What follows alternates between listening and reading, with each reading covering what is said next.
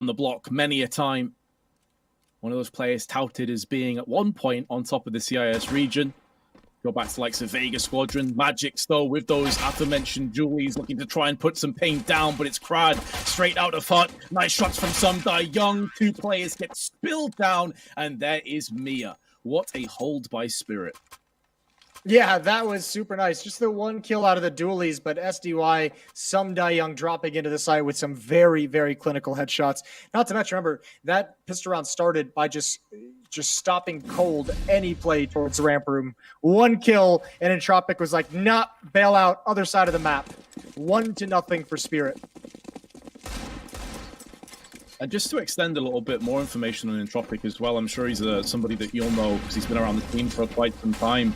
Their coach is Hooch. So they have Hooch as their coach, Entropiq, and he's been there about a month, and he's had a big impact since he joined. Nice.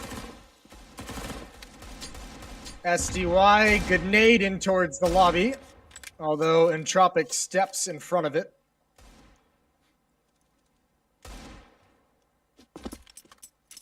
And just patience from Entropiq, seeing if anyone's going to walk into a Deagle headshot and give him any opportunity to find an opening kill. Nothing provided yet by Spirit, so Entropiq's going to have to start being a little bit more assertive.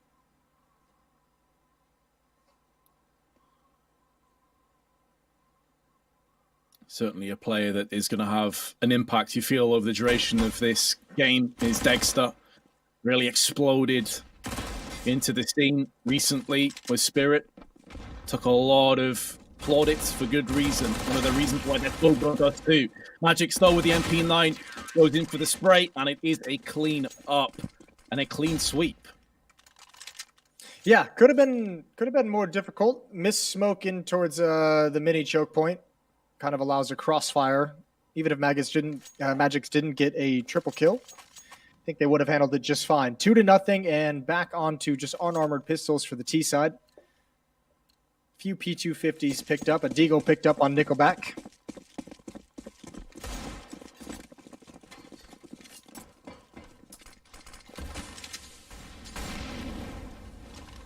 Mia, of course, one of the main powerhouse players over on Spirit, has been up there in the CIS region as one of the better players for quite some time now. Very consistent.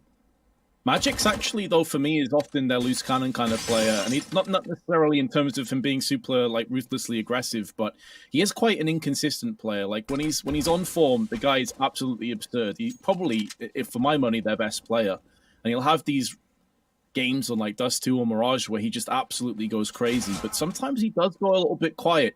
Mia, though, at range against the Nico'd up Entropiq is making his MP9 sing and print that cash money in the bank, and it's looking like it's going to be more of the same. A lot of damage to Elian, who can't really afford to go back out, but the fact that he's basically got nothing in this round other than P250 suggests that he will be opting for the AWP into the next. That's where things could get a little bit more interesting, but it seems to me that this is about to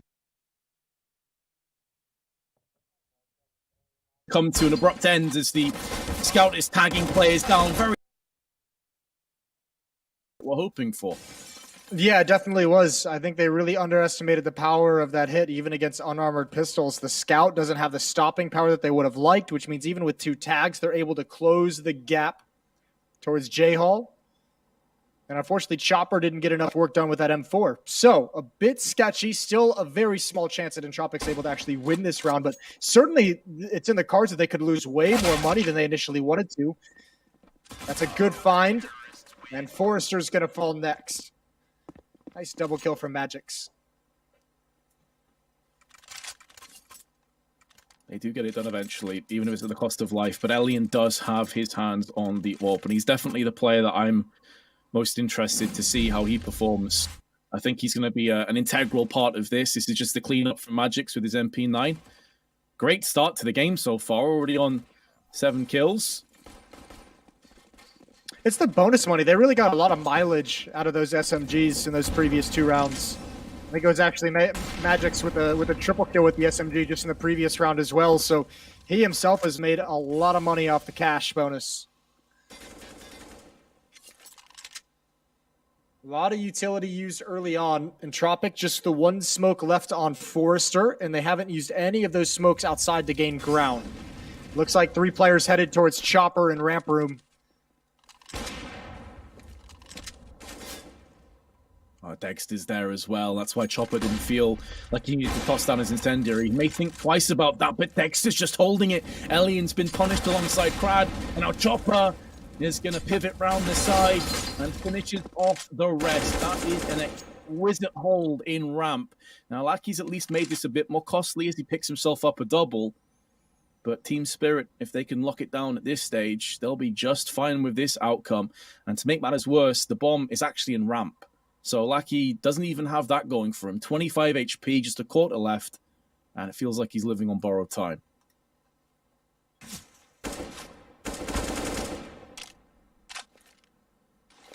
It's a nice kill, though. And that's obviously an AWP that they'd like to... Oh, excuse me. Chopper has it. And so they can just sit, wait, and guard the bomb. 2 HP and a 4th round for Team Spirit. Surely it's the way it's going to end.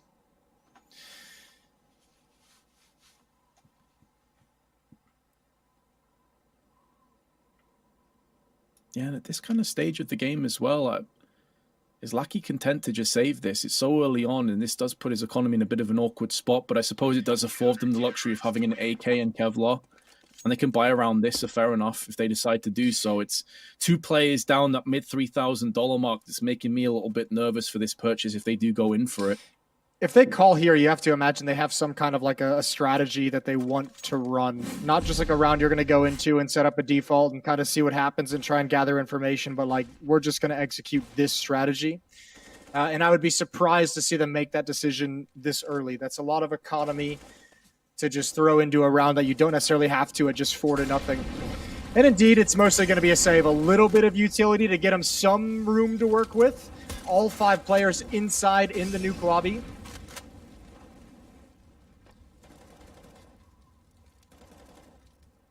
Again, towards ramp room seems to be the call.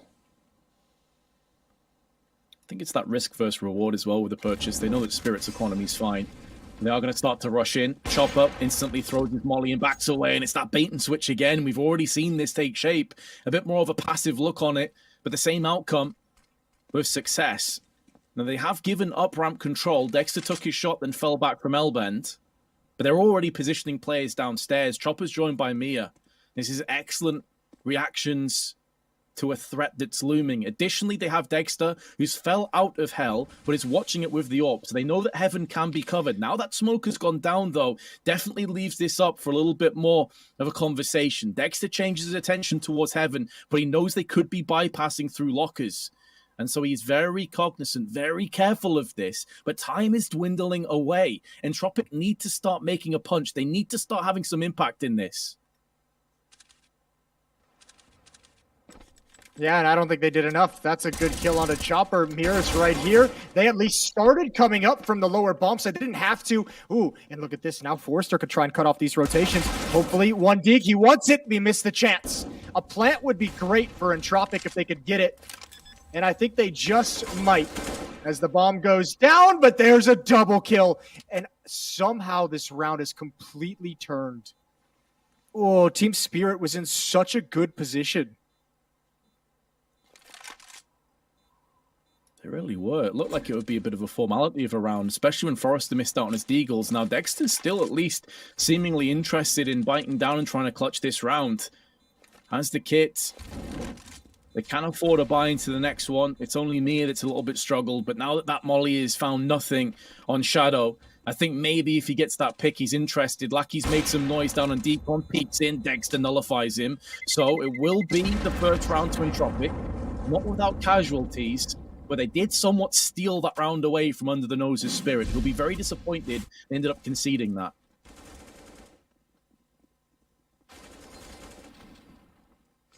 Man, this is so tough. I'm amazed they lost that. They had such a solid setup. 2 in the lower, 2 in the upper. The op watching towards heaven as well. It felt like they had all their bases covered and just kind of, I don't know. I think the smoke might have made those lower bomb site players a little bit nervous, and they moved out of their safe positions. That's a tough round to lose if you're Team Spirit, especially against just the Deagles. The 1 AK that was brought into it. So Entropiq's on the board.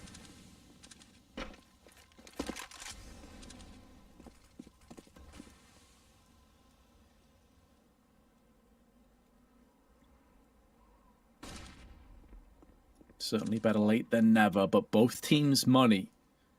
A little bit of a sketchy situation. Dexter not too far off connecting onto the crossing tees, but all of them, barring one player, have pushed downstairs. Mia spots a few heads. Damage has been inflicted, but more importantly, he stays alive. Can change up his angle, gets up to the catwalk quickly, and also threads a headshot. Chopper's joined him. And the speed in which Spirit rotate, wrap around, and get these crossfires established is great to watch. They're doing such a good job of cordoning off these areas, but whereas they fell and slipped away in the last round, they'll have to make sure they do better this time.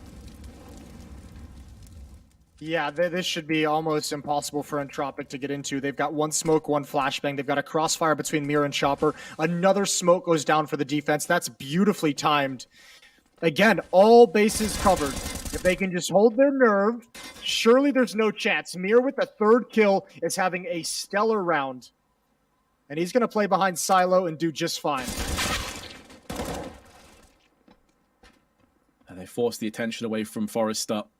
So Elian has fallen as a result. He's had very little impact in this game, which is quite surprising to me. Forrester, the other component of the machinery of Entropiq, has also been eroded away by Magic's M4.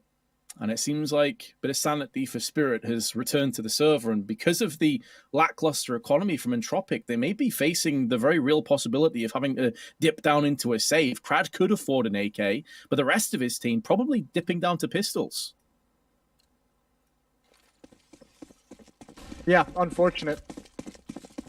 After the success of that one Deagle round, but I think that kind of goes to show you a little bit more of an aberration than anything that was truly figured out or countered. Mir gets a good amount of damage done to Forrester, spamming through the smoke and vent, however, cannot complete the kill. He's going to try and beat the timing, but doesn't have it and backs away. Dexter with a nice kill from the AWP. That's over towards ramp room, and he's just going to back away and give it up. Not too committed to any of these positions. They know when they are overextending, when they're in a disadvantageous position. The timing for Chopper could not have been sweeter. His aim wasn't quite up to the task, though, and that may have cost him his life. If he gets that first kill cleaner, I think he can transition into Nickelback that little bit quicker. Post-plant comes into play, 4v3, but Forrester is low, and there's only one primary weapon between the three of them, and that's on Nickelback. They do now start to pick up some AKs for themselves as well. Maybe there is a way back into this round. There's still some utility. 4 incendiaries at play. Forrester's Tech 9, though, rips off the head of Mia. And this is the same graveyard that Team Spirit double-peaked before, and Lucky sprayed them down. So a bit of deja vu, and in the blink of an eye, nice shot from Dexter, but it's too little too late. Entropiq have actually won this round. The 2 rounds that they've won, on paper, they should never have been close in. Yeah, this time it was curious considering how well Spirit's done at rotating another player to the lower bomb site, how quick it's been in the past. This time they were very slow on it, and Chopper was all alone. And like you said, a really scuffed first kill didn't give him enough time to adjust and recover enough for the second kill. But also even towards the end, when you're taking control of that corner, Dexter had a flashbang that whole time with the AWP. You can back into that corner and set it up. And I mean, you can use that to take control of control side windows. No flash used, and it's 3 kills for the Entropiq side, and another just somehow odd victory to come out of nowhere. There's Elian getting an opening kill on Mir. That's the first bit of impact we've really seen from him. Going into the 8th round, I guarantee that will not remain the case. He'll definitely get involved in more of these rounds as the game continues going forward. Some die young, though, realizing that there's a bit of vulnerability on the A side, was flirting with the idea of getting aggressive into lobby, but thinks better of that decision. They know that outside control's basically been taken by the T's, which is why they posted up the player in secret who took his shot, fell back. That's Dexter into a different position. Now, as long as he can show a little bit of initiative here and his teammates can survive, then maybe he can fake it if he comes back in again. But Senpai Young has put 2 bullets to heads. That's a huge turn of events for Spirit, but they continue to just lack the firepower and manpower to really make a go of this one. Chopper, though, gets the drop onto Forrester, but Dexter's position, who was last seen in secret, has to go back up there again. Now, do they expect him to still be around this vicinity? Probably not, but the fact that they smoked off main makes this so much harder for him to clutch. Yeah, they're both pretty convinced at the moment. They might have heard him coming up secret or scoping in, but they're both zoned in on that smoke as well. And now considering heaven, so certainly they had the read that he was outside. Nice win from Entropiq to get their third, and all of a sudden, I mean, even the rounds where they lost, it felt like Team Spirit had control of them, but like 2 heartbreaks take all the money away, and then finally Entropiq put together a good gun round, and you've knocked out the economy of Spirit. 3-5 early on in this first half. A good recovery from Entropiq. And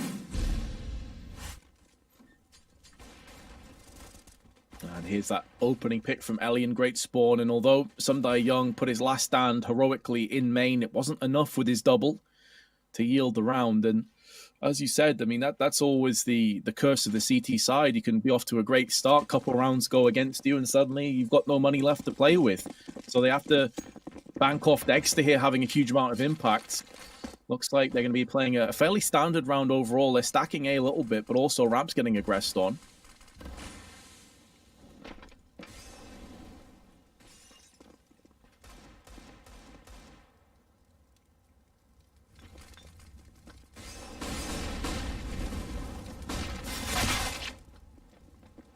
Well, opening kill, op in position in ramp room, far away from all the action.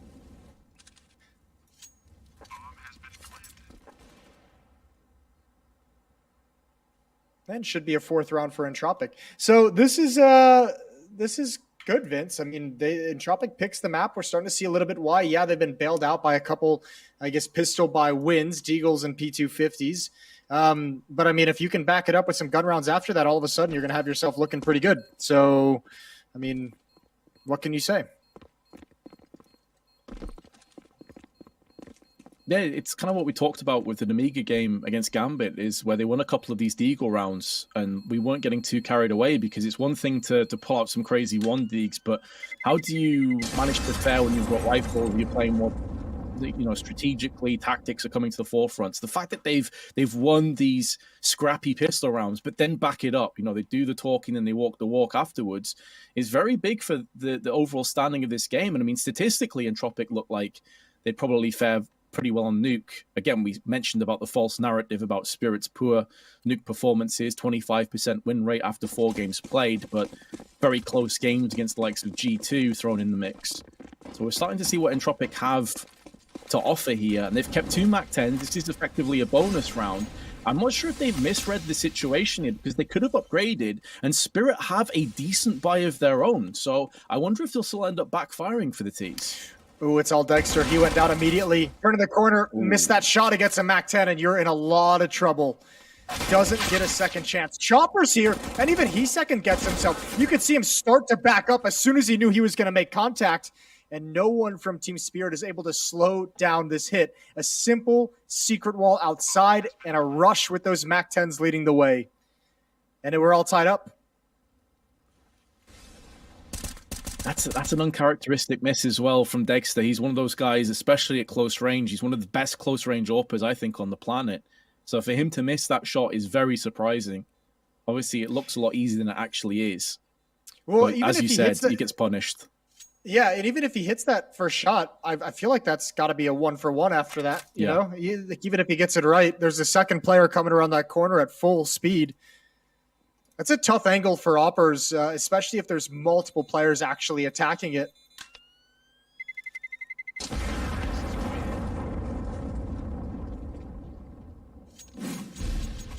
So 5-5, 2 M4s are saved.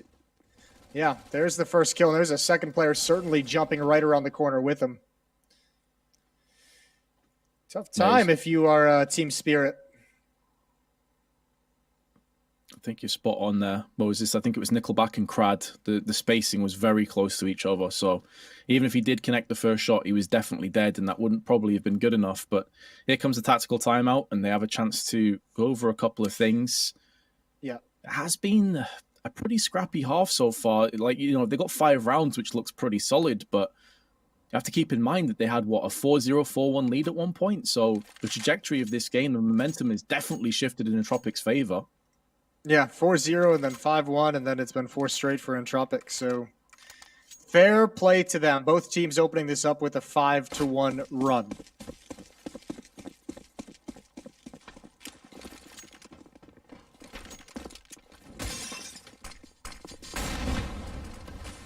Glass cannon from Dexter.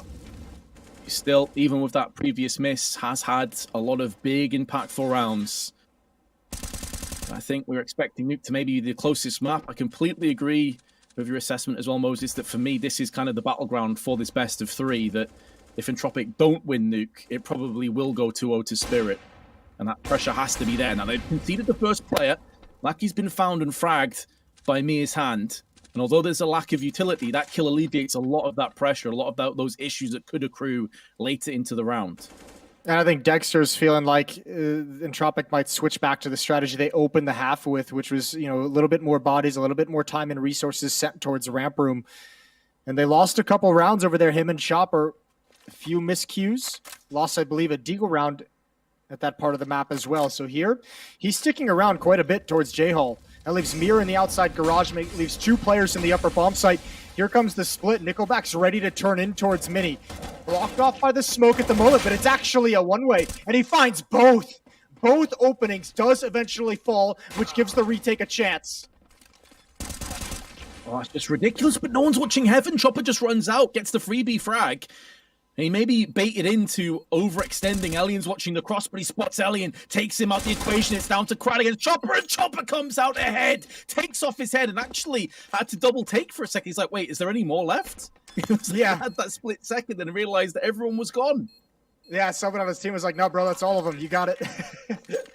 I don't know if the communication just didn't get passed along properly on Entropiq's side. Alien didn't seem to have any idea that Chopper actually dropped to the ground. It still felt to me like he was looking up. And I would wonder if that smoke is designed, if they're using the edge of that smoke to just look around it as a little bit of a one-way. Good shooting from Alien, unfortunately, can't close out the round. So Team Spirit just maintaining a narrow lead. With losing 4 Moses, you can see that the economy still for Spirit's in pretty rough shape. They got very little in reserve. They got an XM, which honestly, the XM on a map like Nuke is completely viable. For me, it's a tier 1 weapon at the top of HUT. It is very, very powerful indeed, but it's more the FAMAS, the one kit, no utility left on Mia so early in the round that's an issue. Whereas Entropiq are good to go in next round, whatever happens here, and probably for 2 more rounds afterwards. So the pressure is still firmly applied squarely to Spirit at this stage. And barring a pretty miraculous clutch from Chopper, you're looking at an entirely different ball game, where Entropiq can maybe just rummage together a 10-5 lead coming into that second half. So a huge moment for Spirit, and Entropiq is slowing down the pace outside. Well, if there wasn't this kind of pressure, we wouldn't get to see an auto shotgun. So I'm happy for it. Mir just glancing towards the mini entrance. Dexter's going to take a shot, doesn't land anything. And now again, it's about how do they handle the rotation downstairs. Auto shotgun behind the smoke. There's time to wait it out. And there goes Magix. I don't know why I'm having so much difficulty with that one. SDY still waiting for him to come through. But remember, as the timing on this smoke drops, he's got to back away. At this kind of a range, though, if they don't check this particular angle, he probably splatters them before they have a chance to really react to him. So there is every opportunity that he's still going to strike. And strike hard. And indeed he does. Head removed from Crad. Players bypass his position down to Decon. Nickelback's already spilled out onto the site, but Alien has him covered. Is found and dealt with accordingly. Ooh. Some die young. That second headshot is so snappy onto Decon, and Forrester walks into his crosshair. It's another heroic round, and this time it's Some Die Young with a brisk 4K. That is a round and a half. Well done from Some Die Young. And I mean, it's tough too. Remember, he gets that first kill with the shotgun, and you could tell he thought there was going to be at least one more. He doesn't have the information. They're already out in the bomb site. So his teammate goes down. There's no support. This is all him. And that's a stellar shot into Alien. You feel like the op's going to have the advantage there, but not in this case. 7-5. Still another purchase, or maybe 2 if there's another bomb plant to burn through for Entropiq. So their economy towards the later stages it's dwindling, but it's actually, due to how powerful it was earlier, they're sitting just fine for the moment. Oh yeah, for sure. And again, it goes to show just how important and integral that Chopper clutch was. because even with all of that, those issues financially, they're still okay. Elian, flashbang alongside Lackey, gets Dexter down, and he's definitely slowed down a little bit after that miss on Secret. He's not quite had the same level of impact as he did in the first few rounds. They've really done a great job of dealing with him outside. Mia up close, spotting one, but where one sits, two will follow. And Forrester, alongside Nickelback, makes sure that the player advantage stays firmly in the T's favor. Chopper and Magix are going to work together to clear out lobby. Chopper's not necessary. Magix clears it on his own, so Chopper's able to fall back. And again, SDY might get called upon. But there's so many options available to Entropiq that it's really, really difficult for these Spirit defenders to figure out how to play together. SDY just waiting patiently in the lower bomb site, waiting for a door to open, any kind of a sound cue, and there it is. He glances down. One player's already out. He's got that kill. One more out the window, and he cannot convert over in time, but Chopper is here, holds the trigger, and Elian's got 37 seconds in a 1 versus 2. With the AWP down, he knows where one of these players are because it was the AWP from Chopper on ramp, but it was all about Magix. And he was hiding and waiting, made the most of that opportunity, and Spirit, again, another very close round, but they make it work. They just seem to have that cohesion when it really counts in the dying embers of these rounds. And Entropiq, this is going to be a heartbreaking turn of events, man, because when we got to 5-5, Entropiq looked like the better team by a mile. Their economy was brimming to the full. I was expecting big things, but since then, Spirit have dug deep, and they've just hit that extra gear. Yeah, I mean, Spirit took some punches early. They lost two heartbreaking rounds that got Entropiq started on this streak.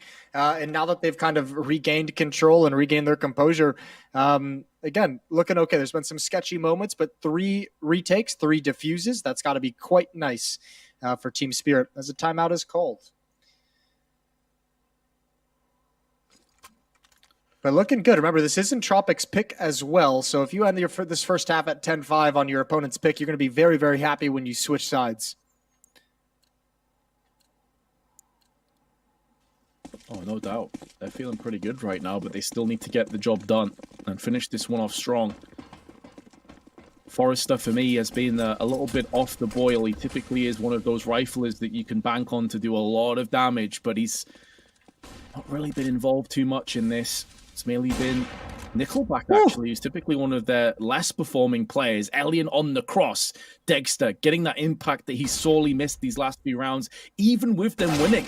And Almia has an opportunity, but the timing just works against him. He's in transition, trying to get back towards the beam site. It's forcing Chopper's hand to go in quickly, already expending a bit of utility. But in amongst all this chaos, Entropiq are just getting little bits of real estate dotted across the map. Yeah, this wasn't necessarily designed in any way. Entropiq saw 2 players outside walking by T-spawn when that kill comes down lower. The main hit is going to be the upper bomb site. They're just going to walk right outdoor, but all of Spirit has rotated to address the lower bomb site. It's had so much pressure on it, but now they get a comeback from Secret Stairs. Double nades don't do any damage to Crad or Nickelback. And walking into the site, it is completely clear. And still no sound cues given up by Entropiq to let Team Spirit know exactly what's happening. Going in for that plant, forcing it down, but even then it's a 2v4. Smoke deployed, allows Sundai Young to get aggressive, get the overwatch, try and rain in some pain from above. 3 players on Heaven, flash down neck, Nickelback, good frag, even while Flash, but Magix follows up. It's another successful defuse. Man, Spirit are so clutch. In these nitty-gritty rounds where things could easily go pear-shaped, they always somehow prevail.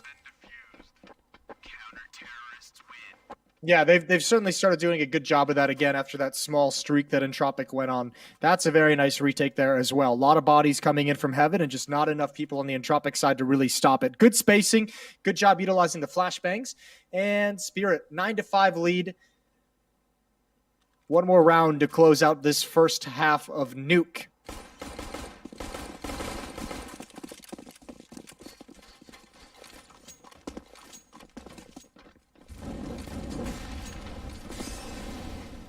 All the default standard grenades to kick things off. Entropiq are actually spending a lot, though, to try and get outside control. And Mia, who was on red container, shut off a couple of bullets, but it was all on some Young, who's had an exceptionally good first half here.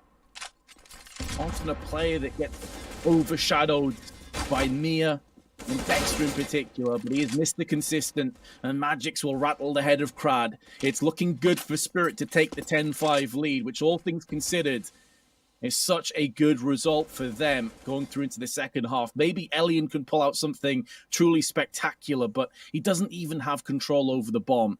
There's very little in terms of a silver lining over that dark cloud that's looming overhead. Not just him, but also Entropiq as a whole.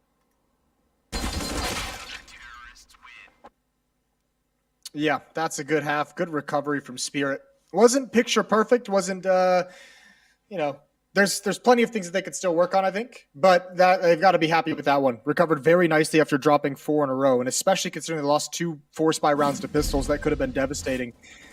10-5 as we switch sides. SDY was great, as you said, but the whole team is like pretty much right there. 15 kills on SDY, 14 on Magix, 12 on Mir and Chopper, Dexter at 10. I mean, everyone's delivering, which is great news for Spirit. Second half pistol round is live. 15 kills to Sundai Young. Just unbelievable. And a lot of those rounds were in sort of clutches and when his back was against the wall, but going to be aggressive and they're trying to explode out, break through the shackles of this T side. A few shots were ringing out there, but Crad is actually just buckled in and is nestling into the box, and everyone's bypassing. He has every chance here to strike, and he takes his chance and with surgical precision removes all the T's on ramp. Excellent round from Crad, who's been a little bit quiet in that first half. Ooh. And Nickelback will finish off.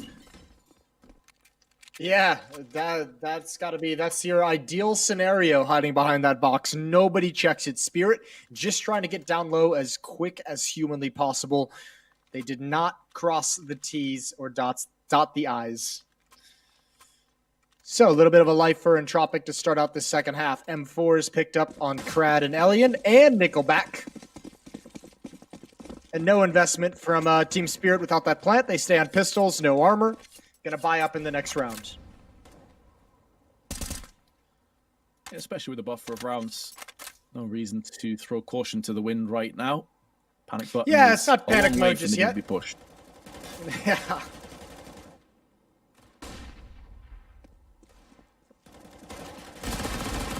That being said, though, here, Moses, I mean, even with no investment, Entropiq still need to make sure that they ensure themselves a little bit for further finances and don't drop any of these guns.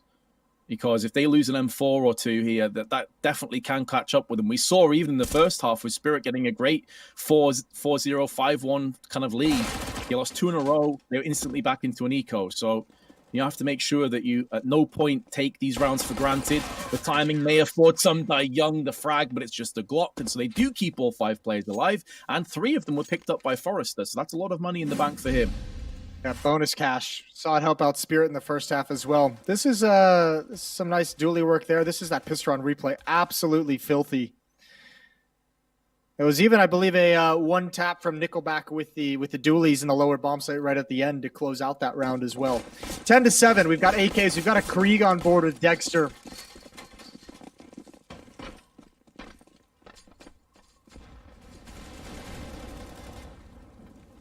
Yeah, tailor-made for angles like this outside.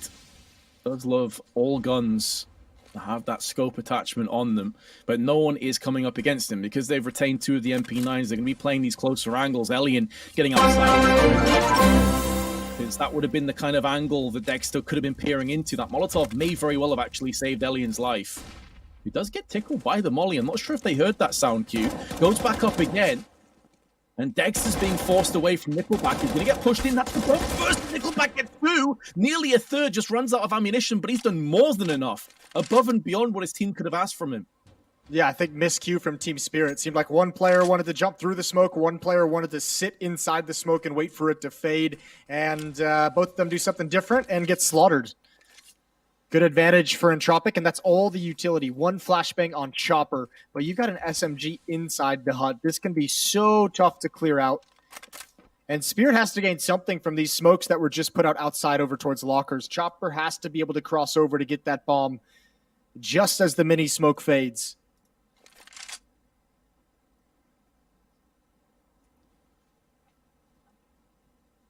30 seconds. Just shying out of that mark. Need to make some moves. Chopper's had a very good map thus far.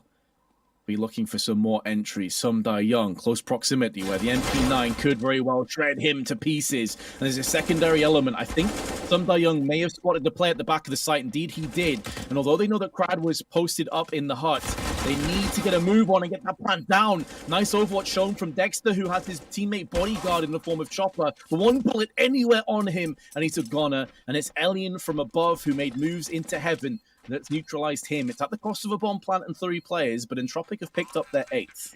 Yeah, an admirable attempt, but it is that SMG inside the hut. Tough to clear out, and especially when he wins that fight, like there's nowhere to go when you do get the bomb planted. You're stuck. You can't find any escape to get into any good post-plant positions, and there's just way too many angles. So Entropiq starting the second half out very nicely. This is that double kill. That's what I'm talking about. I think Mir wanted to sit in the smoke, and Magix wanted to jump through it, and they decide against neither. Or both, whichever way you want to look at it.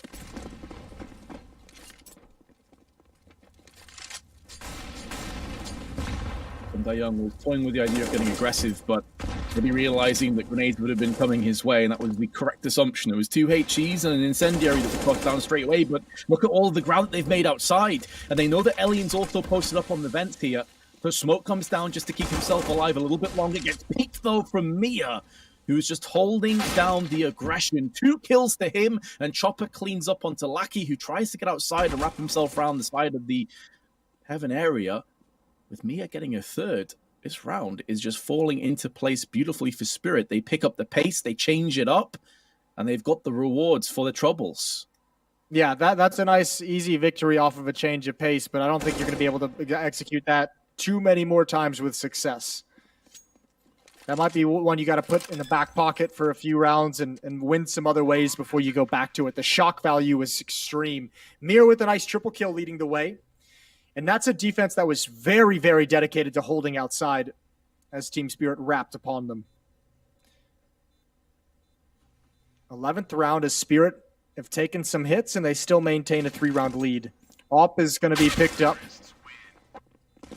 and taken out of his hands immediately. Nice job from SDY.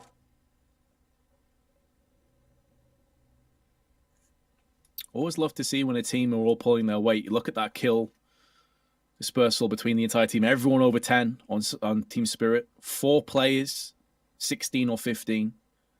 Same can't be said over on Entropiq. It's Nickelback that's leading the charge, and then you've got Forrester falling behind, which is kind of a role reversal, really. You expect that to be the other way around for that team, but a tactical pause has been dropped there.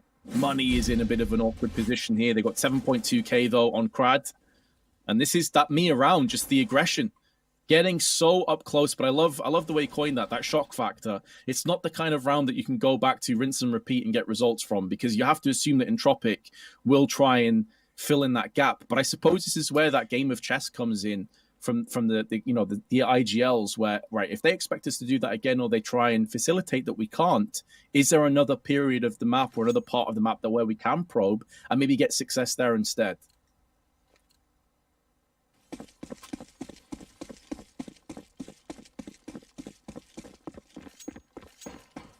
Here we go, round number 20 underway. 3 players outside, Magix, Dexter, and Chopper. Again, fast pace, but this time not attacking the ramp.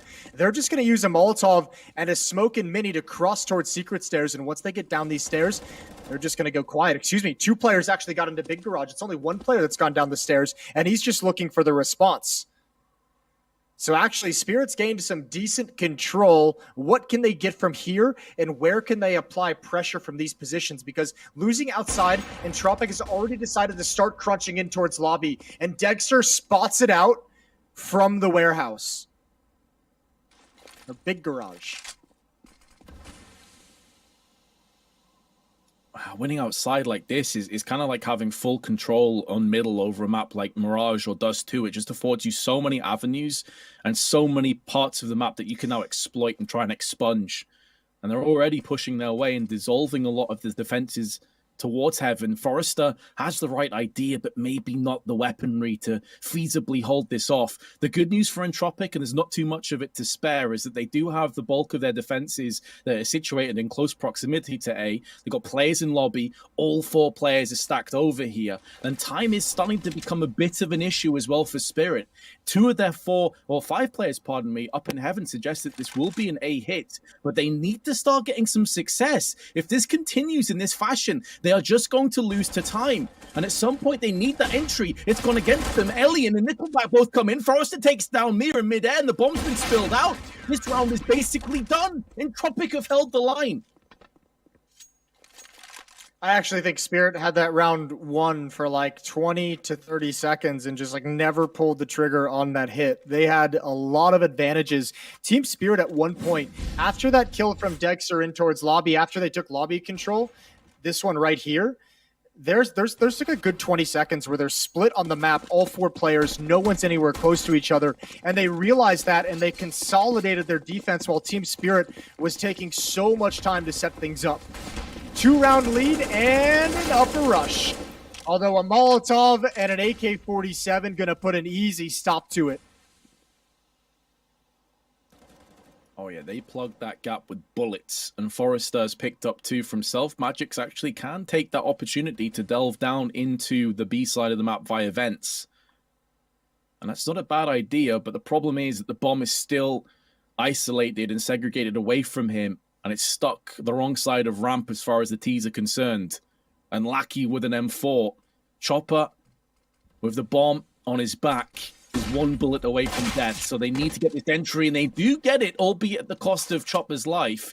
M4 now trades hands, and a player down in L-Bend is Elian, but he still manages to connect the headshot, even while dinked. 2 of the remaining 4 players are low. There is time to play with, and Dexter has Kevlar behind this M4.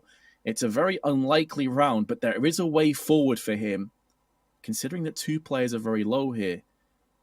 Now, maybe he can play the time and try and isolate a couple of these players and hope that Entropiq makes some mistakes, but 9 out of 10 times, if not more, here, Moses, surely Entropiq get their 10th. Oh yeah, they're going to get their 10th. I think at this point, if you're Dexter, go for kills, go for damage. He spent a lot of time hoping someone was going to re-aggress upon him. They knew his position. No one's messed him whatsoever.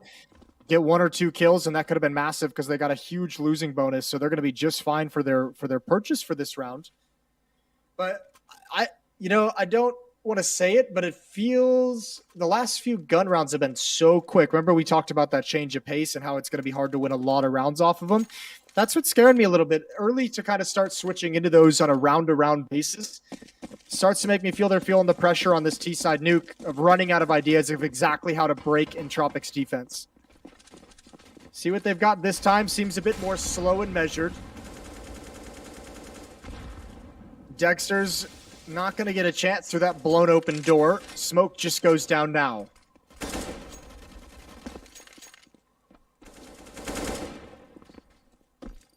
Well, so early in the round, though, if Dexter wants to sit there and wait and just hope for that pixel peak, then it could happen, but they've actually already fell back. Looking like they're going to be throwing the wall of smokes outside. So it's a delayed hit outside, or at least faking the idea. I think with all this expended utility, though, they're at least going to push 1 player out there. So this is more of an interference play. Mia's going up there alone. The rest of the T's, though, starting to make moves. Mia maybe trying to push down Secret to try and hit onto the B site. Try and be that nuisance. But so far, to Entropiq's credit, they haven't bit down on this too hard. They're holding their positions. Well, they've got the AWP in ramp room, so he's got a deep angle. So they don't need anyone to really support him. He can take that shot. If he hits it, he can stick around. There's the follow-up. Dexter's got him pinned down, but he's still able to get some shots off. He's had a few more chances. Molotov's going to put him out into the open, and there it is. Picked off. Nothing left to do.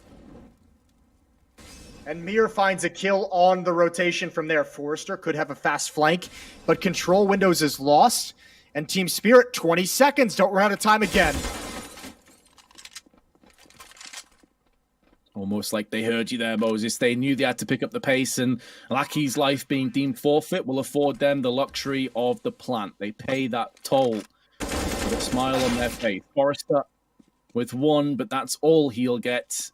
and Spirit will regain and extend their lead once again to 2 rounds. Entropiq with this saved gun, though, could go in for another purchase, albeit Lackey down on not great finances.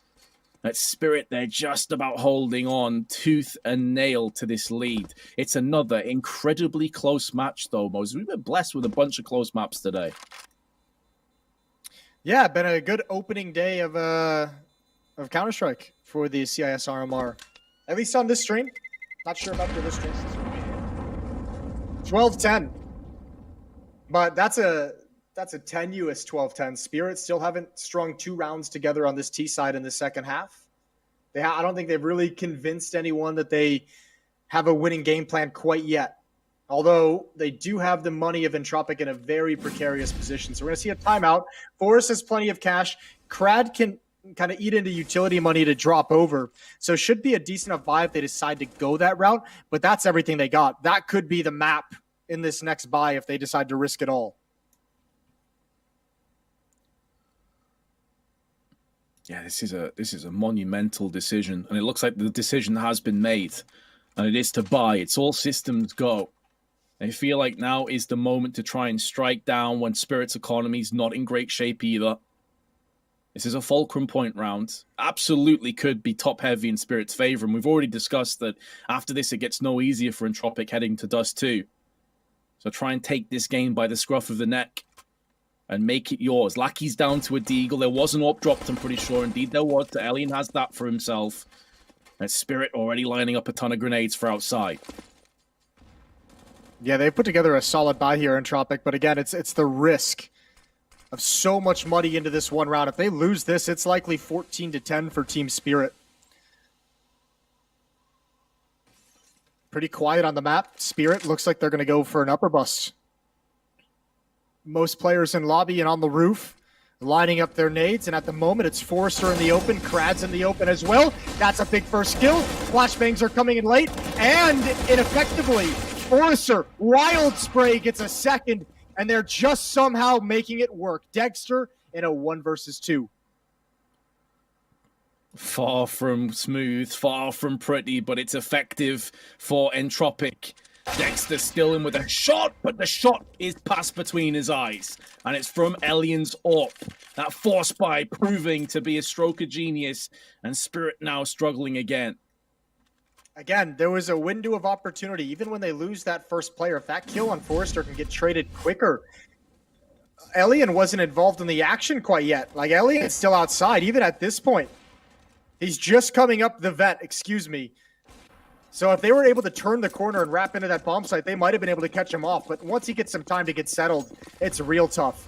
And here we go again. Fast pace towards ramp room. Tech-9's utility jumping across, but Elian's still going to hit the shot. Doesn't realize they can wrap on him. And again, he's trapped, but this time he hits the flick. Another one almost comes in. Good trades with these pistols, but it's too costly. Spirit doesn't have the manpower or the firepower to handle these. Mia, as ever, though, outside's on the prowl, looking for some prey to stalk. Chopper, bypassing ramp, does have the bomb. So important he survives. And now the two of them can tandem themselves onto the A site. There is a player down here, though, in the form of Forrester, I believe, in Hut. So he's making moves around in lobby. Chopper can get the plant down. He knows he's safe from Mia. This is now a winnable round for Spirit.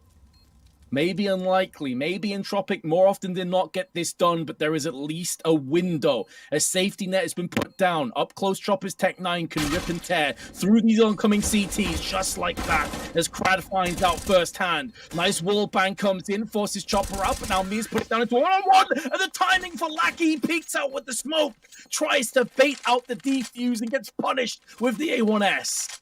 What a great recovery. I was wrong. They do have the firepower. They do have the manpower to win that round, 13-11. And it may have come, the economic implications on Entropiq came just a round later with a clutch like this. Not enough money to sustain anything moving forward. That's so brutal for Entropiq after winning that upper rush just a round ago, now losing to a ramp rush, which they stopped.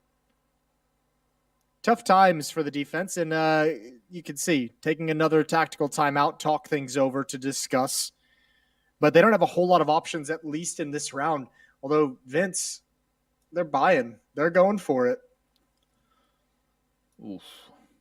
I mean, they were out of money, and they don't have much of a losing bonus, so it makes sense in that regard. You're going to double save no matter what, so you might as well buy one, save the next, and then you'll have the weapon. Yeah, exactly. Yeah, it does feel kind of like a heads you win, tails I lose mentality here for Entropiq, but considering they just lost to effectively Tech 9s, maybe they feel like they can return the favor. It's a completely different context, of course, because they're now on the static defensive side. It's not as easy to just push together in one location and hope for the best as Spirit did. But I tell you what, taking the head of Dexter off instantly as Elian with the scout, that's one hell of a way to put the right foot forward. That's the AWP also that gets sprung out. Heard the AWP shot rattle, but didn't even connect. And Mia and a whole bunch, a plethora of smokes has afforded them safe passage. I say safe, because Elian's actually connected another shot. It hasn't deterred Mia away from this, though. Flashes out. There's 2 players into the garage, and this could completely bait them into a false sense of security as they walk into the trap face first, and they get melted by Nickelback's Deagle.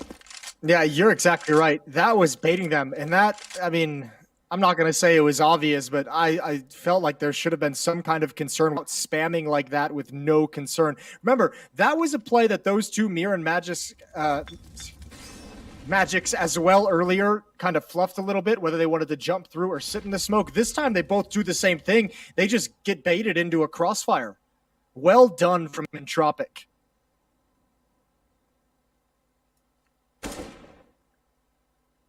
And their prize now is the bomb.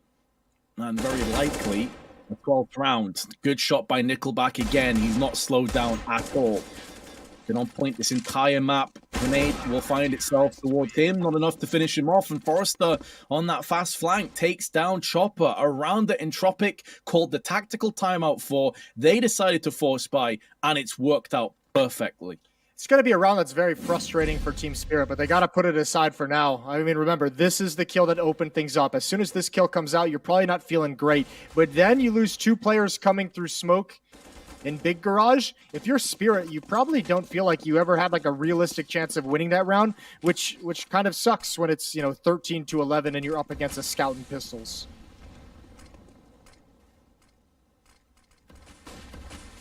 Both these teams taking some unlikely rounds off of each other down the stretch.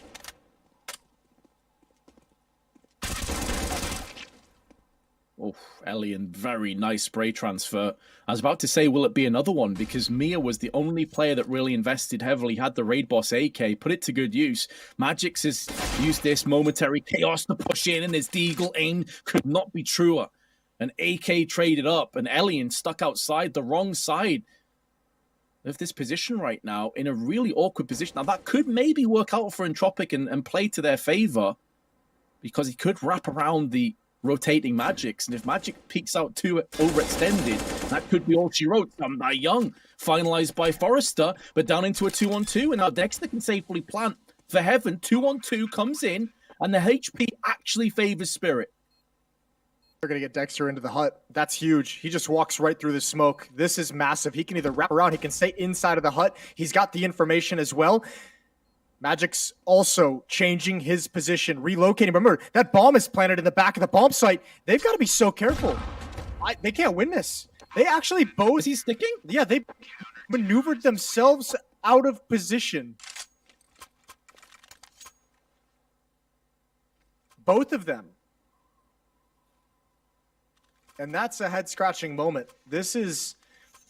Man, that's back-to-back just crushing rounds if you're Spirit.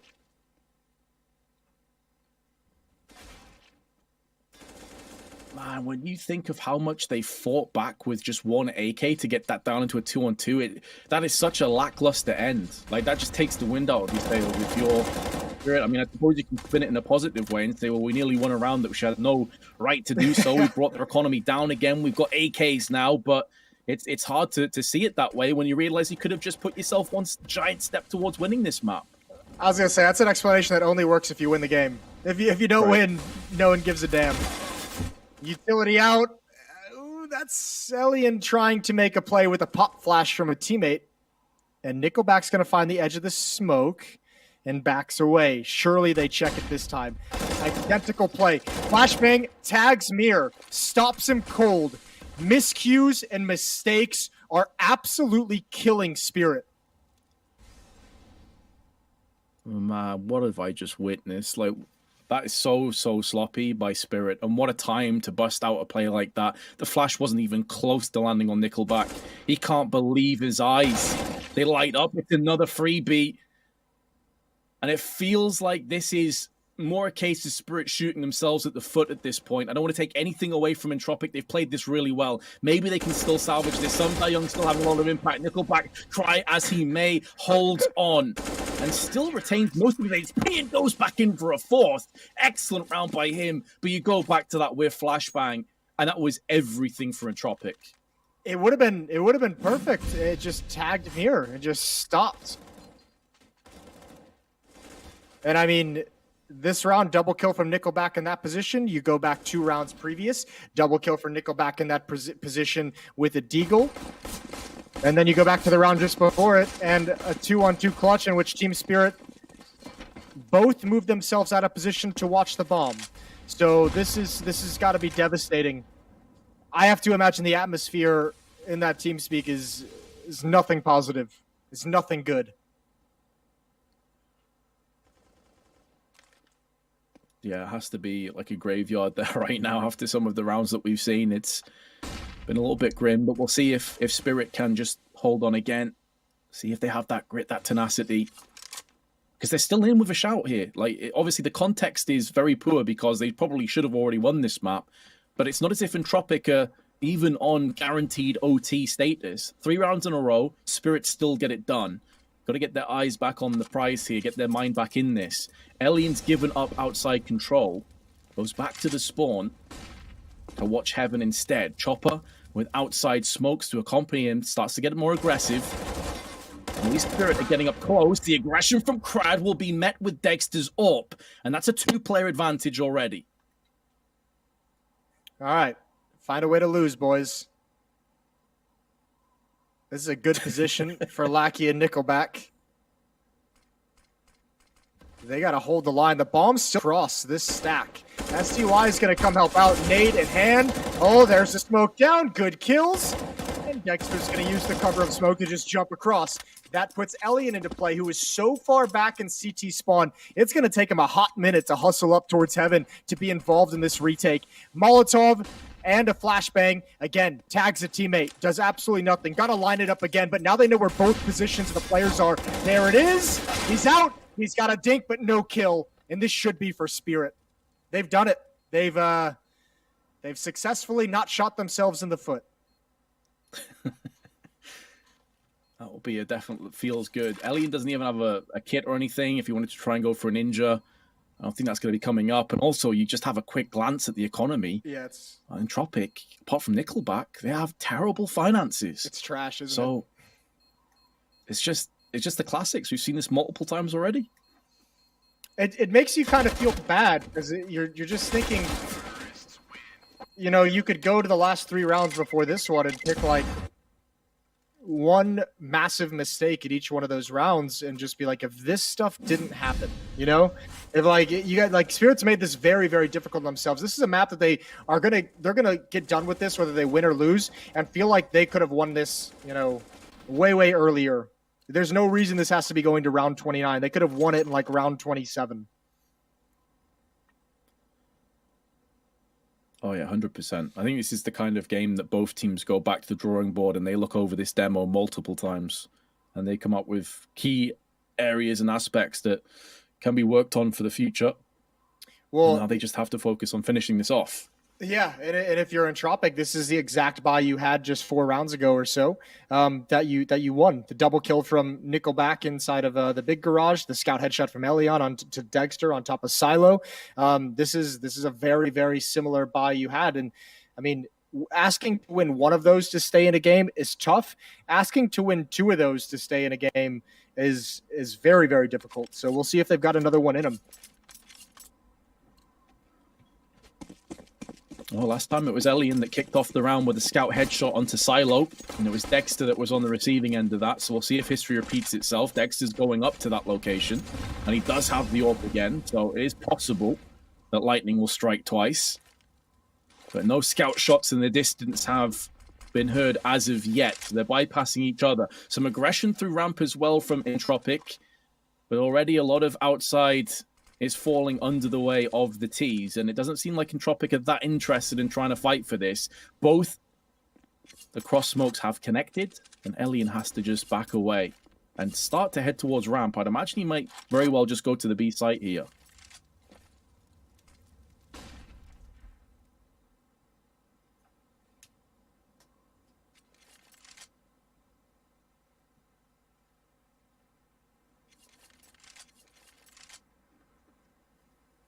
Very slow paced. Down secret we go. 14-14 in this opening map.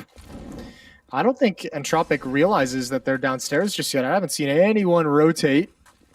Forrester in the hut. One player in the site. Lackey's just getting down here with the Deagle.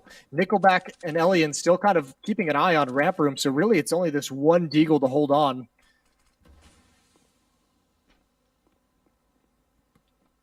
Options are available. Spirit can attack wherever, but they're still kind of spread. No cohesive thought just yet. Actually, lower bomb site, they seem pretty much dedicated to it. The bomb could go right up the vents, but there's 17 seconds, and Spirit hasn't forced the issue or made contact just yet.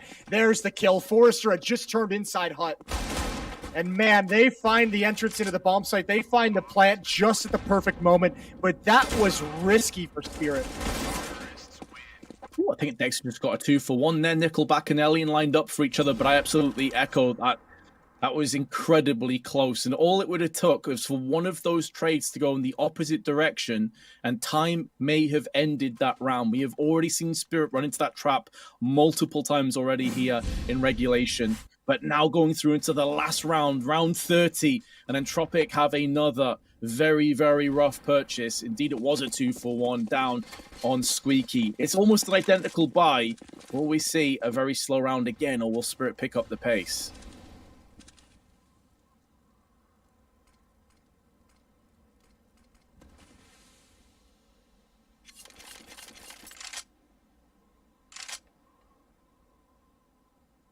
Well, I got your answer. Keeping it slow. Slow and simple. Some footsteps being made in towards the lobby. No utility thrown out quite yet from Team Spirit. All 5 smokes still available. 4 Molotovs still available. They're looking for any aggression from the CT side, knowing again it's going to be a labored buy. They're looking for some kind of a lobby crunch. They're being cautious about it before moving into position. Just now, a smoke wall goes up outside, but it's only Mir who's going to utilize it. And he's being as noisy as possible running along till he gets to the top of the stairs. Which in itself may very well give Entropiq a good idea as to what's going to be coming up here. Now, the shot did connect. Grenade up and over. Finishes off Magix, but does a ton of damage to Dexter and Chopper as well. It's another very slow attempt. There's 2 players now in ramp that are playing in tandem. Spirit need entries. It's being smoked and choked out in each of these bottlenecks. And even if they do push through onto the site successfully, there's a fast rotation element. There's another smoke. Big entry from Dexter. What is it? Too little, too late. They're going to go in for the vent dive. Krad has the right idea. Elian downstairs finishes off Mia. And Entropiq look like they may have done it again. It's down to Sundar Young and he gets picked off instantly. How do they keep losing to these buys? Yeah, that's tough. I mean, again, Spirit just kind of hoping they're giving a gift. It feels like towards the end of there, they were waiting for some kind of a mistake, begging Entropiq to make the mistake so that they didn't have to be the one to take initiative, and it just kind of fails. It just kind of peters out, and yeah, it feels a little bit dissatisfying. All tied up. Great recovery for Entropiq. In a way, a few miraculous rounds won by them towards the end, but we'll take them.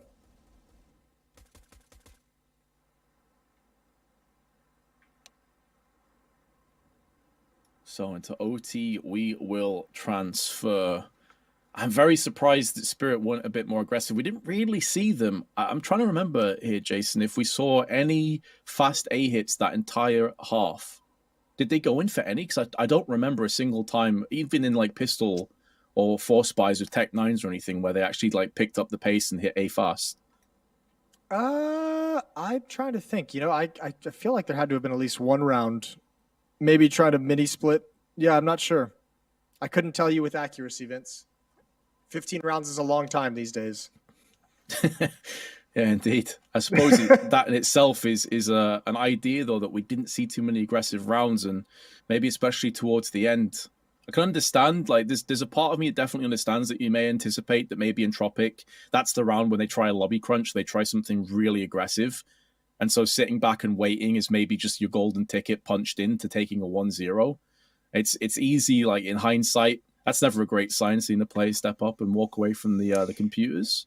There was a it is what it is. It's 15-15. They just got to reset now mentally. Yeah, I'm not sure. There's some typing in the chat, but it's in Russian or something that I can't read. Let's just go with that one. So yeah, a little bit of a break here, a little bit of a breather to talk things over, a little bit of time for Spirit to sit there and stew and be upset about some of the drop balls towards the end of that game. But look, we were expecting to come in and have some very close matchups in the CIS RMR today, Vince, and we're getting them from the first series today. You know, 2 extremely close maps and 1 blowout, and now we're starting the series off with a nice overtime. Apparently, it's Spirit that are having some issues at the moment, so hopefully they will be resolved very shortly. But yes, we've had some very, very close games. This is the match that I thought would actually be way closer than the initial one. This is pretty much par for the course. First match definitely wasn't anticipating to be that close up until Dust 2. You can see there as well that the kill spread has basically stayed the same, incredibly close over on the side of Spirit. Anything but for Entropiq, it's very top heavy, so we'll see if that continues. Yeah, for those of you who may have missed the opening match of the day, it was Gambit versus Nemiga. If you're just tuning in now, that was a 2-1 victory for Gambit, as Nemiga took Inferno the first map 16-14, lost Vertigo in overtime, and then got absolutely trounced on Dust 2 by Gambit, who bounced back. That led us here to Spirit and Entropiq second series. Technical difficulties. Yeah, kill spread on Spirit still quite nice together. Nickelback on the Entropiq side, 29 kills. Alien, 25 kills with that AWP. And I don't know, it's not even necessarily the amount of kills. It's having to win like 2 Deagle rounds, 4 Deagles and a Scout down the stretch of this game to stay in it, to even force it into overtime. You know, Entropiq did a very good job staying alive in some tough positions. And they did a lot of it with pretty crappy economy. You know, the money in the last like 4 or 5 rounds of this half for Entropiq was in a very bad position. So they delivered very, very well when they needed it. Oh yeah, you can't take anything away at all from Entropiq and them digging deep and managing to somehow salvage rounds that looked almost unwinnable. But I think there's 2 sides to every tale, and the other one is that Spirit probably weren't clinical enough. You know, we saw some mistakes. That pop flash into Garage where it bounces off the back of, I believe it was me, and Nickelback just cleans up the round. The constant 10 second left in the round where Spirit just looked like they were taking it too slowly and eventually got punished for it. So I think on one hand, Entropiq definitely performing very well, but on the other, Spirit, I think, considering that they were 10-5 going into that second half, they'll feel like they really let this one slip out their hands. Yeah, it was, there were some opportunities there that I think Spirit slipped up that they're going to look back at this replay and not be super happy about. So they'll have to fix those for sure. But I mean, also, we knew coming into this that Spirit was going to be a little bit, I don't want to say like rusty or anything like that, but you know, Nuke is not a map that we kind of associate and say this is a map that they're going to be great on, they're going to be dominant on. We knew Entropiq was going to pick this and feel good about it. So, yeah, tough time for Spirit, and we're starting to see some of those weaknesses that hasn't allowed Nuke to be a great map for them. Now, if you are interested in upsets, Vince, I don't know if you are. On the other stream, there are 2 streams going out of this RMR. The other one is StarLadder _CS _EN2. We have Virtus Pro playing against the 100 Ping Gods.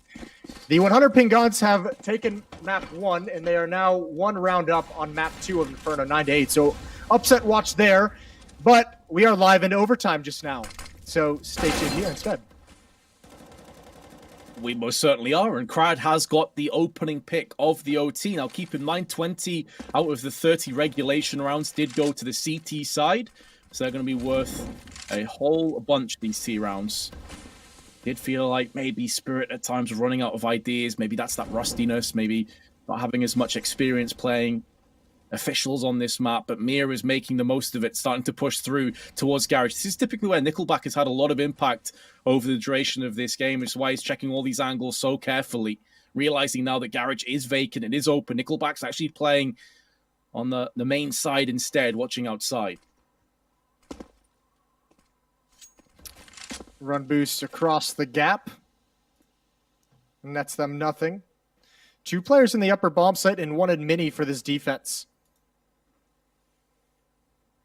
And Spirit in a 4-on-5 is going to drop down towards Secret Scares. Dexter's hoping he can find someone peek outside, a little bit lazy, a little bit too long that he could pick him off, but he gets nothing.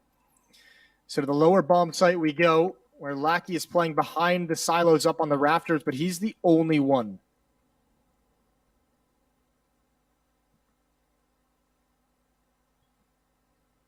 Time again incredibly low. Been a reoccurring theme for Spirit. As control room now being aggressed on, but they get the entry when it really counts. They seem to be able to just get the winning formula. Dexter now watching the close angle of Decon, heard a lot of footsteps down on the vent, flashed out twice, just has to hold this narrow angle, can fall back, he's done enough. That's surely the round that comes with him. Goes back in, doubles up, Magix has the cross for the doorway, and it is a complete cut-off point now for Entropiq. Nice effort and looked good when they got the opening pick, but after that, Spirit, they managed to just land the shots where it really counted. Yeah, Entropiq giving up a lot of space there. I mean, maybe they had a read. Maybe they were very, very confident it was going to be an upper hit. But, I mean, you have one player in the lower bomb, so your only defender who's just hiding behind a silo. That means all of walking down Secret is open. All of Decon is open. All of control side is open, and you never have any information. You keep that stack there for the entire round, and Team Spirit's able to crush it. Double op setup now. Lackey and Elian with those for the defense. 1 in ramp room and 1 outside.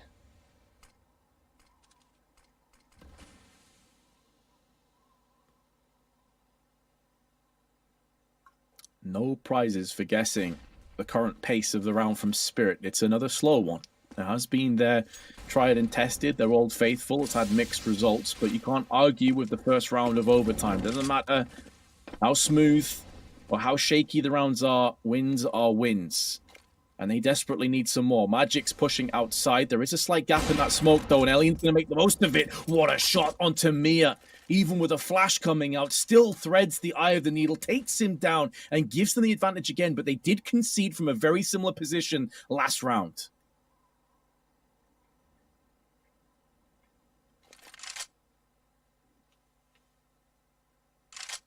Yeah, but surely they're not going to get 2 rounds of just being able to be entirely silent and walking all the way to the lower bomb site.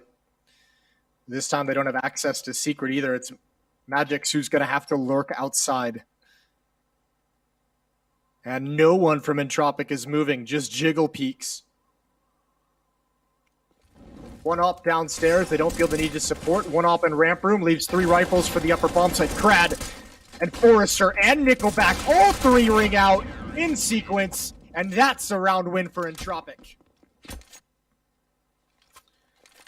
Feels telegraphed at this point how slow Spirit are playing. Like Entropiq, they're not overextending, as you said. They're just jiggle peaking. Once it gets down to 30, 40 seconds, they have the player advantage. They know that Spirit aren't really going to explode out into a site, so they don't have to respect that as being a possibility. And so you push into a bottleneck, a claustrophobic angle like this, it's going to be easy pickings for Entropiq here for Spirit. And I'm so confused that we have not seen them seemingly mix up the pace more than maybe once this entire map.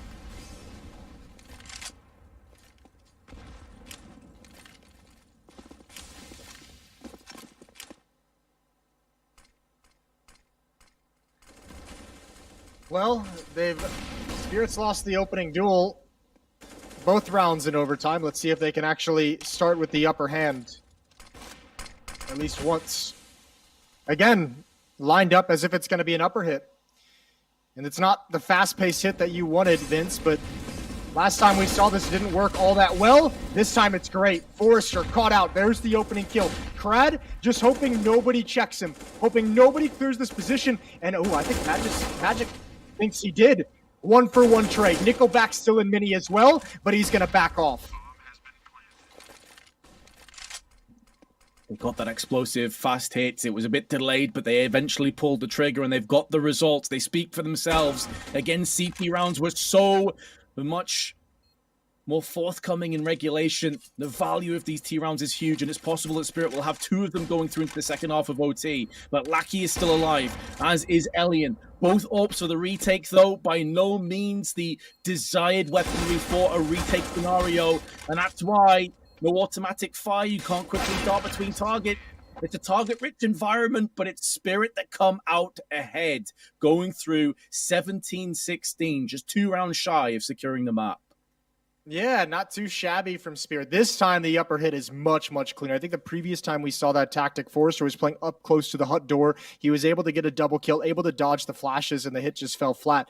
This time, they turned the corner, rip his head off, and the whole bomb site's open from there. 17-16. Magic number is 19, and we'll see if Spirit can close it out. AWP on Dexter. AWP on Elion as well on the other side of the map.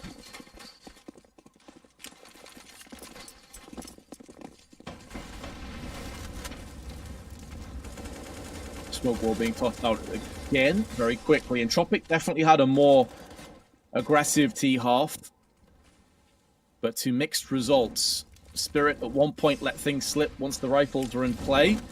And then they managed to find the formula and come out with a lot of success at the end. Didn't realize that he could get wide swung there, and he's just given his life away. That's the bomb that's been dropped down, though, by Dexter, but it is retrievable and salvaged. The flash into Elben for the peak, but Mia's already moving downstairs with Magix, although he is very low at 11 HP. Oh, double nade, not going to complete the kill and gives up numbers. Forrester's going to open the door on contact. There's the flashbang, 1 kill, traded immediately. Traded back as well into a 2-on-2. Oh, and 1 more on control side. It's a slow peek around the corner, 1-on-1 now, SDY. He's going to move into the bomb site. Flashbang off, it's against the AWP. And Elion has been pretty damn accurate to close it out. 17-17, we're all tied up. Some really nice avenging frags, though. I like that maneuverability from Magix and Sundai Young, making sure they stuck together. Get that hit squad, the tag team in effect, but ultimately those early casualties just proved to be a bridge too far. Nice shot from Elian. Keep in mind, he started off very slow. He's now on 28 kills. Had a real turnaround in this game. It's not even the shot, it was the peak. That was a little bit nasty, wasn't it? Sees the elbow, ducks underneath it, and just pops up like a gopher. Oh my god. Well, carpet bomb some Young. Have fun on the bench.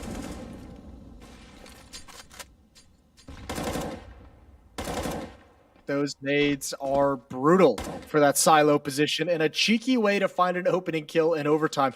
I haven't seen them even attempt that nade stack at all throughout this game, so likely catching SDY unawares, falling into some habits. And Entropiq's able to get the advantage. Now, this position from the op is so difficult to deal with as well. Dexter could very easily find an equalizing kill here in lobby.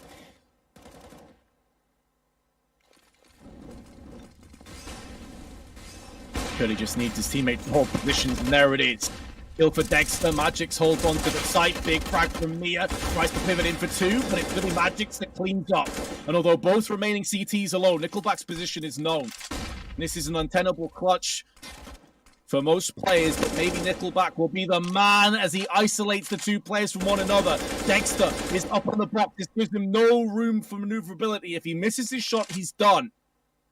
And Nickelback is starting to rummage around the backside. There's a smoke down, but that will clear shortly. He's pushing through. Has a good idea at this point. It's the Dexter's current position and clutches it out. Nickelback with the 1v2 and Entropiq with a map point. That is a weird, weird situation to have been in. That's a tough 1v2 to win, but what a delivery I have to think that Dexter was just asking the whole time, is the door open? Is the door open? Not having the timing on the smoke, most likely. Not knowing if the door was going to give a sound cue of him wrapping around. That is a tough loss. 18-17. And it's Spirit now with a very, very bad CT economy trying to scramble and fight for overtime. Entropiq had to do it multiple times during regulation. Now it's Spirit's turn to see if they can win with a scrappy bye.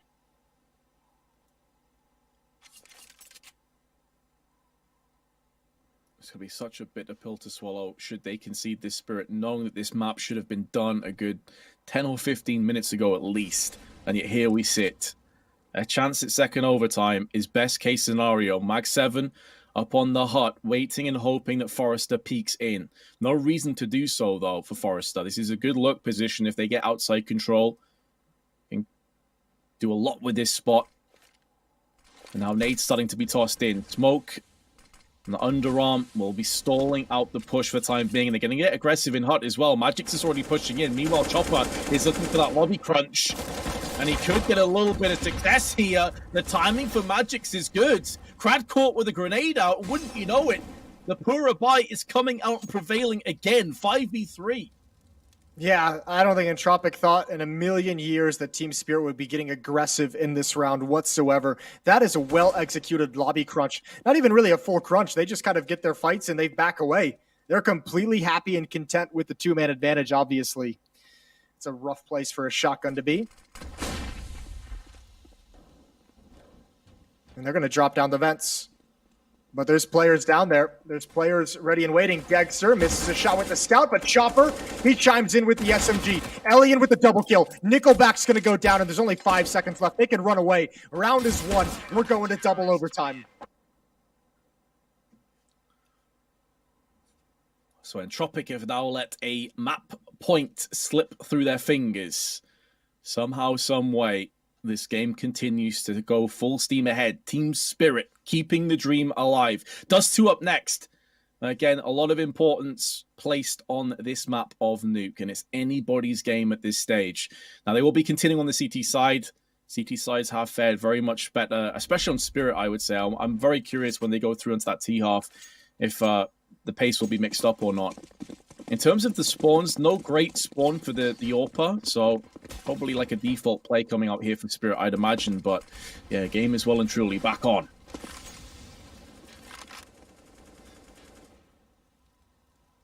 Bit of a reset for both teams as everyone's got healthy economy now.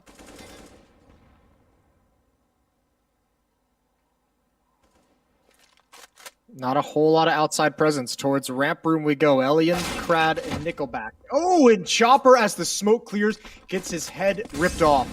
They've lost ramp room, and there's not a whole lot of time to close the gap in the defense, and there's so many players in the upper bomb site and outside that I don't even think they realize who was the one that was supposed to drop. Thankfully, Entropiq isn't picking up the pace, and Mir's able to find an equalizer outside. Dexter rattled in for a second. That player advantage is quickly evaporated and actually got a lot worse. Bomb's been dropped and spilled by Magix with the blood of Nickelback alongside it. And now Crad and Elian, who are separated from one another outside and hut respectively, have to try and bridge the gap. And Dexter, he picks up another one. Elian has to move over and may get the drop onto Magix, but instead he gets splattered, and Spirit claim the first round of our second OT. They had to have known Elian was outside that whole time, or at least the possibility was there. They had 2 players between Dexter and the vet player keeping an eye on it that whole time. That was such a beautiful shot. I can't even believe it. Quick flick.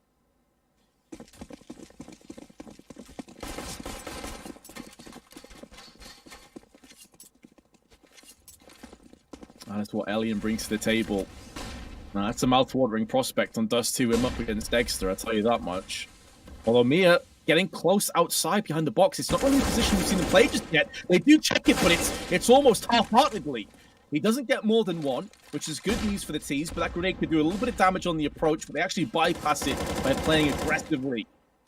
So 1 for 1, but we saw Spirit come back from a player deficit, losing Chopper early in the last round to reign successful. Magic's an off angle. Forrester is typically played in this spot, but Krad checks this angle and takes him out.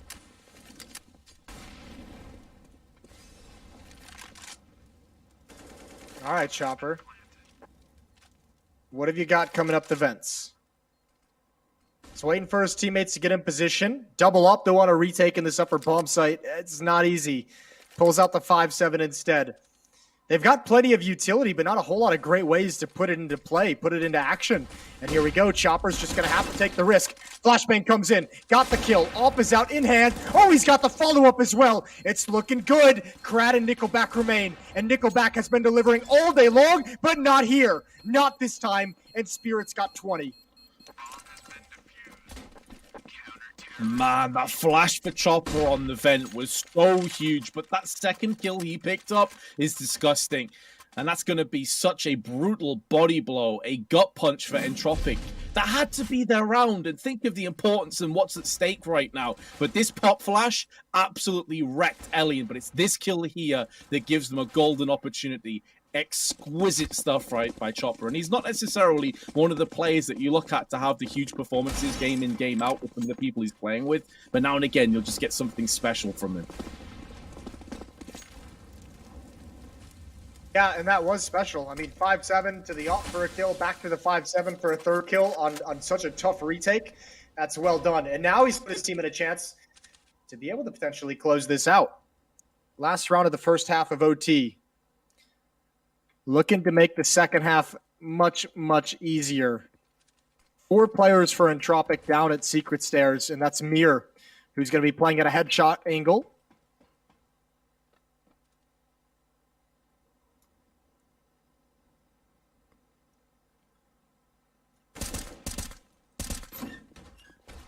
Oof. Manages to bypass any damage. I mean, when the AK comes up against the A1S at that kind of a range, you're expecting the AK to prevail, so that stalemate probably favors the CTs. Mia tosses the grenade. I think he was trying to blow the door up, but it hit the wall and effectively did nothing in the process, and that's why, because Chopper was coming down with the AWP. Yep. That would have gave him a narrow passage of an angle to look through into peer with, which would have given them information. And now that information isn't forthcoming, they're not entirely sure if they should be sending more players down or effectively keeping them where they stand. 30 seconds, though.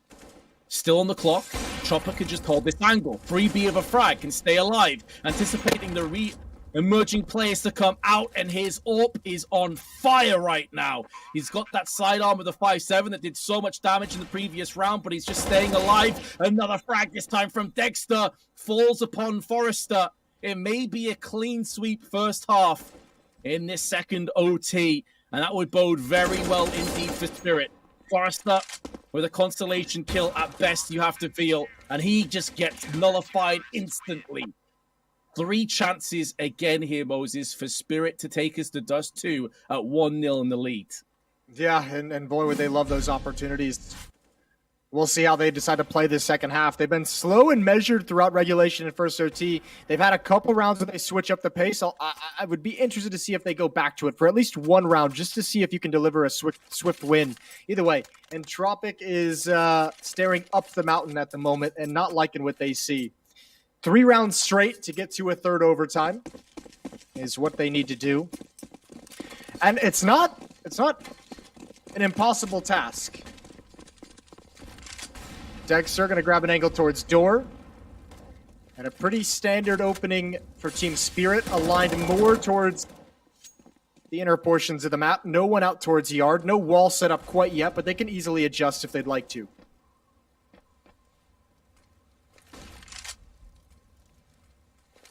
Well, it's certainly not impossible that Entropiq could guide us into a third OT.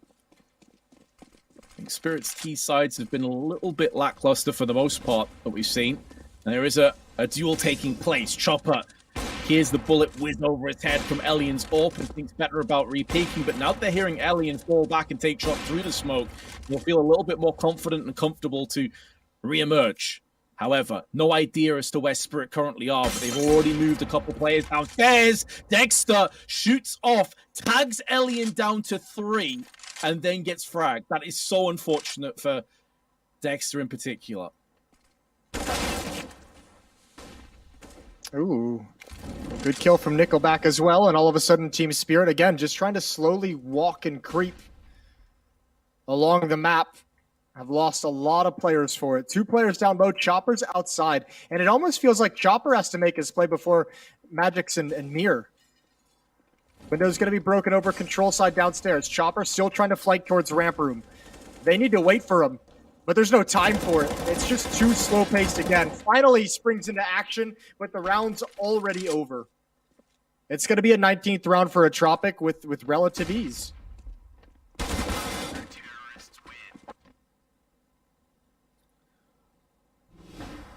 Bit of deja vu falling in. As much as I wish that 163.7 ADR was accurate, I'm pretty sure that's for the OT rounds. Because that would be wild if we're moving through into like the 41st round, the Nickelback was averaging 163 ADR. That'd be awesome. Yeah, that would be one of the best performances we've ever seen. Yeah, shout out to World Edit.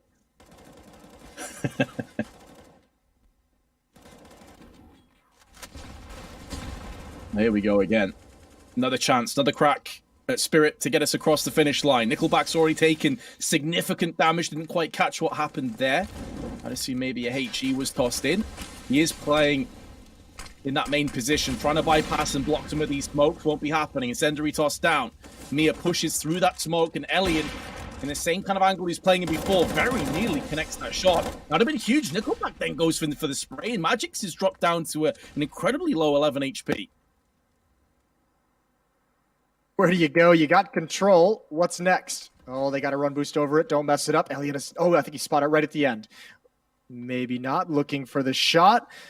Oh, and now they might just be past his crosshair, but this is a smart reposition. Overexposed to the right, but he's trying to find that exact battle, and he's got it. Again, opening kill goes towards Entropiq. Upper bomb site, though, this is quicker. This is before 15 seconds left in the round, so Spirit have changed the pace. And they're still losing too many players, and in fact, they're losing all the players. One more chance for Spirit to break this up.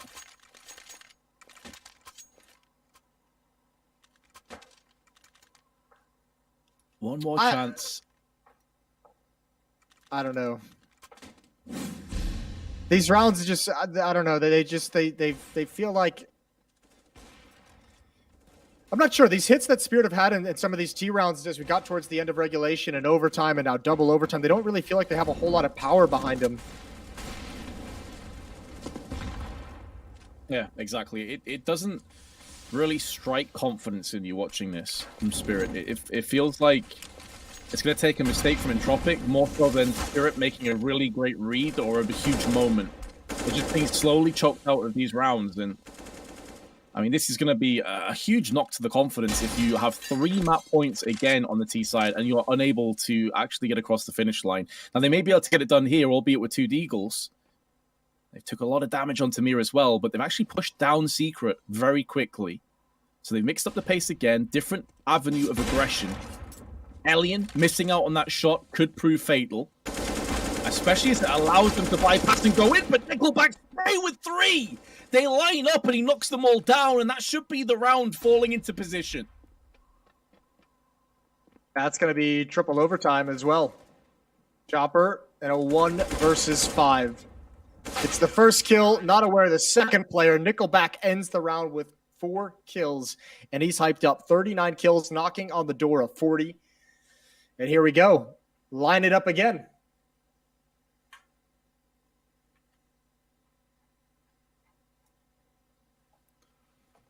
Well then, every strat, everything that's up your sleeve at this point you assume has been used. We did see a really interesting triple nade stack brought out, and I believe it was the start of the second OT that killed some Die Young. Maybe there's a couple more moments of inspiration that we'll see fall into shape. But I mean, simply put, Spirit, they've let so many map points slip by. Entropiq have let one as well. To be fair, they had a chance to finish this off in first overtime. Didn't happen for them. No, but when you think pressured outside. Ooh. Yeah, excuse me, Vince. Elian, another kill for him. Sequences that together very well. 4 on 3 and a change of pace, which we like to see from Spirit, and Elian's going to get caught off guard.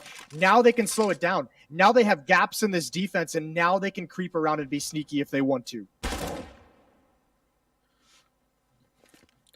So one of the last 2 components has been spotted. That's Lackey, who's down in lockers. What does Spirit do with that information? because he will quickly bypass back towards ramp if he's given the opportunity. And Krad's already made moves, but Some Da Young dissolves and impairs Lackey. Will be flanked from Krad if he's not careful. But surely, Spirit will get their first T round and it will feel like forever. And indeed they do. Yeah, that was a little bit of a change of pace. And that one, they make Entropiq move and they cause some chaos early on and they're able to come out on top of it, even with that kill. Some good trades. And it's not that changing pace is necessarily the answer, but it is just more aggressive and assertive fighting around the map, rather than kind of walking into a position and hoping Entropiq's going to be there or make a mistake. 1 round lead for Spirit. That could have been the winning recipe in the previous half of overtime. Molotov in towards Mini from SDY. And they're going to line up for a wall early on. 2 players in lobby, the bomb as well. Smoke wall outside could just be a fake. That's a good point. That's one that Entropiq will have to mull over as well. They can't fully commit behind that smoke. And it is looking like a fake. There's 4 players actually maneuvering in, and it's good news for Entropiq. I was about to say that Elian's holding position, but just as he moves, they decide to pull the trigger and get aggressive. And he has to flash and smoke himself back to Sanctuary of Ramp, but that gives up ramp control. And from ramp, you can control hell, heaven potentially, and that will force Entropiq into some awkward re-engagements.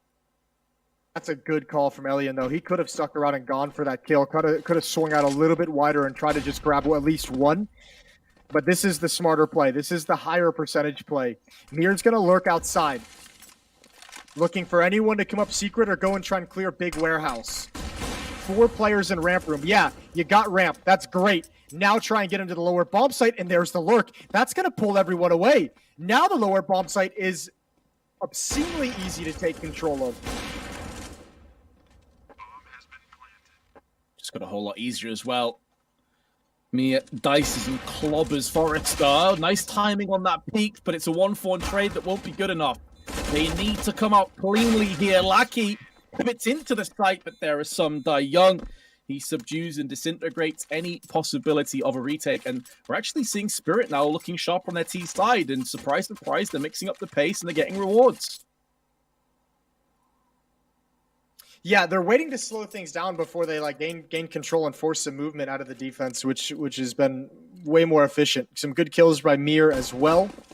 And obviously a great entrance into the ramp room, assisted by some unfortunate timing for Elian, pulling a nade out instead of the AWP. Door's going to be blown open. Again, Molotov in towards Mini. This time Mir is going to be way more aggressive outside, already ready to swing and take a fight towards the lockers. Sees nothing. 4 other players in the lobby as well. There it is. Spots Elian, spots the scout, gets the hell out of there.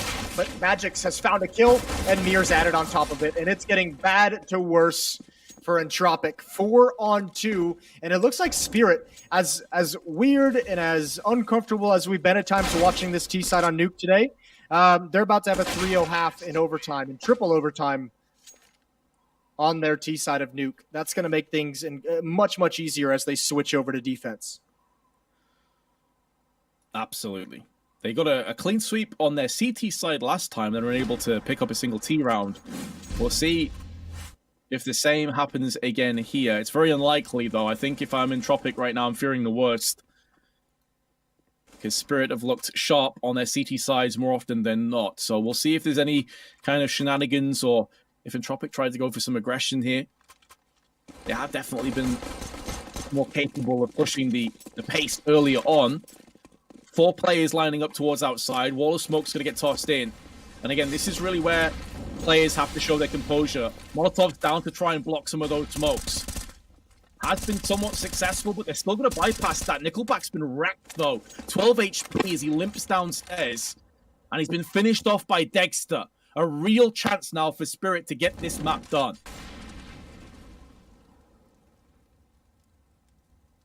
Yeah, otherwise they're just kind of slowly limping up down secret behind that fast-paced play from Nickelback. Awkward for Dexter, down to 7 HP now. He's got to back away. SDY on the other side of this smoke. 2 players from Entropiq waiting for him also. And it looks like Entropiq want to reconsider a different point of attack.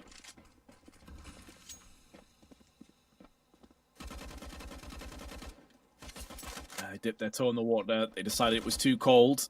They want to go to warmer pastures, and they feel like that's the B site. Molotov banked off the wall, forces some die young, but they take progression instead. They did not anticipate that whatsoever. I think they also just whiffed the Molotov.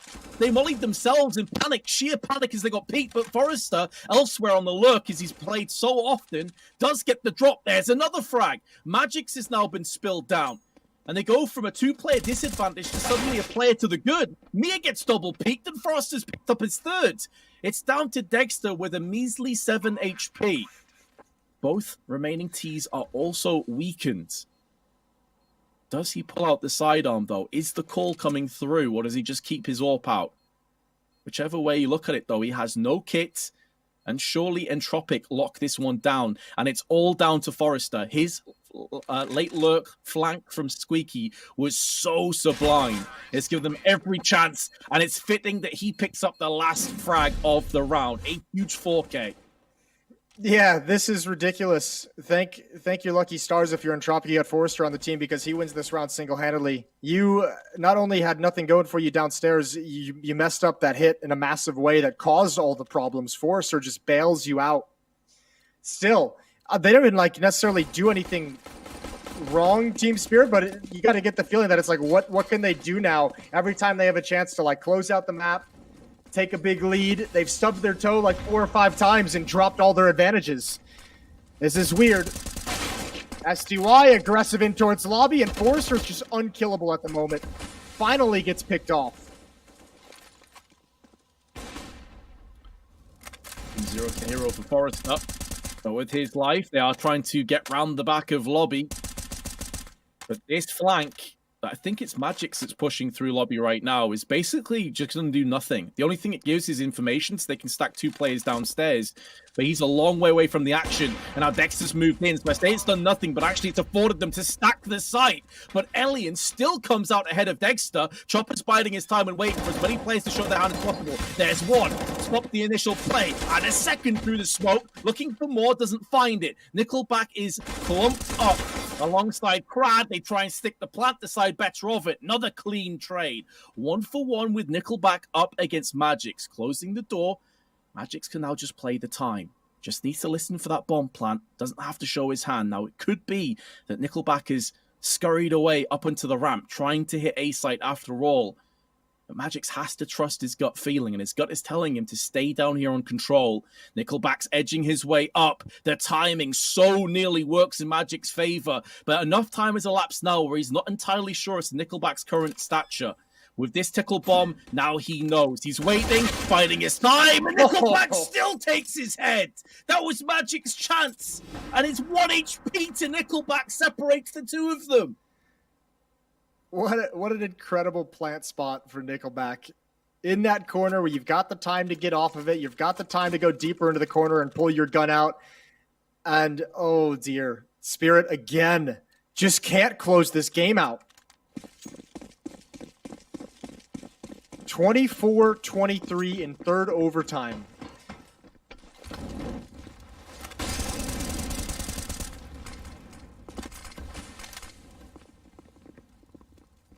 No, lobby crunch. But the lobby crunch has been bypassed. It's outside again. Forrester would have heard those footsteps, can call that to his teammates to just press the aggression, push as fast as possible downstairs. But if they were to do so, with Spirit being so fast on that rotation, they could have walked into a trap. So they realized it. And they're slowing things down, and Forrester finds Magix, who's pushed all the way up to top of T spawn. So they get the advantage again. Now that seems like desperation. And what are you supposed to do? 3 SMGs. The only M4 you have is downstairs. You've got to start trying to collapse outside. As Entropiq is just wrapping their way. Chopper playing in lockers with that SMG. Oh, he's got one. He wants a second. He's going to let the first pass entirely. That's the bomb. He wants more. He wants them both. And there's the first one far away, but the SMG can't convert. Dropping down is Dexter. Now he's got the AK as well. It's so dicey. Bomb is down. Molotov to buy time as well. SCY's out of the fight. Another smoke to make this real difficult. And Entropiq is feeling all this pressure. And the bomb somehow gets picked up without Dexter seeing it.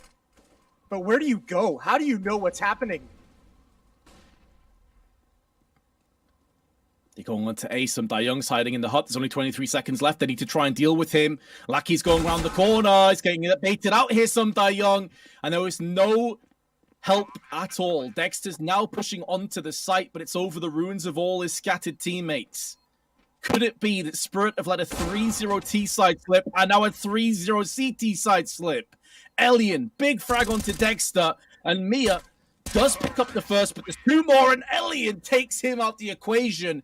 Entropiq refuse to lose. I'm so surprised when all that chaos is happening under the ladder at Heaven, nothing else is happening on the other side of the map. Like there's the bomb is down, players are fighting, smokes and Molotovs.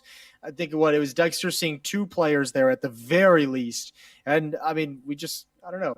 There's not a whole lot of movement happening on the other side of the map to get involved in action or to cut them off from falling back to a new point on the map whatsoever. And yeah, more of the same of what we saw in regulation. Spirit having themselves in great positions and finding a way to lose.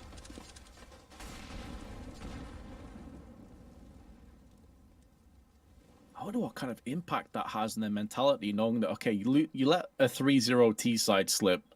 It sucks, but okay, but a CT side slip? Like, I wonder how you can justify that if you are Team Spirit right now, and how many of the players are getting affected by that. Obviously, consummate professionals, so they've been in similar situations before, but they are only human at the end of the day. This has to have a toll on you.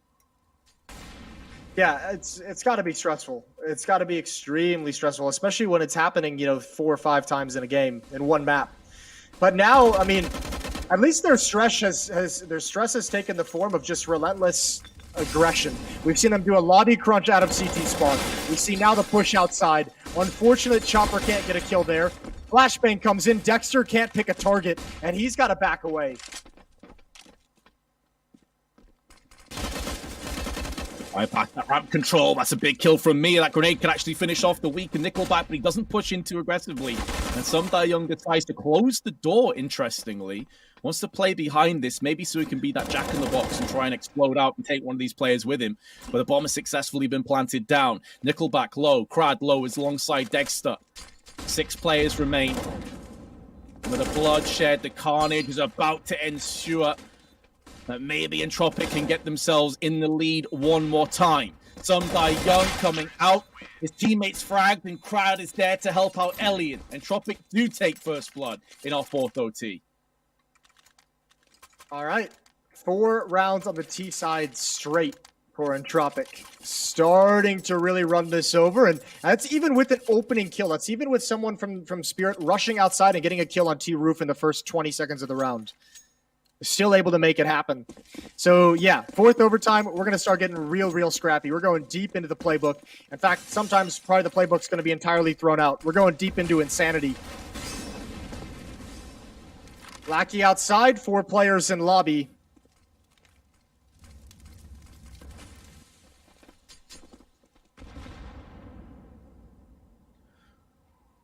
I mean, my brain's melting, so I can't imagine what the players are going through right about now.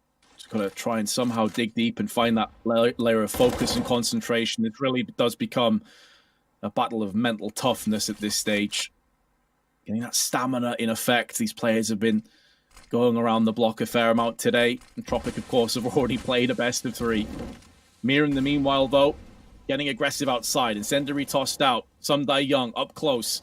He actually delves down vents. They may have bit down too hard on this outside control. They haven't rotated too many players off, to be fair. It's mainly only Some Young that's made moves downstairs. It does put more pressure on Magix. 50 seconds, smoking off and molotoving all the positions. Flashes coming through as well. Magix, how well can you hold the line? You are basically the only line of defense they have to A, but they've actually bypassed him. They've dropped downstairs, and this is where Some Young's over-rotation could very well work out for them. The spray from Chopper only yields the 1 frag, but meanwhile, Some Young goes in as well. Dexter's moved in. Next casualty is Crad. Looking good for Spirit all of a sudden with 25 seconds left. They have lost another player. Elian out of position in ramp with his Tech 9 and his AWP. Has to somehow try and remedy the situation. and I don't believe he has the cure. Instead, it's Mia that cuts him out, and we move into round 51 at it all even. Yeah, and then finally Team Spirit put a stop to it. That was 4 rounds straight on the T side for Entropiq. All tied up here. And obviously Spirit about to switch over to the T side. Would love the luxury of just having to win 1 round to force another overtime or 2 rounds to win it all. Up in the hands of Dexter, up in the hands of Elian as well.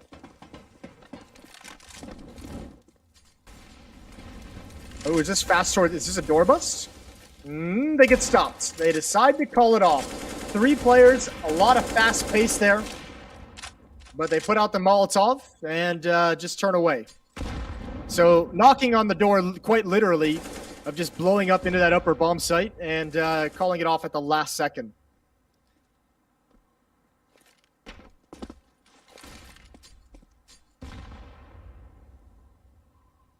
Seen Dexter in this position before, though, in the past. He did get a frag last time, but Magix gets too antsy, too aggressive through Squeaky, and pays the ultimate price. Dexter now trying to dodge bullets. They're not coming his way. But as long as he's watching lobby on this side, he can call to his teammates that ramp should, by and large, be clear.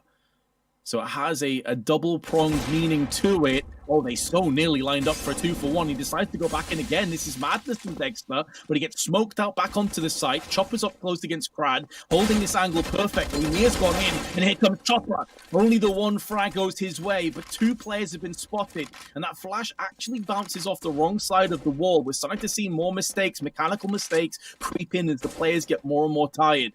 But Entropiq are pushing downstairs. Player in Decon has been smoked off. They can force the plant down. There's enough time to get this plant and take post-plant positions in this 2v3. Yeah, they go to... Oh, this is dangerous. They go back and open the door on contact. There it is. Forrester's got 2. He's got a 3rd as well.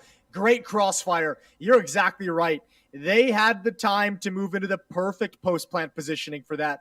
And Entropiq takes 2 rounds in this T side of what, 4th overtime? Yep, 4. Here we go. Buckle in, Vince. What do you think? We going 5 overtimes or are we going for a map win here? I wouldn't be surprised in the Pro T.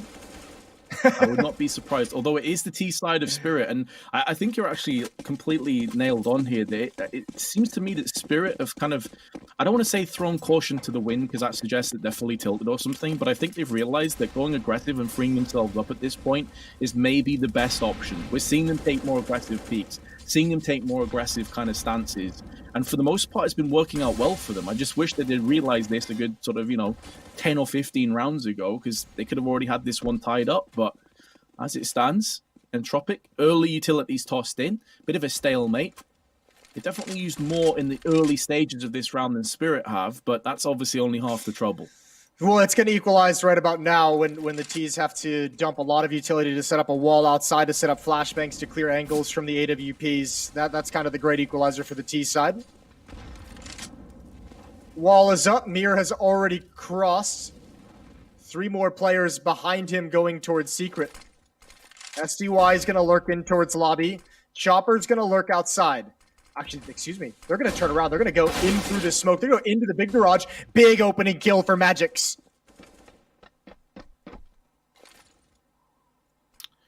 A cruncher of a headshot, albeit losing the bulk of his HP in the process. Some die young, smoked out, 38 seconds to go. And the Spirit's starting to make moves down, but Elian is here waiting. They don't mind sacrificing Magix, though, if it gets them a little bit of passageway. But different angle from Elian, Molotoving him out, well-placed molly. It does somewhat block their trajectory, though, through the double doors, and when you've only got 20 seconds left, each and every second counts so very much. Mia changing up his angles as a player up in position we haven't really seen him use so far, and Lackey put the bomb down, instant trade back, but Forrester is joined by Crad, and they lock it down with their M4s. Entropiq takes the 2-round lead. Yeah, and that Molotov, it's an improv molly thrown to the front of Hut, and unfortunately, the way it spreads, there's one safe gap. And Spirit did not expect it whatsoever. Oh, no. It's not looking good for Spirit. 27-25.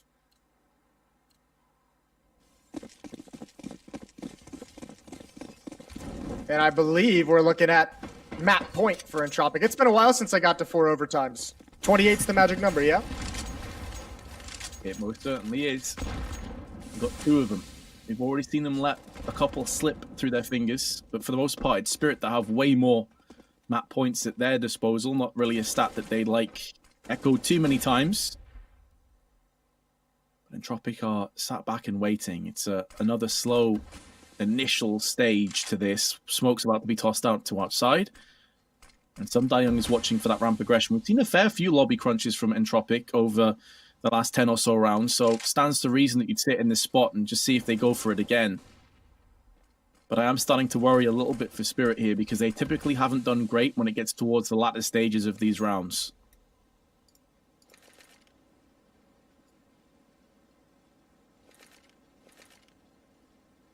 Here we go. Upper exec. Forrester again close up to the door. Big first kill. Blinded for the follow-up. Perfect flashbang at SDY's. Got Krad from behind the Molotov. And another one on the entrance. Beautiful hit. Beautiful entries from SDY. And that keeps Spirit in the game. Going to attempt at this retake, but it just feels so unlikely. 2 on 3. Elian's in lobby with an AWP as well. They know the position of both players of Entropiq now, and Lackey, that's a tough off angle to win against. Chopper's going to back in. He knows they can just play the bomb, and there he goes. Elian, the last one left, completely blinded, and he's gone down as well.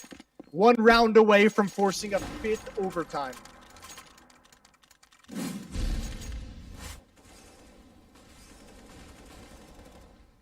Utility so good. 2 players, you can see they're burning from Molotovs, forced out into position. This is much better from Spirit. We haven't seen that many executes that have been that successful for them. So impressive that they can throw this out in nearly 2 full maps of Counter-Strike that we've played here on Nuke so far. We're moving towards the 60th round at this stage. Another map point though for Entropiq. They can still get across the finish line. So Spirit need to keep themselves preoccupied. Dexter, though, nailed Elian outside and gives them a huge advantage going through. Not just for the outside control, but the overall standing and stature of this game. Because Elian's been a huge power play for them. He's been the ace up the sleeve. Yeah, well, they better find a new one. 2 players waiting for the smoke to fade in towards Big Garage. Nickelback hears all this. He's been so good. 43 kills, make it 44. Close to doubling them up with the spray. But now Team Spirit have complete control of outside, and Magix is going to pick up the pace.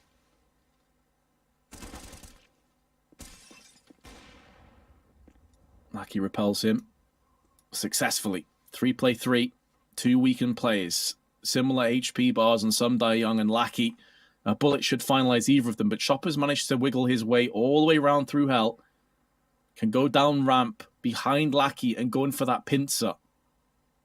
Still, Entropiq are 1 big moment, 1 big play from taking their choice of map and moving to Dust 2 at a 1-0 lead. Just the first day of the CIS RMR.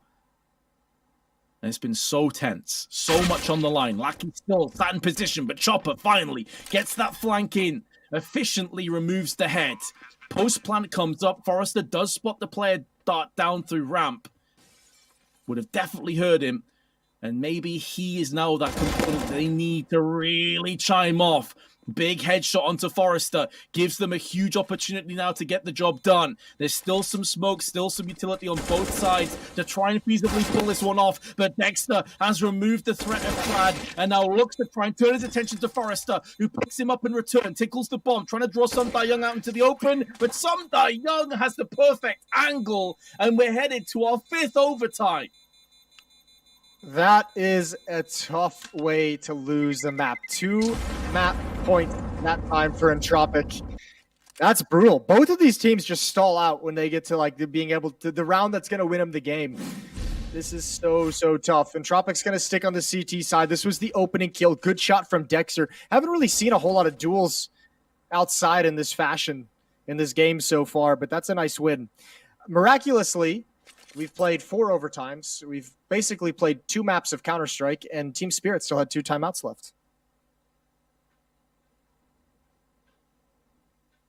Actually, a very good point. Yeah, maybe not going to use them now, guys. Then when are you Yeah, realistically?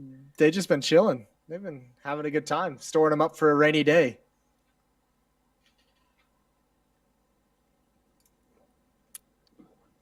Well, they just pop one out now, and they've got a chance to maybe get this back underway. 27 apiece. Obviously, again, economy resets, mentality, hopefully, in theory, resets, but never quite that simple. Kill spread still over on Spirit, by the way, is exceptionally close, which it's one thing for it to have started close, but to have remained close throughout is kind of nuts. Goes to show that Entropiq, though, have a couple of very tired players that are going to need a chiropractor after this. And the meanwhile, Spirit has been smoked out on ramp. Lackey taking the same position that we've seen Chopper playing a couple of times with his Orc to varying degrees of success. Nice idea with the spray, but Forrester nearly loses his life trying to get aggressive through lobby. Survived on 14.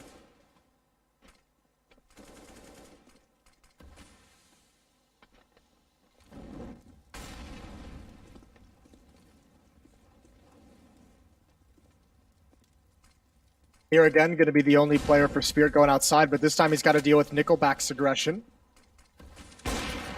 Hasn't committed just yet. There's the smoke wall. Mir going to check it, but he's lackadaisical. Smoke in towards midi. Flashbang to follow up. SDY trying to just fake, trying to posture like they're trying to bust out door and get down vent. Molotov in towards J-Hall, but it's a little bit late. Elian had a chance. Now he's got to back off. And it's just one player down. Actually, excuse me, two. Nickelback and Lackey. They've each got a side to deal with, to work with. There goes Lackey, but I don't think anyone actually saw Nickelback. They're not going to know he's here. Freebie number 2. Nickelback delivers on the defense, and it's just Dexter. And even though he's got that one, it's a 1 versus 3 from here, and only 20 seconds to do it with. Yeah, this is looking incredibly unlikely. May get the drop onto Krad, but no, Krad has the right angle. Didn't matter. Elian has him on the cross, and that's it. They doubled up on the little alcove at the corner of the site. Nickelback with the 2 easiest kills of today for him. A huge moment again, and Entropiq. It seems like they typically get the first round. Like either Spirit clean sweep at 3-0, or Entropiq get the first, and it's a really scrappy OT period. I think everything from here on out is going to be scrappy. Even the next map is going to be scrappy. It's just going to start out scrappy. It's going to start out right where we left off. Here we go again. Oh, here's your fast-paced upper sight. And yeah, it's been about 58,000 rounds since we saw this kind of a pace, so why not bust it out here? STY needs to pick up the ball. Molotov in towards heaven, 3-on-3, and chaos is the name of the game.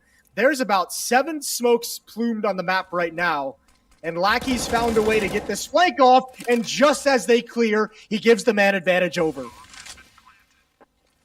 The agent of chaos comes through on the squeaky 2v3. Mia has a good idea. Lackey's head has been surgically removed. Post-haste. 2v2, and it's pretty even in terms of the HP bars. Everyone's fairly healthy, but you can scratch that now because Nickelback's just been destroyed, and Elian has to get the hell out of there. He's been tagged down to 20. Entropiq take the first round of our 5th OT. Instantly Spirit come back, and I agree. I love the fact that Spirit have mixed it up. They've sliced and diced. They've gone for a mega aggressive A hit, and they've got the rewards.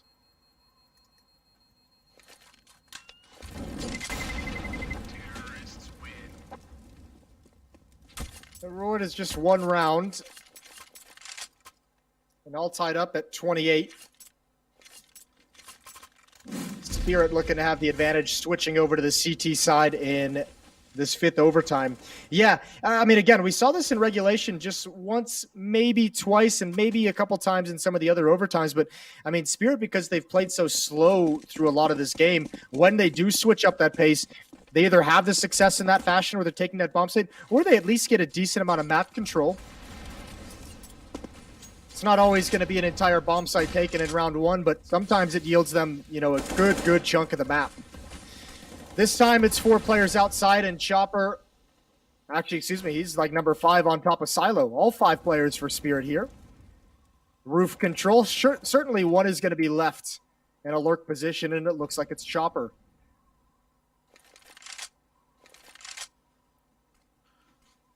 Down to the murky depths of B. Spirit plunge one more time. As a full unit of players.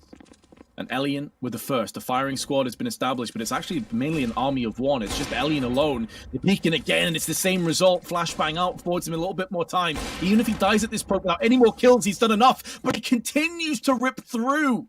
Spirit single-handedly. I mean, kill after kill downrange before Mia will put an end to his kill streak. But surely the rest of Entropiq can get the damage done from this point. I thought he was going to be on for the ace. He almost turned in time. Yeah, I don't necessarily think there's anything you can really do to get back into this round. You got to start with just one kill. So maybe double up. Lackey's playing behind the silo. He's been spotted. Chopper calls it out. Good win. Spam a little bit low. And Lackey now on top of the silo, which makes that position pretty much impossible. Entropiq take a 2-1-1 as they switch sides.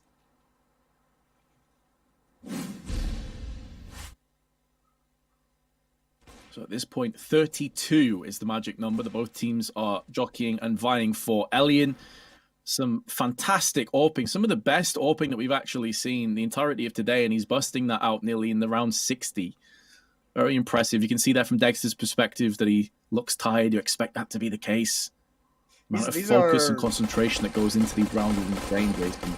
Yeah, these games, when it gets to this point, are just so exhausting.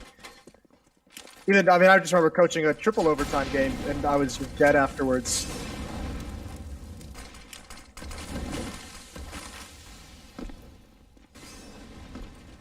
Here we go. Another upper exec. Nickelback gonna lead the way with the MAC-10. Magus just completely blind. That's the opening kill. He's got to find a way to come out of this smoke, but he can actually stay and be a little bit cheeky. Could be calling for a flashbang from a teammate. But, I mean, they know the possibility. Crad knows there's likely someone up there, and there's the tags. It took too long to come to fruition. And now, in a 5-on-3, barely any damage taken by Entropiq as well. This might slip away.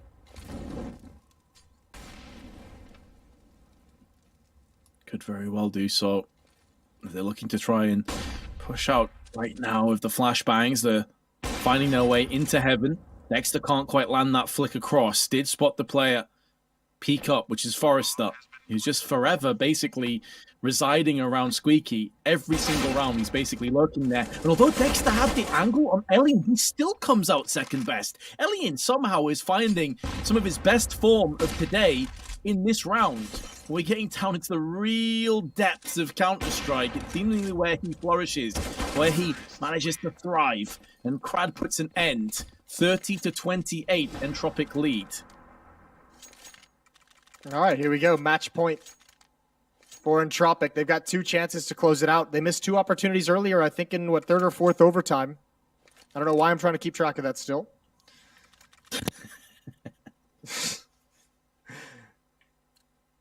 It's just Mir embrace leading the madness, Jason. Just embrace it.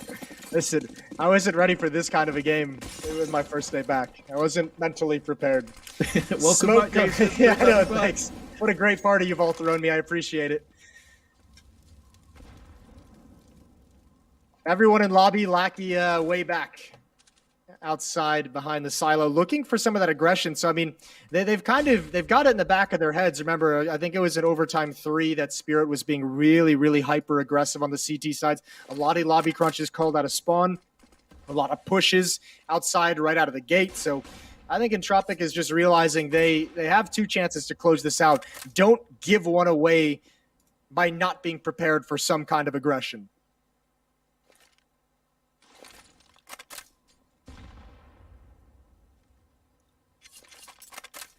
Things are slowing down to a bit of a snail's pace again. We've had a lot of explosive rounds from both sides, to be fair. Now some die young, smoke down, funnels away Forrester. Where else would he be but Squeaky? Lackey takes a bit of shrapnel. Nothing too significant though, negligible at best, and looking for a bit of a delayed climb on top of Silo. Maybe outside control via main into the site is the play that they want to go for here. But it looks like they're actually going to vent dive instead. 3 players bypassing all the A defenses to push downstairs. Dexter is here, waiting for opportunities to present themselves. And it's a 1-for-1 trade. Elian puts his AWP to use. The bomb's been dropped in an awkward spot, but there's Crad. Picks up the pieces. It's a 3v4 with victory on the line. And Chopper comes in to clean house. 10 seconds left. They still need to retrieve the bomb. They still need to go in for the plant, and Chopper's done it again. Entropiq have let another map point go begging, but they still have one more, Jason. They still have another chance. Of course they do. Well, so do Team Spirit. That's the crappy thing about giving yourself another chance, is the opponent's got one as well. What a great round from Chopper. He even saw one in the vents, gets the kill inside the bomb site, and knows where the follow-up fight is going to come from. 29-30. Again, Spirit just trying to hang on.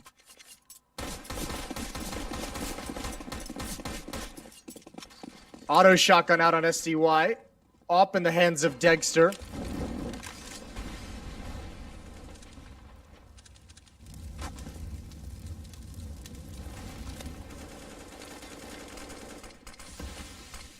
Oh, to Classic XM. It's been brought out again. We've seen it a couple times already. Been a while, though, at least, because obviously with OT, typically teams will be able to afford a solid purchase throughout, but the nature of this scrappy 5th overtime could be headed to a 6th if Spirit can connect the dots. Entropiq are keeping their options open. They've got 3 players headed towards the ramp side. Very passive defense from Spirit, already putting 2 people in ramp.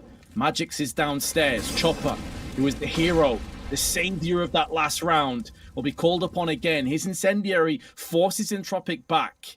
They won't be pushing ramp anytime soon. And actually, they fully rotated into a potential A hit off the back of that. But Lackey is rotating and actually lurking downstairs and gets the pick on Magix. Nickelback all the way around the back, picked off Chopper. Another golden opportunity in a 5v2. All this gameplay for such a massive miscue. No one from Team Spirit was watching outside. Nickelback walked all the way around to lockers, and nobody saw him with SP. It doesn't normally favor too well for the Glock, but he's somehow still alive. Somehow neither of them have died yet. Yeah, they're shooting rubber bullets. Amir's barely taken any damage, so Elian needs to check himself. He's got 12 bullets remaining for the rest of the round. Long control was taken with ease by SDY. No presence there from the defense. This is very mid-centric. Crad on catwalk looking down towards lower dark. 2 players in middle looking for anyone to cross, anyone to be aggressive down the ramp. And it looks like there's the peak. Crad going to peer down, going to take a bullet to the face. This is good damage done by Spirit early on, even with no kills out. Oh, it certainly is. It softened up all those targets. That's where the grenade can come in. It's just absolutely destroyed them. 3 players limping. Make it 4 now. It's only Sun Young that's healthy, as they still manage to push their way and impose their will onto the site. A lot of weakened CT players now are falling by the wayside. Crad pushing inside the smoke, doing a lot of damage alongside his teammates. They're now starting to lock it down. A 2v1 falls upon the server, and it's Sun Young to try and clutch it out. Big goosh. But Crad is up to the task, and Entropiq, well, they get first blood again, this time on Dust 2. Nice. Nicely done from Entropiq. And I want to go back to a point. I mean, if you're going to have an upset like this, or I guess it's not too much of an upset considering the world rankings, but I mean, if you're going to take down Spirit here, yeah, this feels like it'd be primed and ready after that marathon match of Nuke that you stole away. Got to be stressful and heartbreaking. But also, I mean, just the sense that you were able to go that long and outlast them and you know, be able to steal rounds away where they were making some mistakes. It feels like you should come into this map. And if the mental reset wasn't there for Spirit, then yeah, maybe Entropiq just gets out to a hot start and is able to run away with it. It's very, very possible. Well, it's like you said, I think I don't know if it's 3rd or 4th overtime, but you said the next map is going to be scrappy as well. You know, there's a very high chance that we're going to be getting down into the sort of the mud and watching these teams kind of wrestle one another for any little scrap that they can get on the map. And it's kind of how that first round started. Unfortunately, we've had a timeout instantly afterwards. I assume this is of a technical issue, so hopefully that'll be resolved shortly. But yeah, I mean, if anything's to go by, then we're expecting this to be a real slug of a match. And that could be really entertaining, though. Like, I'm totally on board with that, because if the tactics go out the window for the most part, Dust 2 is the kind of map that could really play into that. So we could have fireworks. Yeah, I was going to say, if there's any map to just throw the playbook out the window and get really weird with it, it's Dust 2. That'd be fantastic. I'm all down for that. And yeah, an early timeout kind of, you know, blunts our excitement, our momentum here that we're building up after pistol round, but that's okay. Getting the ready signal from both teams, so no worries there. Going to be going live very, very shortly.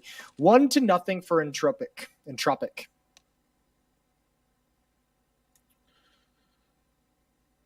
So a bit of information has been attained from the purchased. Sumdai Young has bought in last, but it will be a full-on investment from Spirit. Going to afford them some Tech 9s and Deagles, a fair few grenades as well for their troubles, and they're going up against a Scout with 2 MP9s alongside the rifles. So good spawn on a couple of these players towards the B side. Elian tries a speculative shot, does miss out.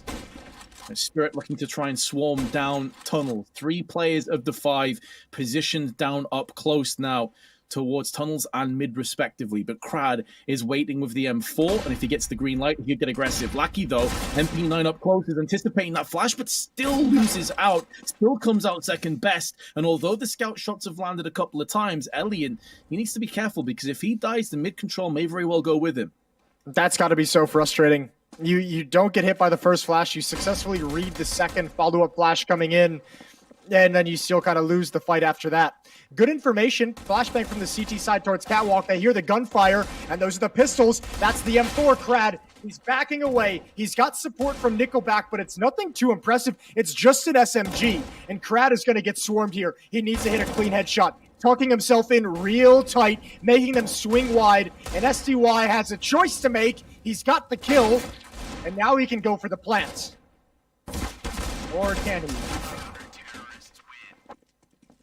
Yeah, I think unfortunately that window went with his teammate who's stuck on the site, didn't know where he was getting pushed from, and of course you always get that opportunity for players to boost up on elevator or just jump up and shoot you, so kind of caught in two minds. Unfortunately for Spirit, that force buy pretty much yields very little in return. They can trade up to those M4s, they can go in for the SMGs again, they can keep that scalp, money is building nicely, it's only Lackey that's below the $1,000 threshold, whereas Spirit, very little. I don't think they even have a Deagle in play here, so it's going to be Glocks and P250s. He said Entropiq getting a really good start would do them the world of good, keep that momentum going forward, keep them hot. And so far, they've definitely lived up to that mantle. Aggression through middle as well, initially from Lackey, but he thinks better of it and actually just pulls back. No, he actually goes back in again, but he's been potentially caught out. Mia, who got the AK, is now putting 2 headshots. Elian comes back with one of his own and a second as well. And it's just swinging back and forth. That AK's been picked up and used again. 3 casualties already falling for Entropiq. Oh, Nickelback's been pulled towards mid. They're more than willing to give up that A bomb site, and they want to go for the retake, and certainly they wouldn't expect Nickelback to be here. He's getting so much information. He hears all this. And he's got one on top of the box. He knows the B bomb site was their target. Smoke's going to be a little bit late for the first player to swing in. And on top of the box, Nickelback now second-guessing himself is going to back away.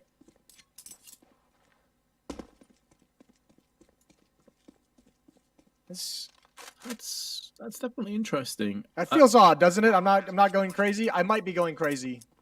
But I wonder if he's going to pick that kit up, because there is a kit at the top of middle, so maybe he realizes he may need to get the kit, but he hasn't even picked up the kit up, so I don't know. I'm assuming he was just kind of trying to anticipate and take a guess that they would fall all the way back towards the other side of the map, but it instead confuses SDY, who sat outside the window thinking he's going to flank through tunnels. And now all of a sudden a one-on-one, but he's pretty committed to the idea that Magix was going to be to the left. I think he was just trying to get the jump and read that they would come back to the A bomb site, they would bail out, that they wouldn't continue to attack into him. But he was wrong on that assumption, which made it look a little bit weird, but we're all good. What is no longer good, though, is the economy over on Entropiq. They got 1,500 on Lackey. Everyone else is floating around fairly low as well. So they're going to call their first tactical timeout of the map in only our 4th round. But Spirit, on the other side of things, are just fine. They're going to go in for a buy. Their economy, though, behind it's not great, and maybe that's why Entropiq are really mulling this one over and thinking if they do want to go in for a buy. And the fact that we now have Elian picking up that AWP suggests that they will be investing into this and trying to return the favor as soon as possible. I think they really got caught off guard by that AK-47 buy as well. They didn't expect to open that round up with Mir just banging off 2 of their heads. 2-1 as we go live into round number 4. And yeah, Elian's got the AWP, but it's glass cannon. No armor behind it. He's going to go for a late peek. He's got the read. He's holding the right angle. And it seems like Dexter is not going to give him the shot. Dexter's just watching for some lower tunnels aggression. That doesn't come into play.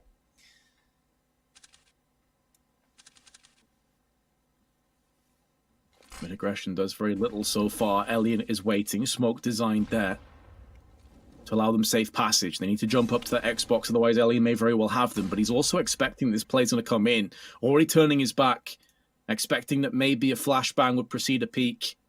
And it's Spirit, although they've taken quite a bit of damage, they've at least mitigated a lot of that utility. There's only 1 HE left and no incendiaries. So now that Smoke's coming in, Forrester up close going to have to do a lot with very little. Like he's in the Deagle. 2 kills going at him. Make it 3 and nearly 4. Now it has become 4, and the AWP shot whiffs out from Dexter. It seems this force buy from Entropiq that they called the tactical timeout for has worked a charm. And unless Dexter can somehow, some way dig them out this 1v3, they're going to be on the back foot very early on. He may have missed his window of opportunity. That 1 deke is sublime, as is the call from Entropiq. Yeah, I'm not going to give it to the timeout. I'm going to give it to this opening shot right here from Lackey. That 1 deke headshot on the first kill.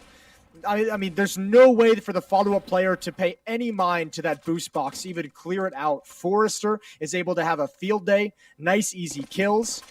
That's a good shot from Lackey and a good rebuttal from Entropiq. Now it's Team Spirit back onto the pistols, except for, again, the Hero AK-47 on Mir.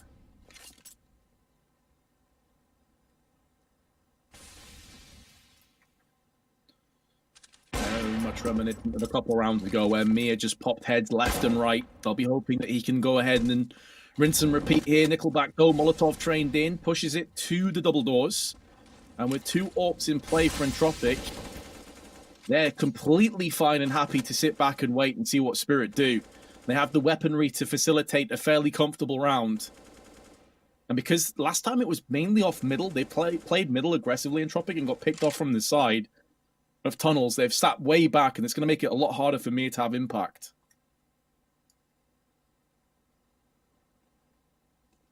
Way, way harder.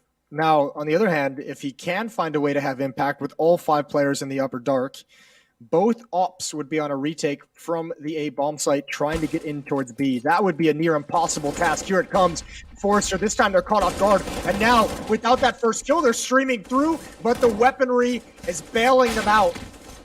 Spirit got what they wanted in terms of the angles, in terms of the fight, but just not enough weaponry to actually get the kills. And only Nickelback falls. Quad kill for Forrester and a 4-1 lead for Entropiq. Yeah, one of the reasons why I felt like Entropiq, even though, you know, the stats and the kind of scorelines paint a very bleak picture with Spirit coming out certain favorites on this map, is that they do have a 16-7 win over Gambit fairly recently on Dust 2. So they clearly are a team that can put down a lot of pain and suffering onto opposition when it comes to this map. And so far they're showing us why. They've had a pretty solid showing with their double ups. Crad getting aggressive along with 2 more players. The flash coming through thick and fast. That break transfer from Crad. The control he had over that M4 was astounding, and he's picked himself up too.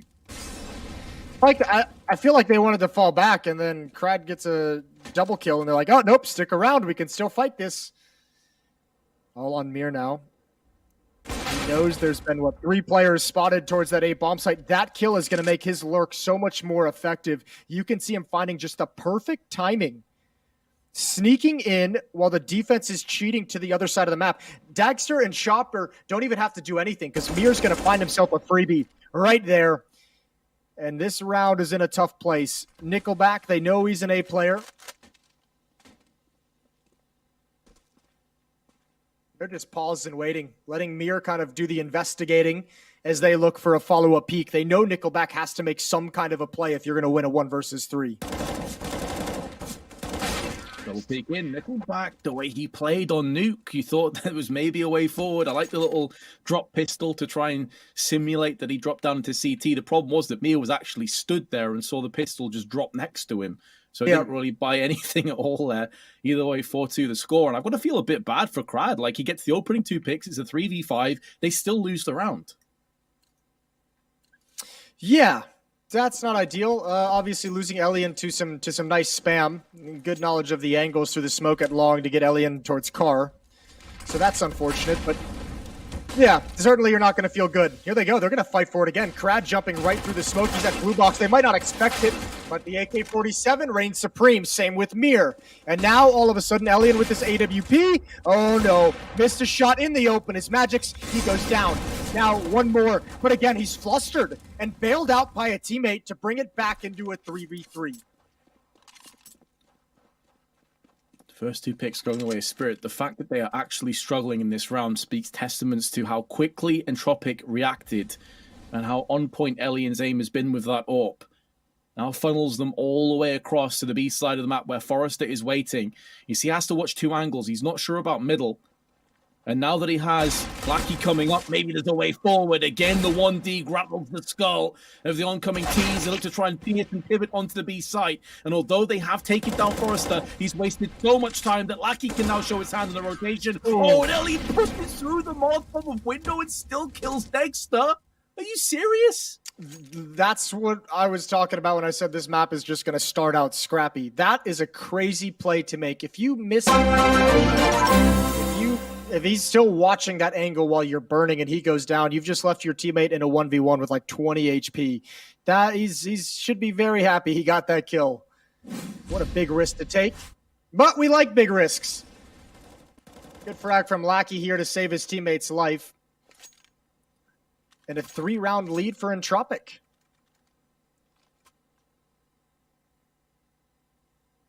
Man, I'm still mind blown. It's like you said, if he dies there for free, it's a 1v1 with 20 HP. But he also had the AWP.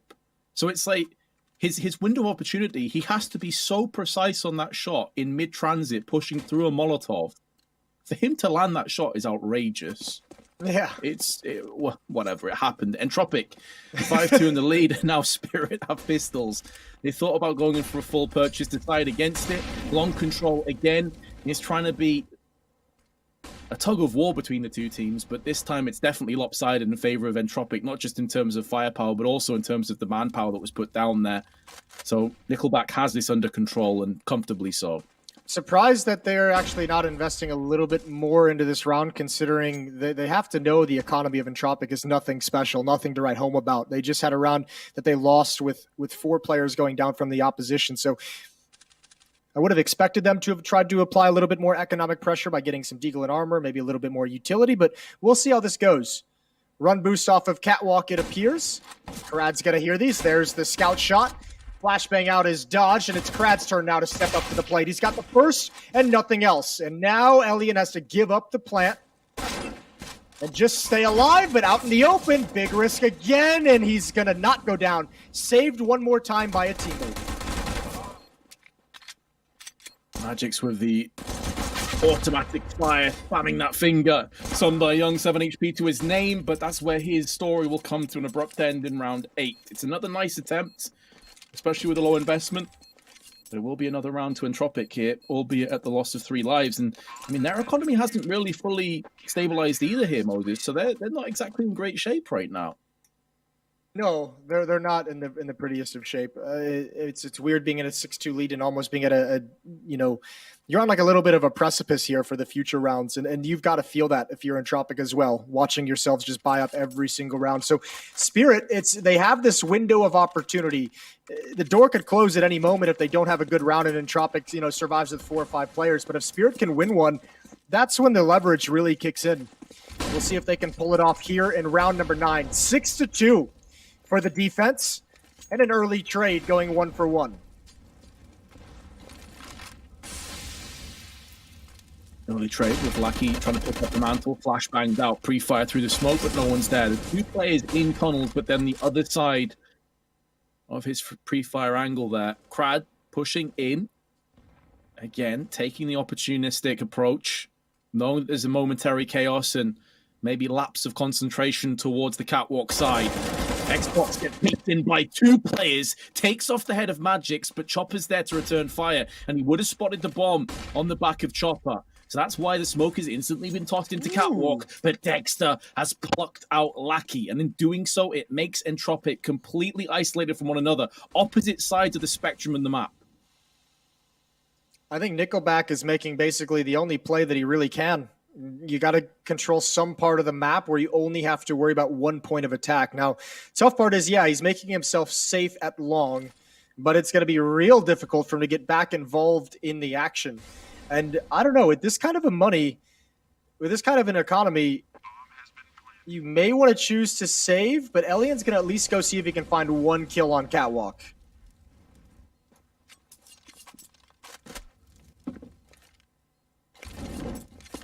Molly tossed in for good measure, just to buy up a little bit of time. And it did actually land on Dexter, who's taken quite a bit of damage there, but they've already made the decision, the calculations, that they are going to go and save either way. Keeps them 2 rifles. Still, I mean, it's next round, 1,400. You're just starting off on your lose bonus. You have none of it built up, so you're only getting $1,400. Elian's going to have the most money at $1,750. You can't even really drop anything to be excited about. So, 6-3, Dexter dies to the bomb from that damage that he took from the Molotov earlier.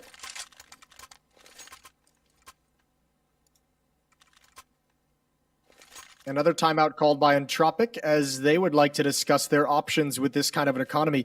I mean, Elian can drop a FAMAS, and they could have a 3-rifle buy if they wanted to. If they were feeling real frisky, they could make this work.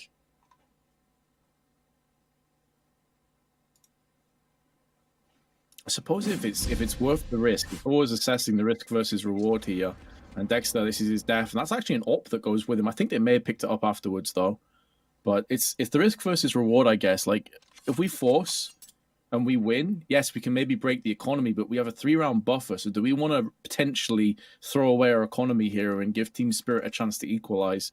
And it seems like they're kind of dipping their toe in the water, but they're keeping their options available for the next few rounds. Like, Elian, 2.4K, Forrester has 1,100, but 3 players are exceptionally low.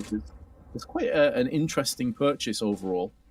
Yeah, hit aggression through the smoke. Elian's going to go down. That's one of the M4s. That's a risky play from one of your rifles to try and win this round. STY, he's certainly got to be on notice after that kind of a push in mid. And man, yeah, to invest that much cash, that play didn't pan out, and that feels like a big loss all of a sudden. At least they did a creative way of investing in the round. I think it was Elian or Nickelback who had a Tech 9 as the sidearm from a previous round, and he just dropped that over instead of buying a weapon for a teammate.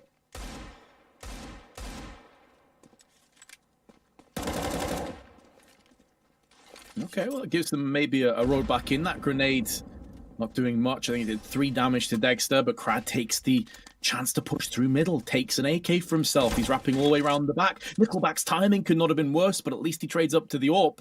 And in the meanwhile, Forrester's actually moving in. He's flanking. He's pincering into that player that's untunneled. Chopper, though, in the meanwhile, could be said to do the same thing. And the fact that Nickelback has died puts that pivot position from Forrester into a much less valuable spot, especially now as he is the last line of defense. Entropiq will be conceding a 4th. Now, Forrester is looking to just try and rummage together a weapon, and instead he just catches a bullet. 6-4, Spirit looking pretty good. Yeah, just when all seemed lost. I mean, you called it out just 2 rounds ago. Even with the wins, even with the 6-2 lead, the economy of Entropiq was just like, man, as soon as you guys lose 1 round, it's faceplant time. I'm not sure what the advantage was for Elian coming through that smoke. Maybe just taking a risk that no one would be there that quick, that maybe it would only be 1 person and he had at least an isolated fight. Regardless, whatever thoughts and ideas about it, didn't pan out. And Spirit calls the B-Rush, and it works perfectly. Yep, great antidote to this 11th round. And with Nickelback being caught by Dexter, looks like he will be able to hold on to his AWP. There was maybe a moment, I actually say that, maybe spoke too soon, although there is a secondary element in the form of Chopper, who has sprayed down Ellie, and there will be no AWP trading hands into the next round. It does mean that the deficit is brought down to just 1 between the two teams, but Entropiq will have a bye into the next. And we've seen them go for double AWPs before. Curious if they try and go for it again here. Obviously, Dust 2 is one of those maps where most teams will be very open to the idea and the prospect of double AWPs. Has a lot of success, so I guess we'll find out what Entropiq's priorities are.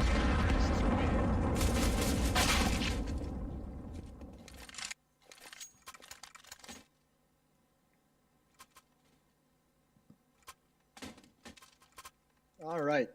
Guns back in the hands of Entropiq. AWP on Alien. This is the second map of this series. If you're looking at the conclusion of the other series going on right now, VP versus 100 Ping Gods, Vince, they're being treated to an overtime of their own. Just the first overtime. As the series is tied up 1-1. That's the third and final map. Crad gonna swing out. That smoke makes it awkward for Magix, but he does come out on top. And Nickelback is slowly gonna crouch his way into the fight. One more headshot for him, and he's got control. Excellent hold by Entropiq. It was looking a bit grim at one point. Chopper's going to be tossing in the smoke, or just waiting for his teammates maybe to get up close enough so they can cross towards Catwalk side. I mean, it is a bit telegraphed. When you're a player behind, maybe you want to still spring in that element of surprise. You throw that smoke down, it stands to reason. Entropiq will know that Catwalk will be aggressed on. This does allow them that chance to maybe strike and pivot in when Entropiq least expect it. They're also getting up close, throwing in the smokes for the cross. They're going to look to try and explode out here, but Nickelback has enough time to toss in a grenade and move across. Oh, that's a big grenade as well. Just shy of 150 damage, $300 well spent. It softens up all the targets to push the fight with, and now the flashbang is there, but he doesn't follow up on it. A low chopper still stands. They nearly line up for a double, but instead it's Dexter's AWP that rings out with one, and a second as well. Spirit have somehow snatched this round out of the jaws of defeat. Oh dear, a 4-on-2, and you get nothing out of that defense. That's so brutal. I thought that pop flash would have worked just fine. It apparently didn't blind Team Spirit nearly as much as myself and Entropiq thought. Good shooting from Dexter with the AWP as he covers his teammates crossing into the bomb site, and we're all tied up now. And this one's got to hurt Entropiq. We're going to be tied again. They're going to be real low on money. I think they'll be relegated to Deagle's armor utility. No rifles outside of the one that Forrester is saving. That's a tough loss to swallow.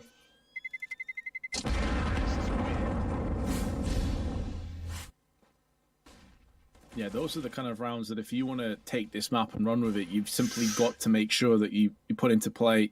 They've been waiting for an opportunity to get a really solid purchase in. They finally get it. They slip, slide, and just fall out of it, really. Dexter, you can see the impact it has. It's 6-6, and their economy's wrecked again.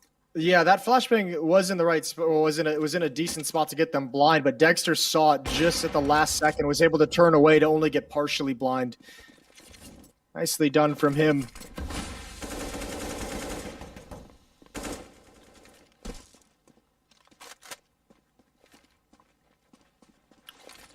Lone M4 gunman of Forrester. Smoke down into middle. We've seen a couple of aggressive plays from Entropiq, pushing through the smokes, the likes of Elian.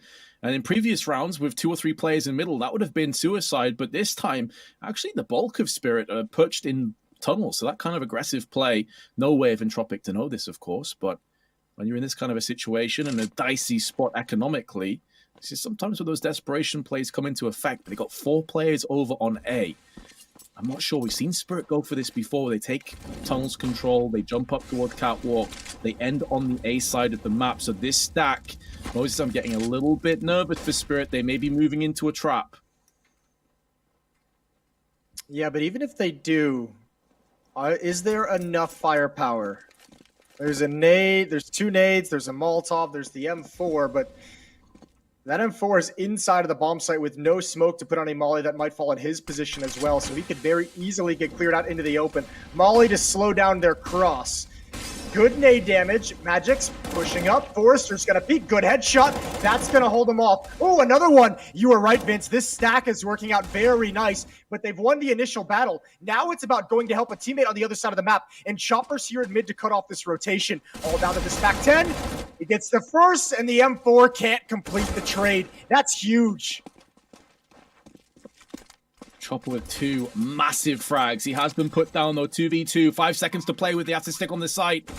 But Dexter has his eyes trained onto the window, and it seems that Entropiq will not make the most of this advantage again. Noise has been made by Nickelback trading up weapons to the AK, gives him those one-tap abilities onto the server, but Sam Dayoung is watching the cross. He does have Kevlar. Aim punch won't be an issue. Takes off the head, a bit of pre-fire as well. Dexter goes around the corner, and Nickelback tags him down to 40.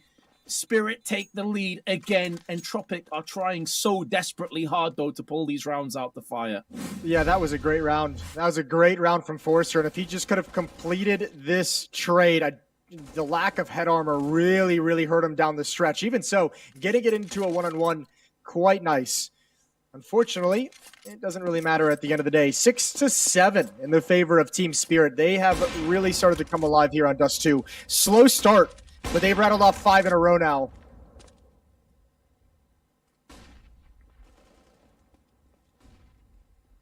Yeah, and that nuke performance will be a thing of the distant memory for Spirit now, because they have the lead and they're looking like they're getting a lot more success. Molotov is well placed. Nickelback has to come out. He doesn't have a smoke to deal with that, but be careful what you wish for. With his back to the wall, he is that much more dangerous, and Feral takes off the head, as does Lackey. The player advantage quickly shifts from Spirit to Entropiq, and they're looking to end this half solidly. 2 players left for the T's, one of which is Dexter pushing through tunnels. Does he check his left-hand side? Because if not, Lackey will have him dead to rights. He doesn't. Lackey lets him pass. He has all the time in the world. There's no reason for Dexter to spin around and check this angle anymore, realizing that each meter that he gets away, the chances of error are that much higher. Takes the frag, snatches it down, and Entropiq, they tie us up at 7 apiece. All right, looking good. Looking to see who's going to take the lead into the second half. Very even affair here on Dust 2 so far. Full utility, full weaponry for Entropiq. Crad's a little bit light, but this is better than what they've had for a lot of the portions of this half. Fast play down middle. Dropping towards Catwalk. 2 players going to turn the corner. Now swinging on towards Catwalk. That's SDY and Mir, and Crad. Oh, a good pop flash, but he can't control the aim. And Mir's going to press the issue. He wanted 2, and I can't even blame him. He seemed to have had the advantage in the fight with Elian, who was just able to barely recover in time. Yeah, I think it's that HE that saves him. It actually slows him down and kicks up the smoke and allows Elian to actually move back with the AUG. He goes in for another one. It was the HE that was tossed in from his teammate over on long side. Lackey, though, gets too antsy, gets aggressive, and gets punished for it. Now Nickelback maybe pushing that smoke into his demise as well. Indeed he shall. Some die young. Big headshot, entering back towards the A side of the map, and Forrester is Molotoved off. He had a great resurgence on Nuke.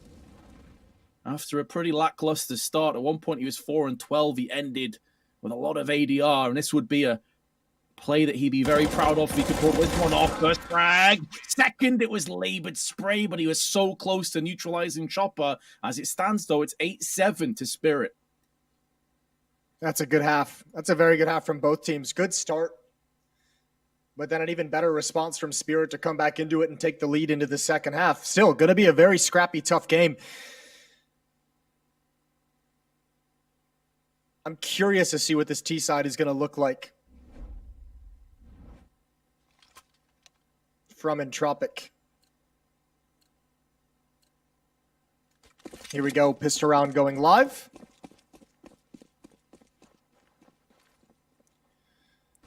Flashbang over long to get Lackey out, and they see absolutely no defense whatsoever. No presence. Very mid-centric from Team Spirit. One close double doors, one close catwalk, and one way deep in mid to back them up. And now they're starting to clear it out, Vince. You can see Mir's pushing. Found an isolated fight. He does have a teammate on catwalk if he can back him up. And this is going to make Entropiq speed things up out towards long. He kept 3 players interested. It wasn't just Mia, but it was another 2 were pushing in through middle. Frosted actually doubles up. He takes down Dexter as well. The P250s and Glocks can swarm and just overwhelm Mages, but he just comes out with 2 massive USB headshots. And there's Chopper to clean up the rest. Magic's out of nowhere. Takes this round and runs with it. Pivots round for a 3rd. What a moment for him to shine. I actually feel bad. Entropiq, again, a very, very good round. They had everything they could have wanted, and just unbelievable shooting from Magix.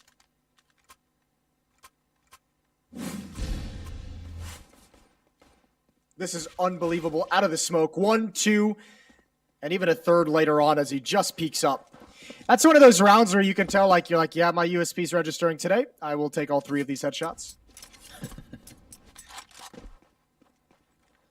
Well, Lucky's Deagle, additionally, is registering, and it is onto the head of Magic. So I guess what comes around goes around. And now Dexter, ooh, he actually gets dinged through the door. Lucky to survive that. That's no fun. Deagle. That's no fun at all. Nade looking to soften a couple players up, not doing nearly as much damage as Mir would have liked.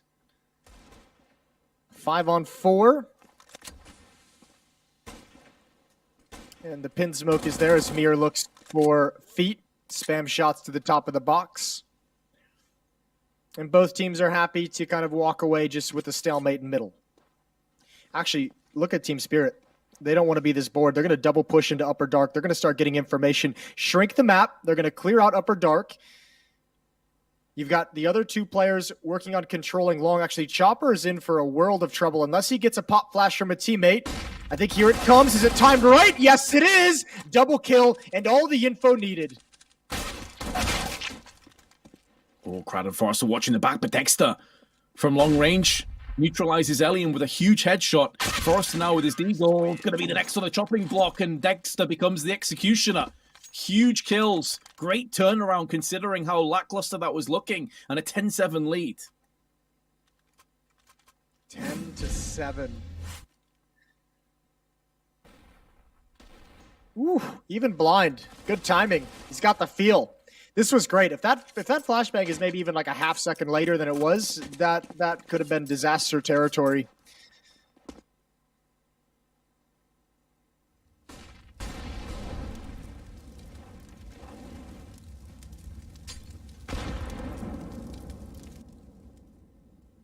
It's that man again, Lackey, who had a lot of success in the previous round with his Deagle, that has another one by his side.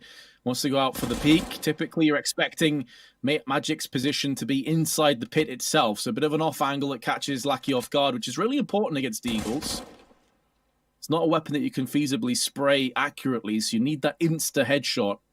Otherwise, you are going to be repelled, as we just saw firsthand. Now, Entropiq will be picking up the pace through Catwalk. They have Chopper to deal with, who actually has a grenade lined up, so if he tosses this anytime in the next second or so, he'll be getting tons of damage. It's going to land on top of multiple players. He shreds through them with the FAMAS, and the rest of the round is now just falling into place. It's looking more and more comfortable with every passing second that Spirit play on Dust 2. Feels like they are definitely reset fully from that nuke performance. Yeah, this looks like a Spirit that is supremely more comfortable on this map than on Nuke. Especially this CT side, they're working it very well. 11-7. Entropiq's going to need to, I mean, there might be time for another timeout, come up with a little bit more of a game plan. We shall see. 3 rounds straight for Team Spirit. AK's back in hand for Entropiq.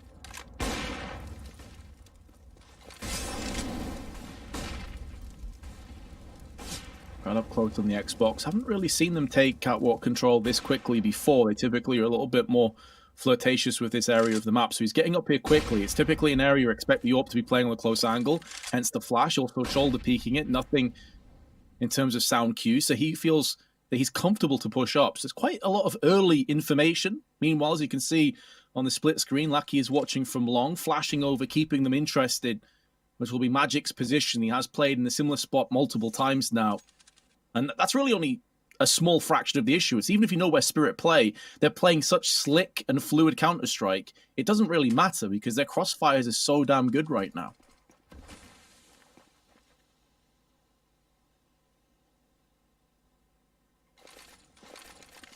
Here we go. Execute onto Catwalk.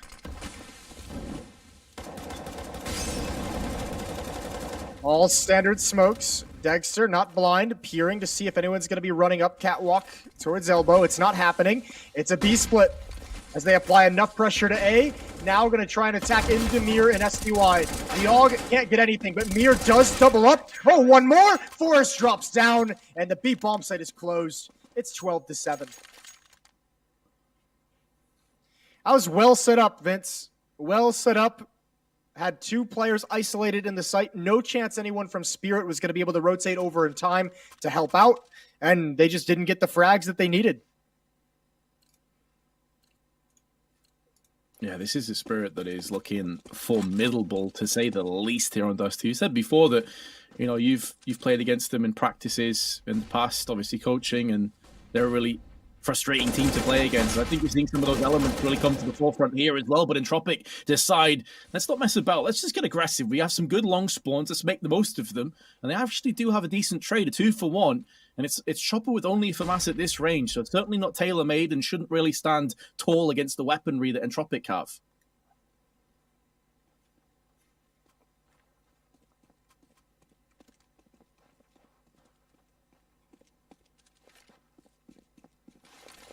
Up towards long we go. Dropping both smokes for the cross. And waiting for the follow-up peek from Chopper. Good heads-up play. Entropiq on the verge of getting their 8th round. And yeah, certainly they've got it. Certainly this one can't possibly fall out of their grasp. And SDY is just going to back away. He's the only player on Spirit with low cash flow. So he's going to want to save that AWP, trade it over to Dexter for a rifle, and keep as much money in the bank as they possibly can. So 4 rounds back for Entropiq. Those are the shots you miss. The ones you really double scope and take your time. And well, I must have hit him in the toe. He got whopped. Barely scratched the surface, though. So what was it about Spirit that you found really frustrating when you practiced against them? Was it like their style? Were they hard to predict? What was it about them that kind of you found difficult? It was mostly their east side, just constantly running into a lurker somewhere on the map. Like they would always just be take a part of the map, and then there'd just always be like a lurker that you didn't expect. They were just super good at controlling the map for long periods of time. So it was sometimes just frustrating. This was months ago, and they seem to be, at least against Entropiq, maybe due to being CIS teams playing a little bit of a different style, or just reacting differently. But yeah, they're just another one of those teams that has really, really skilled players, and sometimes they're doing things that you just don't expect to see. But especially on this map, very, very tough team to beat. Certainly been reflected in their gameplay so far. Crad, who's up close on long, has 2 players to contend with. Dexter has been tagged, and so is Crad. Both of them fall exceptionally low, but they still have the player advantage. Mia putting the bullet to the head. So Entropiq, it's 1 step forward, and it's a couple steps backwards, unfortunately.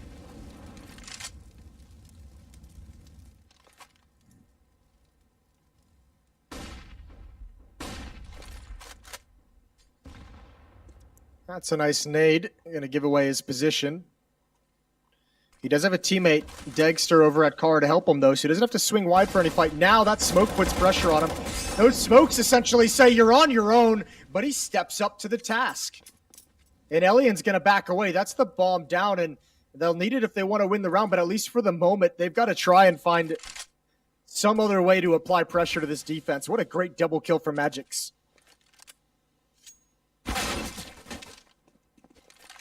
Nice shot from Mira as well, through the smoke in the head. And Elian, especially considering that the rest of his teammates are kind of struggling right now, will probably want to hold on to this AWP. Does give them a gateway potentially to getting some rounds stringed together, but it's looking a bit dire now, a bit bleak for Entropiq. It seems like Spirit are just catapulting themselves towards the finish line here. If we need it, the 3rd map would be Mirage. They still need to win 3 more on the bounce, but they're picking up pace. And I was actually off on the, because of the round loss, of course. They actually can still afford, but a couple players are a little bit on the low side. Question is, are they feeling the pressure of the scoreboard? And I think they are going to end up buying into this. That kill's great. Wall set up to isolate him entirely, and he's still able to win it out.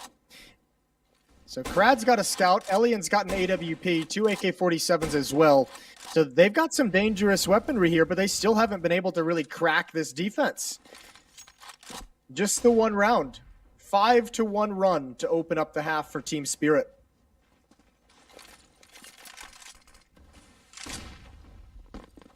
A couple of targets are at least weakened over on the B side of the map, and with that, maybe they are going to play more conjoined and won't be bothering through mid control as much. Maybe there's a way for Entropiq to try and push back into this round and make their presence felt. Dexter pulls back away from middle. So a smoke onto the CT side, which they do have 3 of them at their disposal, could be the difference maker. Shooting through the right side of the double doors just affords them a bit of safe passage. Dexter flashed off, but now can go back in for more. They still haven't smoked off the side, though. So Entropiq, if they were to just wide swing right now, it would be to their detriment. They've smoked it down, but they're water-king in 1 by 1. And Young and Mia will just be feasting and devouring the entirety of this T push. And although they've pushed on the B side, they've lost control of the bomb. They still have to try and get through to the other side of B now. This fortress, and it's just looking so unlikely. They may even just be pulling back to try and save at this point, and that's brutal considering everything, considering the score, considering their finances.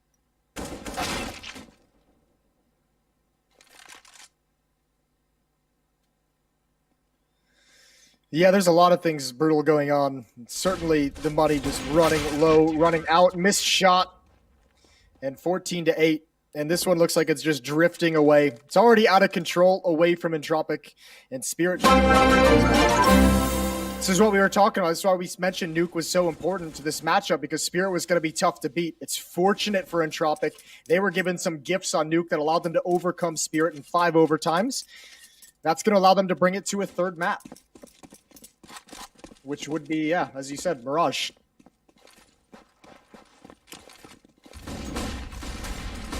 Long spawns as well. They run straight out, but it's into Chopper and it's into Dexter as well. And if that wasn't enough, they also have Magix to contend with, who's, by the way, shown his authority on this long side, whether it's pit, whether it's playing car. He can play any position on this side of the map, and he can make it work. Here with some aggression, good damage inflicted. Does get picked off, but now the Orc could start to rip through a couple of heads. And Young puts Elian in a 1v3. Should he prove unsuccessful, which is looking more and more likely, especially with a flank around the back from Magix, that would be 7 map points. And Elian has bypassed the initial AWP shot. You have to just play aggressively, even through the Molotov. You have to roll the dice. He does just that. Minimal damage. Actually bypasses most of that Molotov. There are ways forward now. Tickling the bomb, trying to draw the players out to the open, and nearly gets it done. But Magix connects the grenade, and indeed it will be 7 map points now for Spirit. Yeah, we saw them give up some map points on Nuke, but I think 7 is too many on Dust 2. I can't see him giving up that many, especially with such an economic advantage that they have. And also, just watching them play, they all smell blood in the water. They all smell the end of this map. Everyone is kind of hustling to get involved in the action, to get involved in the battles. 15-8, huge task ahead of Entropiq if they want to get anywhere close to overtime. A lot of nades out early. Fast-paced control of middle, already up Xbox and towards Catwalk. Lackey and Krad, actually, I don't know, all five going to come right through this smoke and see what they can do at the A-bomb site. It's do or die. Last passage of play, perhaps, especially if Dexter continues to nail them through the smoke, through the flashes. Chopper can play up close in this smoke now. They've already got the player advantage. They must have a good idea that some of these players are the walking wounded over on the site, including Lackey. And with only a HE between the 4 of them, looking a bit dire. There's not a ton of utility, though, for the CTs either. Incendiary and HE.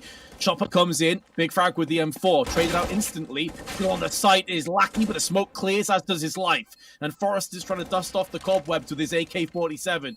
Trying to establish a little bit of superiority on the site. They're traded out again. And there is Nickelback. So there's 1 saved. 6 more to go. Yeah, good aggression from Nickelback there right at the end, not giving any breathing room to that. Scrappy round, and Entropiq just a straight up exec through the smoke on Catwalk. And odd timing for Team Spirit they couldn't handle. But as you said, still plenty of opportunities to close this one out, as Entropiq's just fighting to get into double digits for the moment. But at least they have the benefit. I mean, the money is basically all gone for Spirit. Good buy here off M4 FAMAS, light on utility, but after this, it's nothing.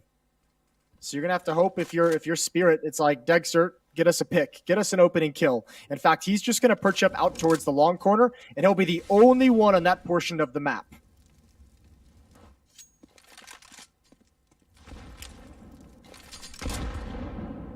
Hasn't been a breath on just yet, but now Crad's starting to pick up a little bit of maneuverability through on Catwalk side. They're going to trade positions. Dexter, who was watching long initially, is now pushed back towards Car. Makes perfect sense with the AWP. They basically want to get him in the business end. Like, wherever the push is going to come, let Dexter's AWP rain out. Let him try and take a couple players, thin the herd, and they could potentially deal with him later on. Dexter pre-fires with that flash. The second shot is nailed on Crad, but Forrester in CT moving around the back is dealt with Chopper, and our post plant can come up fairly straightforward. Dexter is just watching and waiting for a potential pixel to show itself to execute from, and Forrester, who got that opening pick in CT, will be expected to be in a position like that. That's only half the problem. Dexter, though, continues to tee off. They give him freebies, and he's picked up 3 already. Forrester gets caught in the middle of nowhere, and now suddenly Nickelback's in a 1-on-3. Is back against the wall, trying to desperately hold on to Dust 2, save this map, hold on to it for dear life. The spray's laid, but there's one looking for more, but some Die Young on the drive-by removes his head. And although there's no kit, there should be more than enough time for this defuse. And we're heading to Mirage. Yeah, map number 3 in the card. Bombs reach, like, there's no reason Entropiq couldn't put themselves into a position here where they could potentially even qualify for the major. Yeah, that is a great point. I mean, they are competing to get some more points on the board, and I mean, even though they're 6th place, they're not too far off, you know, some of even the top dogs, even the top 4. I believe they're only, what, 400 or 500 points behind them. Good opening kill from Elian. Headshot from the P250. Chopper playing back at the ticket booth, just waiting, and he's going to back off. It's Mir pushing up towards Catwalk now, but smokes are positioned perfectly to get this plant and to get into great positions for the after plant. Yeah, they really are in excellent spots that are going to be difficult to break down if you are Spirit looking for this rotation, this retake. They do have a CZ, they've got a bit of utility, but more importantly, Mir's taking the head of Lackey. So that murder hole position is now being freed up. That puts more pressure on Forrester. That's why he's gone aggressive. He felt like he had to. He had to try and take the initiative. Magic's round the back, had a phenomenal pistol round on Dust 2, and is continuing that going forward. Sundai Young with the CZ puts it to good use, and the smoke in amongst the smoke. The defuse in amongst the smoke, I should say, is good, and Spirit will be taking the round. See, scrappy Counter-Strike, scrappy casting, it's all good. It's been a long one. Yeah, that's a great retake. Nice win from Team Spirit. Smoke helping out massively towards the end. And this is that opening kill. Elian just swinging out nice and easy. 1 tap.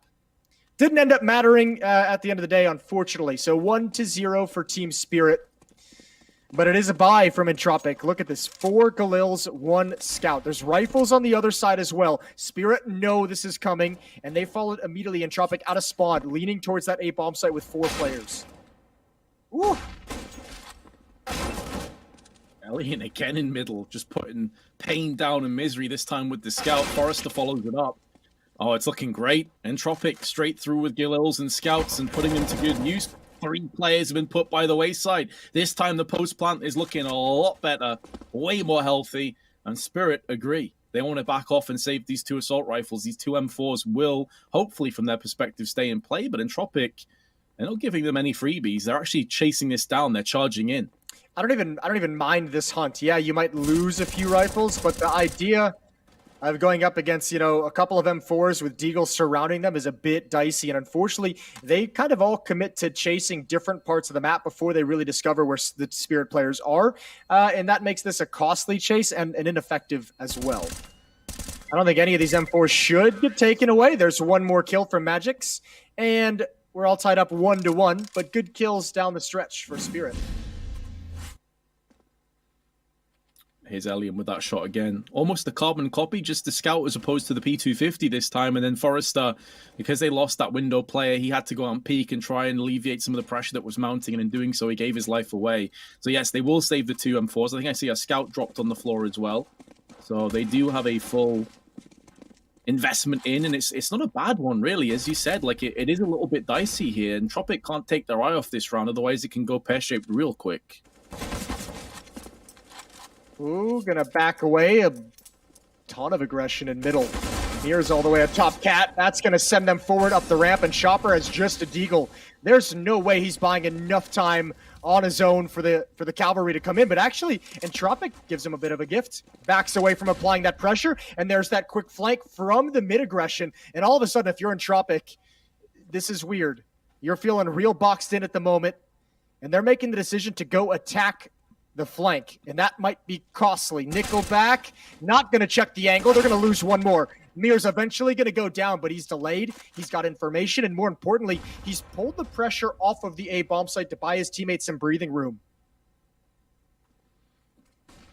Exactly. He's wasted so much time. Enough time that Magix can now move in. Enough time that's elapsed where Entropiq may think second about pushing onto the B site straight away, and they're actually coming into underpass, and that's into the arms of Dexter. It's a scout as opposed to the AWP, and the shot has connected, but it's through a wall. Nowhere near as much damage. Now posted up as Magix. From above, he will strike. Headshot is good. 30 seconds. Bomb gets spilled down, but so does Grad. Scout this time finalizes what was started off by Dexter and kickstarts them into a potential 2-1 lead. Lackey not checking all of his angles. He doesn't have the time that's afforded to him. And Chopper just makes sure that he has the lineup correct. And Spirit's force buy reaps the second round for themselves. That's all thanks to the aggression from Mir. That's such a huge play, and obviously a rough call. Entropiq calling to fall back right into that flank. No way they could have known that was coming. But that was just so brutal. Threw everything they wanted to do all to hell. 2-1 in the favor of Team Spirit.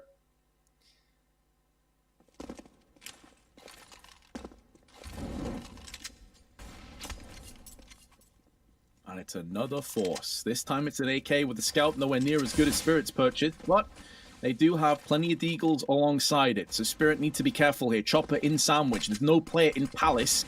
The kind of position that, considering they have no one on CT boxes, if someone just runs in up on Tetris, that can get a little bit sketchy and a bit awkward for Chopper.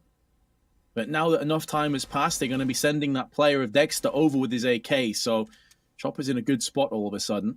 And Entropiq haven't really got much. They're playing this very passively. 2 players at the top of middle. Bomb still dropped out towards T side of mid. They applied a little bit of pressure to B early on, but didn't do anything to commit with it. Don't really have the weaponry or the resources. They'd be risking an AK-47 at a pretty tough fight. Didn't want to deal with that quite yet. Back to middle we go, where there's some semblance of control, but Mir's going to go investigating. Same with 2 players in connector. They spot one out, nading over towards the corner. No kills yet, not enough damage, and there's Lackey. Faded into the peak, and another follow-up headshot. And now the AK gets put into play. Chopper's fortunate to get into safety, and he's just freezing this AK-47 on catwalk. Molotov is out. Chopper, he's got no other play left to make but moving forward, and he's got a kill with it. That's so often when he's at his most dangerous, when the only thing he can do is run straight at you. Crad, nice deagle onto Magix, but no control over the bomb will be an issue with 18 seconds to go. And he agrees. Unfortunately, though, it's only an MP9. If that had been an M4 or an AK, that would have been excellent news for him. As it stands, though, at least they do have something to play with into the next round. But Spirit, they leapfrog into a 3-1 lead. Entropiq with no post plants, while their money is in a dire situation.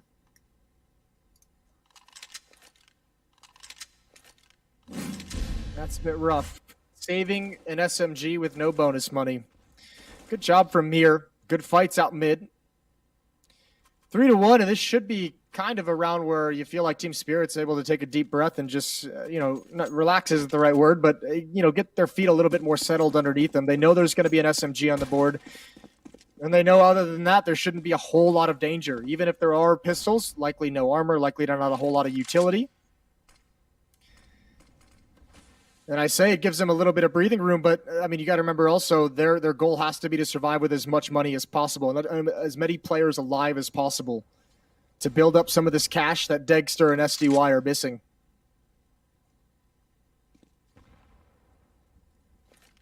And that's exactly why they're playing a little bit more passive angles. They are allowing Mia, though, not for the first time, to wrap around the back of Entropiq.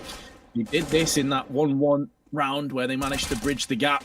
And it's the same reward, and it's the bomb as well. Lackey goes down, bomb in hand, bomb under control.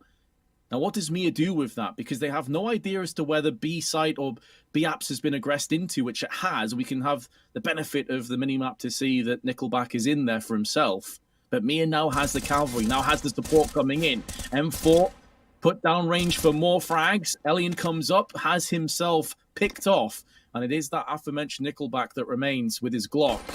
And it's not a weakened Mia either. He was hoping that he maybe was weak on the approach. Oh, the burst Glock. You don't see that too often. Some Young gets splattered, but it will be a 4-1 lead. 4-1 lead, and plenty of money now growing on the Spirit side.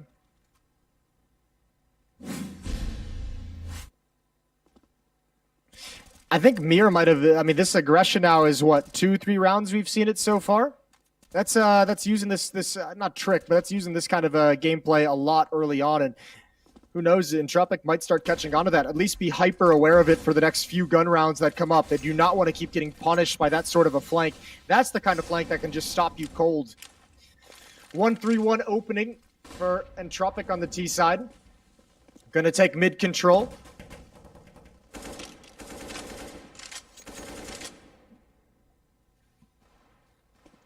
But not really push down and not really get too aggressive with it. Content to just control top mid boxes. Oh, Chopper still flicks to the head of Forrester. You can see that they're kind of tiptoeing on eggshells here, Entropiq, because of all the aggression that they've had to withstand, whether it be up middle or B apps. They are very cognizant of that, and it's clearly in the back of their minds. The problem is if they show too much respect to Spirit, they won't leave themselves enough time or wiggle room with their utility to really get anything done in the later stages of the round. So I feel like Spirit are doing such a good job of marshalling the overall pace, but also the positions of the map.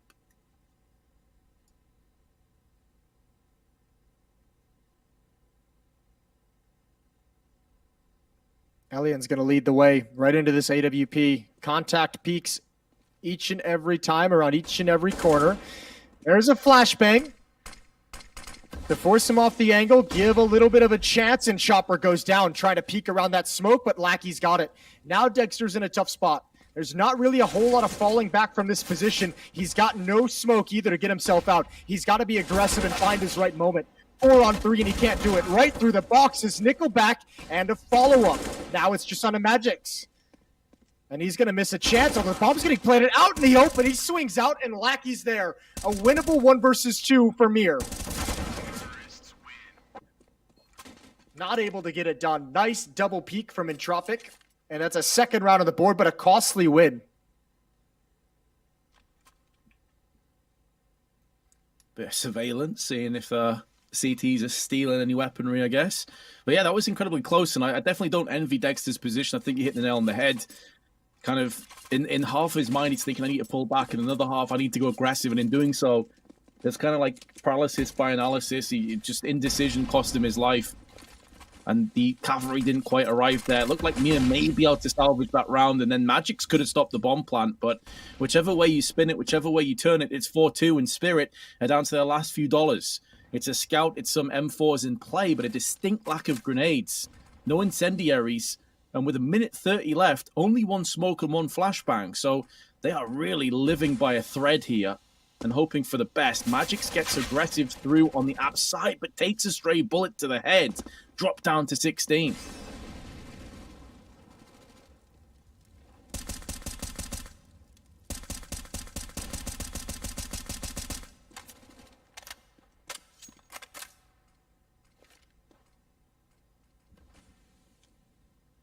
Late window smoke for Entropiq. Light mid control at about the 1 minute mark. As again, they just move out to those boxes and they're content to just control that area, not pushing down the ramp, not utilizing underpass, just getting a player, Lackey, in position to lurk and watch for any kind of mid or catwalk flank. They are going to fall back into a B hit, and Spirit might have a bit of a read.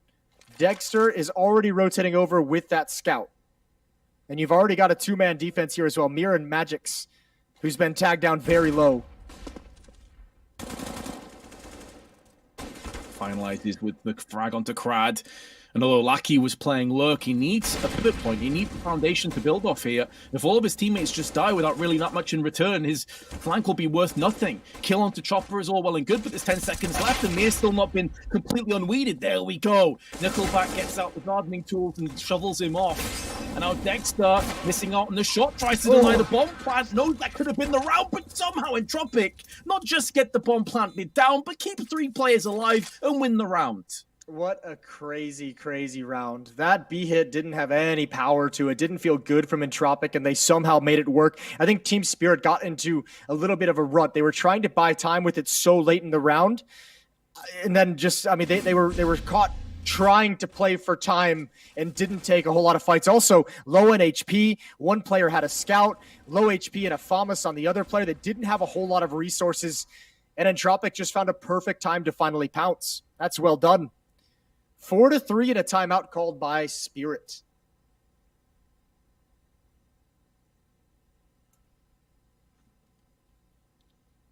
Yeah, slowing it down. I'm always interested in rounds like this, Jason. When you call a timeout, you only have USPs.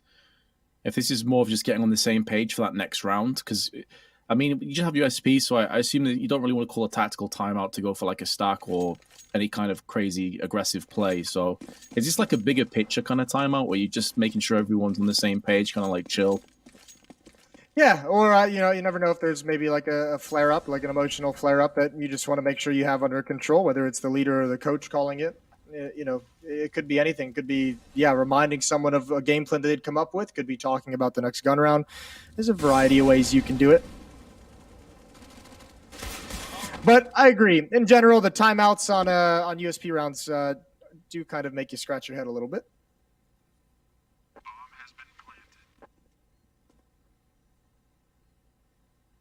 Mia, 14 kills already, by the way. A ton of ADR alongside it, even though his team are on the brink of drawing this out to 4-4. So he's had an unbelievable opening 8 rounds. But Entropiq looking good to equalize. Magix with the Zeus wants to see if he can make someone ride the lightning nice up close and personal, but judging from the positions, probably unlikely. And even then, it'll be one of the MAC-10s that likely tries to find him and frag him out. 14 kills, yeah, but I mean, still all tied up at 4-4. So even with 14 frags, you're not super happy about that if you're Mir. And a lot of that came from what, you know, the third, the fourth round, those pushes up middle early on in that 4-1 run. Now that it's 3 in a row for Entropiq, that seems like a lifetime ago. Oh, we might be seeing something fast. They've got 2 MAC-10s picked up on Crad and Nickelback. And those are the 2 spawns that were on the B side of T-spawn. So here we go. Round number 9 underway.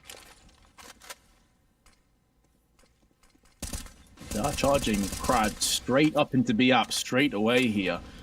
With a molly being put down and some smokes being exchanged between the 2 teams, he is going to pull the plug. No one was behind him anyway, so I don't think at any stage he was expecting to just push onto the site. And they couldn't even use it as like a fake pivot point where they can then execute on A. The players weren't really in position, so they at least drew out quite a bit of utility. There's no incendiaries left. There's no kits either for Spirit, so they're a bit one-dimensional. If they do concede the bomb plant, then they're in a little bit of trouble here. And Entropiq are breathing down the neck of A. Yeah, but Spirit's fortunate that Entropiq has slowed this down so much. I'm with you. I thought that was a fake at first, and then, yeah, maybe just to draw out utility. Here we go. The full set piece. And, yeah, now that utility is going to have something to say as the people who used it are rotating over from the B bomb site. But SDY's at least got him a man advantage. Bomb goes down. Entropiq can just do damage, and even in a loss, if they get 3 to 4 kills, they're going to be happy with that at this point.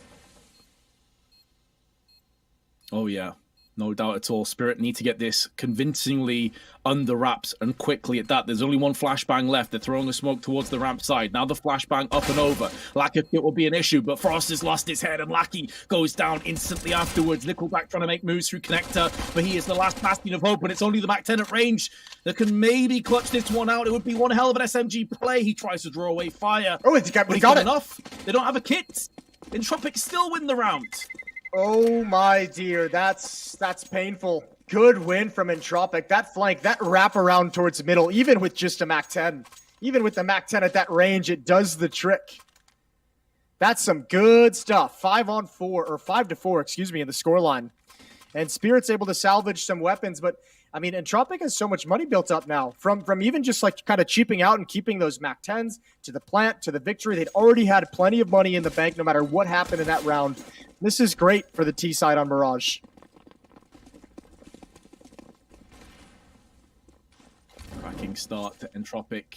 4 players this time are together as United Force just outside of B-Apps. They're going to be taking some initial aggression through on Catwalk side. Mia has the right idea, but Forrester is using that smoke to just shroud him a little bit longer. Now that the Molotovs and flashes have dissipated through on apps, there is the opportunity to just go ahead and press forward. Flashes proceed to push. Magic stuck alone. Big frag to kick things off. Not exactly the cleanest kill of Magic's career, and it will cost him his life in return. Dexter smoked out, and I think Spirit want to save. They know the importance of keeping these weapons and the very low likelihood that they'll actually end up clutching this. So they do back away. Or are they just thinking about pushing up Catwalk instead, perhaps? I think they're just trying to get that M4 instead of a FAMAS and salvage, obviously, the smoke. But yeah, this is not a realistic retake. Especially with that AWP in hand, just back away. But they've got to be careful. They're starting to get battered by Entropiq.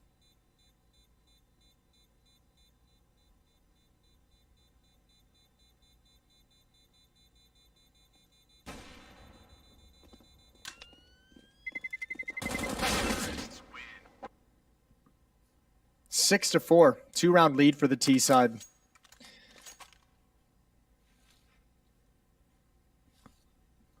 Seems that Shu is on the other foot now.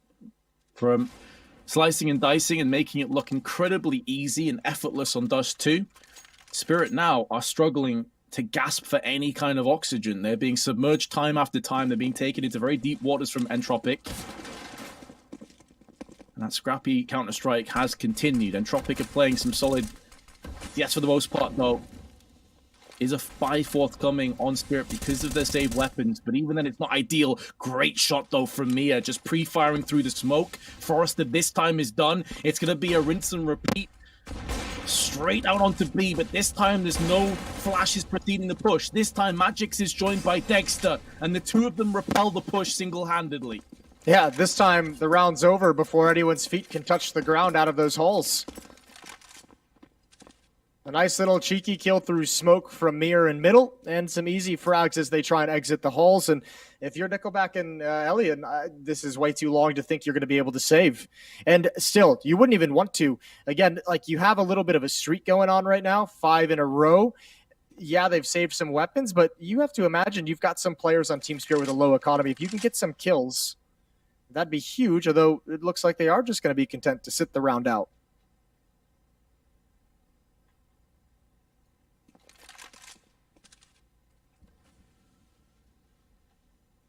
Yeah, maybe not wanting to donate either of these weapons across as well to Spirit, knowing that an extra AK or AWP could be huge. So they do sit back and just allow this round to wash to its natural conclusion, and that will be Spirit taking 5 rounds at range. Nickelback comes out second best, and Elian, who has sat and waiting, will probably be waiting another 20 or so seconds. Actually, he will get pushed on, so they know now that he's back at T-spawn. Now, their money's not great here for Spirit, so if Elian was able to post up some last-second shenanigans and heroics, he could actually make this sting. And Spirit needs to be a bit careful about that, but he does get shut down. The only saving grace is it's before the end of time. So at least he does have some round loss accruing, but that'll be Spirit. 5-6 behind. Well, at least fighting back a little bit. Still in this, going into round number 13, or round number 12, excuse me. Yeah, some very good kills here. 1 round lead. Mac 10 still on the board for Crad. Entropiq continuing to go back to this, having always won Mac 10 on the board. Gonna look to apply some pressure towards the B bomb site. Early nades out. Just some standard pressure, and you can see Spirit not getting fooled by it this time. Holding the nades a little bit longer. Trying to catch a good timing for some chip damage. But 4 players here with a lurker over in Palace. And Crad gonna come right through the smoke. Double nade on towards Van. That's gonna clear things out. It's the Mac 10 committed with an AK-47, but Spirit has stopped them cold. Now what's the follow-up is the question. Going to be a barrage of bullets headed their way, but Nickelback actually returned fire. Alien with a huge entry onto Dexter. And once the smoke starts to settle and starts to dissipate, Entropiq will have a 4 versus 1 in their favor. Maybe some Young can pick up the first, but Crad says no. As he just swats him away, vaporizing him with the AK-47. And now Spirit in trouble again.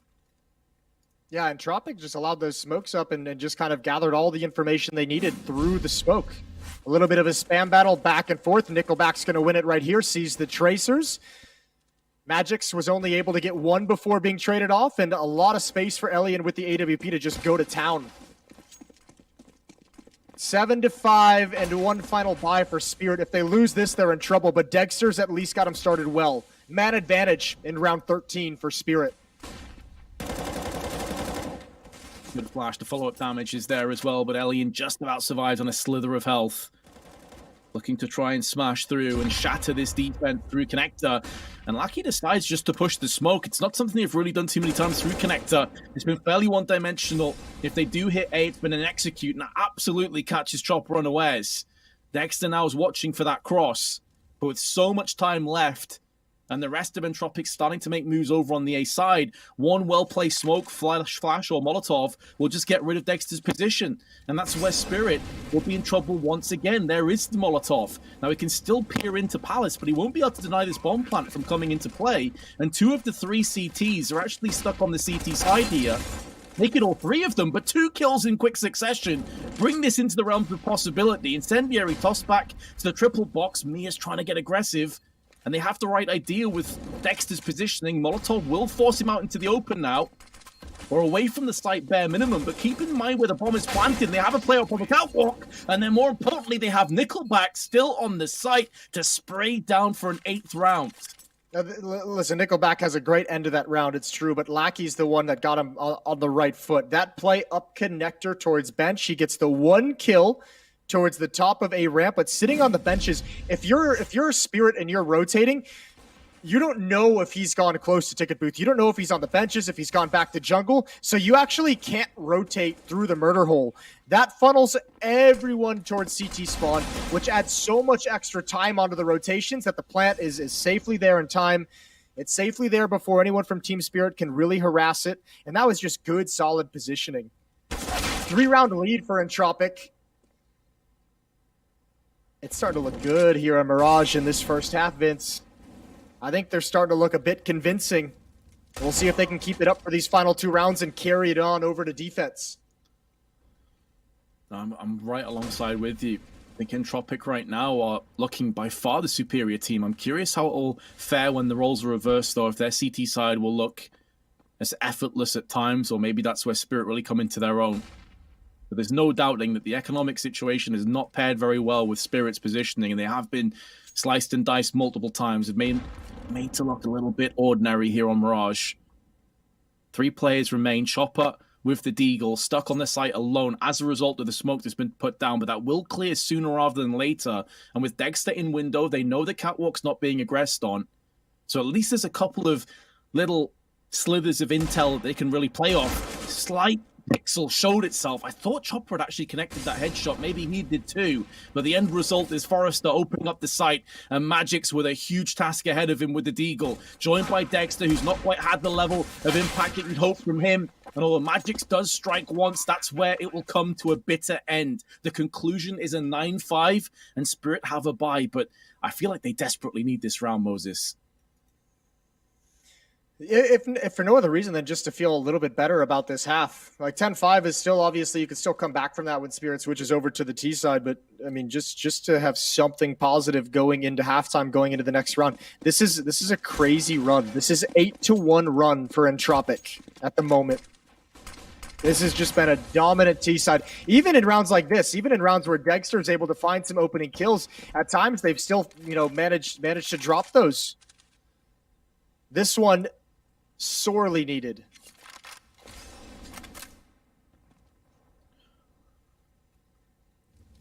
Well, they have got the opening pick, so that's a little bit of pressure that's been moved to the side. Add that in with Magic's big frag with the AWP. Maybe Forrester can make something happen from Palace, but Chopper, who's played Sandwich multiple times, in the perfect position to thwart this. Now, the downside is, and maybe a bit of an alerting sign, is that there's only 2 players of the 5 that are currently situated on A, and all of Entropiq, with plenty of grenades at their disposal, are bearing down on the site. Now, they don't know this, and the fact that Chopper's held his ground, it will be a Molotov coming down, waiting for Dexter to throw in the extinguish. Grenade over. That should be the end of Chopper. Actually, it barely scratches him. I'm not sure if it landed on top of the stairs as opposed to inside the sandwich, but only tags him for 5. And that's a really important moment. That could have been their way back into this. But it's looking great all of a sudden for Spirit. They've neutralized 4 players already and forced Nickelback away. He has the bomb, so maybe he can just have a quick charge towards the B side. Maybe there's still a way back into this, although it's looking very unlikely.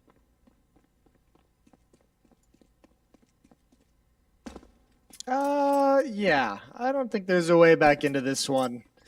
Here we go, the leap of faith. Oh, he's landed. That's a good start. Good opening kill. Too many bodies. 6-9 is going to be the score at halftime. But I'm here to say, yeah, feels good to get that last round if you're Spirit, but man, was that an awesome half from Entropiq. That was quite nice. A great run there towards the middle pieces of the half, and now they're going to switch over to the CT side with a 3-round lead. Yeah, we saw this really cool combination of sometimes it was individual efforts and talents that were getting them across the finish line. Sometimes it was really well played fakes and executes that were getting them across as well. So they showed that they had a lot of different sort of takes and tells on their T side. But this is where I'm really curious to see what Spirit have in store for the T half. The pistol is going to be just pretty aggressive, straightforward, looking like it's going to be an A hit. They have 1 smoke, 1 flash in the hands one of defender. Chopper. Yes, exactly. Crad stuck in Shadow alone. He does now have at least Crad to come help him out. And pardon me, it's actually Elian. And it's Elian that rattled the skull of Magic's. Flashbang is good, and Crad, oh, he misses out on his chance. That was a real opportunity to get 2 or 3 kills in quick succession. As it stands, though, it's post-plant. And to add to all the other woes, Forrester's been dinked. Yeah, this flank is everything. If this flank yields nothing, a round should be over. And indeed, that's the way it is. All that you can do now is drop a smoke on it and pray that none of these 4 players spam you appropriately. Good headshot from Dexter. And a 7th round for Team Spirit. That's both the pistols here on Mirage picked up by Spirit.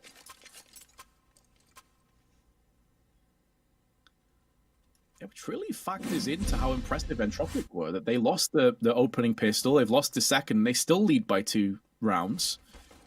And there were a couple of moments here that they were skating by, very well played by Mir, though, of course, to salvage that. And considering that at one point he was on, 14 kills and 6 deaths, he's definitely been an absolute beast. He's 22 frags, 115 ADR, even though his team are currently trailing. It's so lopsided right now, and they need someone to help him out. Good shot from Magix. Nickelback, angle with the Deagle. Not able to connect the shots, not able to land any damage. And he's going to start backing away, but right into the hands of Mir. Lackey now steps up with the Deagle and armor. Lines up a good, easy headshot to the side of the temple, but that's it. Elian and Forrester are going to back away and try and save these weapons. Nice job from Team Spirit. Just waiting patiently for the rotations to wander into their crosshairs. And they even already have a Mir chasing down and hunting some of these weapons that are attempted to be saved. These final two Entropiq players are going to be trapped into the B bomb site, and Mir's going to get a chance. He's been spotted, picks up the pace, now knows where both are. A little bit of damage onto Forrester, a lot of damage onto Forrester. And that should be the signal to Team Spirit to start pushing up and moving. If they want these guns, it's got to be right now. I'm a little bit surprised that he's so isolated from the rest of the team, because he saw both players. We know they're not going to go in for an injury or anything like that. They're so far away, but as it stands, Forrester has fallen. He's met his demise and met his fate because it's done by Young's aggression through B-apps, and Elian stuck between multiple angles. Is he going to survive? He will. So that's going to be one Kevlar and the Scout. Obviously, very little will be picked up around that, so they at least get their man 1-for-1 in the end. But Spirit, looking like they're getting a bit more comfortable and getting themselves back into this. Yeah, we'll see how long that lasts, right? Because at least to start this half out, they've had the economic control off the back of winning the pistol. The question is, when the guns come out, what are we going to be working with? What are things going to be looking like? Elian hit some fantastic shots in middle in the first half on the T side, trying to do it again, trying to replicate it. Not quite happening. Nade is out towards Tetris. That's a good kill from Lackey, and Magic is in trouble. I can't pronounce his name still, but Lackey, 2 more frags. He's got a triple kill. And Chopper's down very, very low. Lackey almost for the ace, and he just can't do it. I don't think Chopper's ever going to expect Nickelback to be here. And there's the kill. What an incredible hold from the Deagle. Exquisite. He did a couple of plays like this on Nuke as well. His Deagle is so good. Just an unreal round from Lackey. You can get to see it again here. First Deag. Beautiful. Second one, but they kind of run in one by one, but you just can't argue with that insane aim from Lackey. What an unbelievable round that is, and it instantly puts Spirit on the back foot. Yes, they could rummage together a buy here, but should they lose this, they'll be flat out broke. Yeah, that's some fantastic shooting. Oh, and unfortunately, it's all been given away in middle. Just a nice wide swing. Brutal stuff. 2 kills so fast, and this is when Team Spirit gets annoying to play against.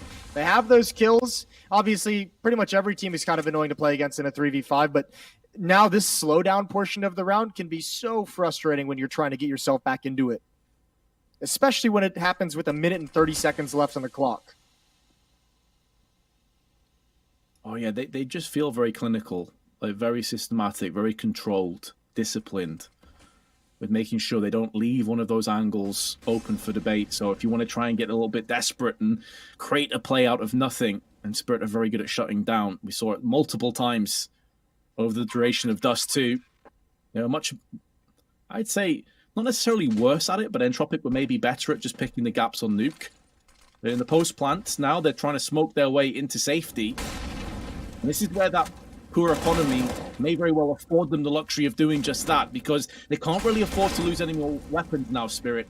I'm kind of surprised that some Young's got that aggressive. He gets forced back from that Molotov, and it looks like Entropiq may be able to save their guns in Palace, because Spirit, pretty sure they're going to just give this one up.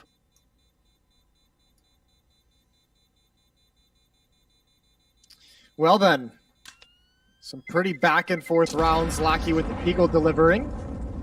Forrester can drop an M4 into the next round, so still should be a good buy for the Entropiq defense, but this is going to take a lot of the cash away from them. One player going to be relegated to either, to a pistol, maybe a FAMAS. If Lackey feels like dropping one over, he's got the utility for it. Still trying to just maintain this lead. 10-9 in the favor of Entropiq.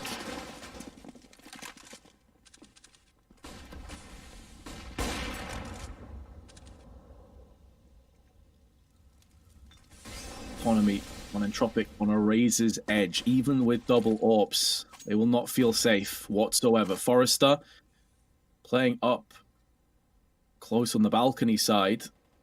Spot where Magic's had a lot of success when the roles were reversed. Lackey's going to get aggressive. Nothing forthcoming just yet. Sundying and Magic's playing this one way more passively, more controlled. Again, it's that discipline that we were discussing before as he backs away, but the bomb is under control of Magic, so should he get that shot correctly, things could get interesting. Elian, though, has just been fragged down from window. Lackey definitely would have been spotted there. Tries to fall out, but actually peeks back in, takes Magic's with him, and survives just for a couple more moments, but now the curtain comes down. It crumbles, and Spirit take the sledgehammer, demolish the B site defense one more time, and they will tie us up at 10 apiece. Yeah, even though there's a nice kill from Lackey falling back, he falls into the trap of the players up catwalk. Nowhere to go. And Team Spirit have tied it. Not only that, they've tied it and they've taken control of the money. Krad and Nickelback going to do their best to save these weapons, but Chopper finds an immediate headshot. I think Krad even had the jump on him in that fight. And now Nickelback, they have to know he's going to go into Palace to save. Jumping around, holds his nerve, and SDY picks him off. 10-10. And Team Spirit is poised to take the lead in this game. Oh, it's looking very likely that they will. It's looking likely that they may just pick up steam, get that second wind at the perfect moment towards the finish line. Not to write Entropiq out just yet, but the general trend of this match definitely favoring Spirit now. We were curious what they do on their T side, and so far it's looked pretty sharp. Been a couple of dodgy moments, but by and large their rifles have been on point. Krad with the USP. Try it as he may. Comes out second best, and a lot of this really did spiral into position courtesy of Lackey's crazy deagle round, and they're not really the rounds that you can rely on round in, round out to secure you, success. That's more of a freak occurrence. It's more of a rare occurrence. You can see there, Lackey has no impact in this round, and neither do the rest of his teammates. Yeah, outside of that one round, it's been all Team Spirit in the second half. It's starting to look a little bit brutal. 5-1 run to start things out. As Spirit look to take not only the map, but the series. This is the deciding map. It was a, 5 overtime victory for Entropiq on Nuke. A dominant win for Spirit on Dust 2. And now in Mirage, at least for the moment, it's close, but it feels like with the way Spirit are playing that they could just kind of crank it up and take control away from Entropiq any moment.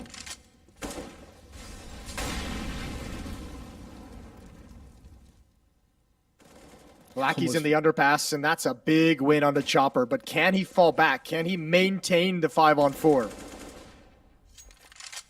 Yeah, because Mia's at the top of the boxes, but he actually lets him escape because of that smoke being put down. So yes, he does. The hit and run is successful, 23 HP to spare, but he gets the frag onto Chopper, lives to tell the tale, which is so crucial for this round and current standing. Elian, meanwhile on the B site, has locked it down as Magix goes in first, but has his head removed, and so they now need to fall back. And a lot of this has to pivot in through Mia.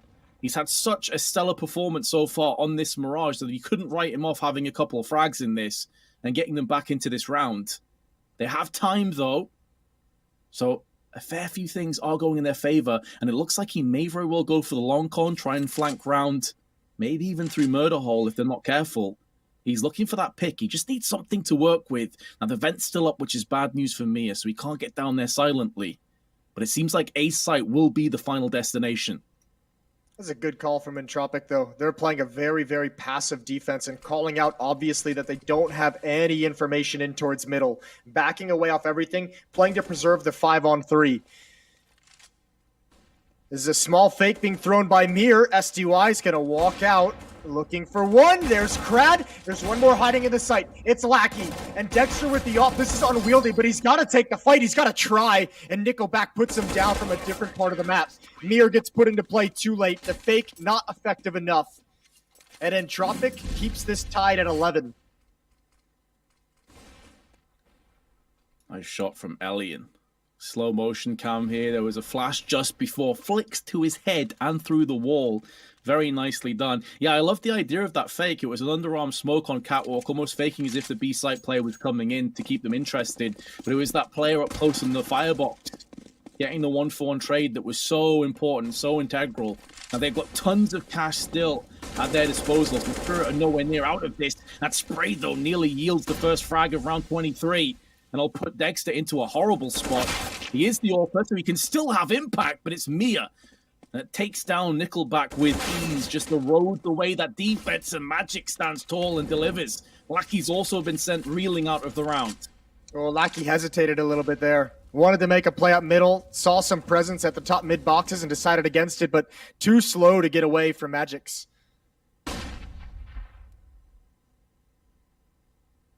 But again, Team Spirit, another round pretty early on. They have a 2-man lead, a 5-on-3. Whenever Entropiq is trying to battle for mid control, Spirit's winning it, which is tough for Entropiq if they go back to that. Winning it pretty clean and convincing as well. And then you just hit the pause button, everyone holds down shift, and you don't hear another sound from Team Spirit until they're basically on top of a bomb site.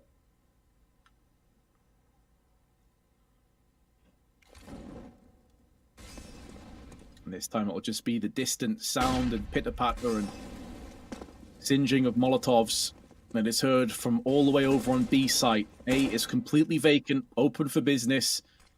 And business is good in round 23 for Spirit. They're looking to take the lead again. The saved 3 weapons, though, will afford Entropiq quite a few of opportunities and a decent buy coming into the next one. So they'll be happy enough to tap out of this one. Additionally, Spirit, though, they have a lot of money here. So I'd expect at least to see a couple players try and chase them down. Even a 1-for-2 trade, I would say, may very well be worthwhile. That would put a couple of players down to lower investment, lower economy, lower utility here. So it looks like they're on the same page. They're trying to send out Magix by himself, keeping players on the site just to be utterly careful. But it's how slow these 2 players are through the B-apps that's a bit more of an issue. Beautiful shot from Magix, though. Surgical precision on the frag. And although he's traded back out again, that may very well be good enough to put them in a really awkward spot. Elian needs to tread lightly. He's going to get aggressive when we saw him land this very similar shot in the last round. Going to get bypassed. It's looking to push him down, but he does retain control of the AWP. Yeah, just barely. Maybe a second or 2 more, they would have had that just fine. This is tough now for Entropiq. Money starting to be an issue again. This round will be fine. They can drop some weapons over if they choose to, but after that, again, it's almost like the coffers are just going to be empty. So a pause so they can talk it over, figuring out how they want to approach the final portion of this map, of this series. And the answer is a double up.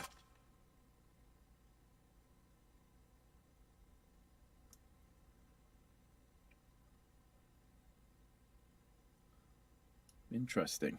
I respect the decision making. We'll see if the execution lives up to that mantle, but double AWPs definitely afford a lot of luxuries. I'm curious on the spawns here. Forrester has the best spawn for middle. Seems that Nickelback has the best spawn for ace, and neither of them have fantastic spawns to go for early picks. So I've suggested it may be more of a slow-paced round, unless they want to get aggressive up mid. This is something that Spirit did quite a bit on their CT side, and Entropiq haven't seemed that interested in doing it just yet. I think it was Mia, right, that kept pushing mid when Spirit were on their CT side? Yep. Absolutely was. Yeah, no one from Entropiq has showed that size cojones just yet. SDY waiting on the other side of this smoke. It's Forrester and Lackey. Both on the platform, just waiting. Stalemate across the map, and ooh, this is dangerous. Pushing into it, SDY! Oh, he does lose a teammate. Unfortunately, Magix goes down way far back.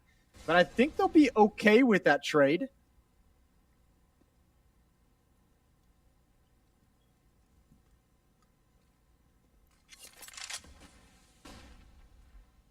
Spirit have just bypassed that bait and switch, though. There was aggression from Lackey in apps while Forrester was sat back on the balcony. He was hoping that that would push them forward into a fast B hit.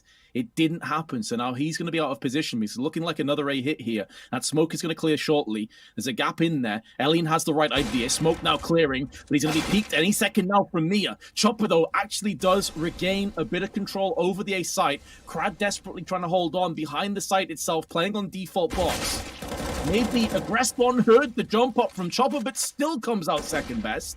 And in a 2-on-1, Chopper still had 20 seconds to try and pull this together across the clutch, but instead, he gets slapped across the side of the head by Forrester's M4, and we're all even again.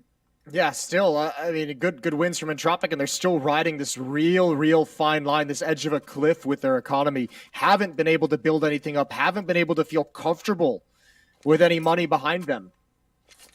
You could see 3 players at $0 after this investment, so not out of the woods just yet. Spirit, on the other hand, Coffer's starting to run a little bit low, but they're okay for now. They've got another round behind any loss that they sustain.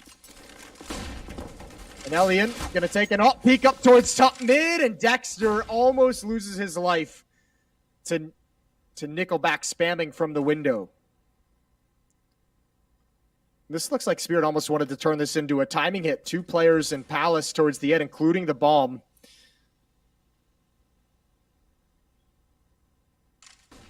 Pinch onto the A bomb site could be in store for the defense.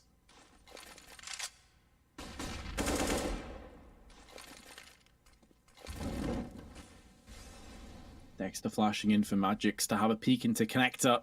Dexter multiple times has been tagged at the top side. He's typically not like playing with the op that much on the T half here on Mirage. Now Magix through the connector smoke has to try and get some entries. Chopper's the only player that struck in this round for Spirit. Whereas at one point their money was spiraling out of control, now it's in a little bit more of a dampened state.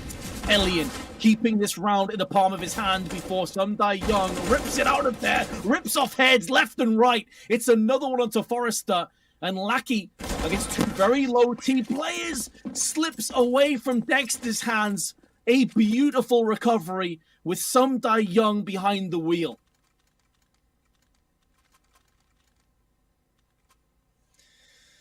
Oh boy, that one hurts. That's the dagger a little bit with the economy. Entropiq out of money, out of investments after this. They have to just kind of give it up. They can't even really buy enough to fight with in this round either. Can't even go for a half buy because they've been going back and forth, so the losing bonus isn't building up, and they're going to need cash once Spirit, hypothetically get to 14.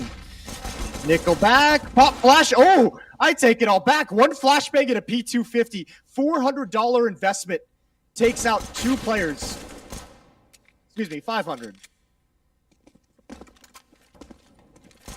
Is this really about to happen again?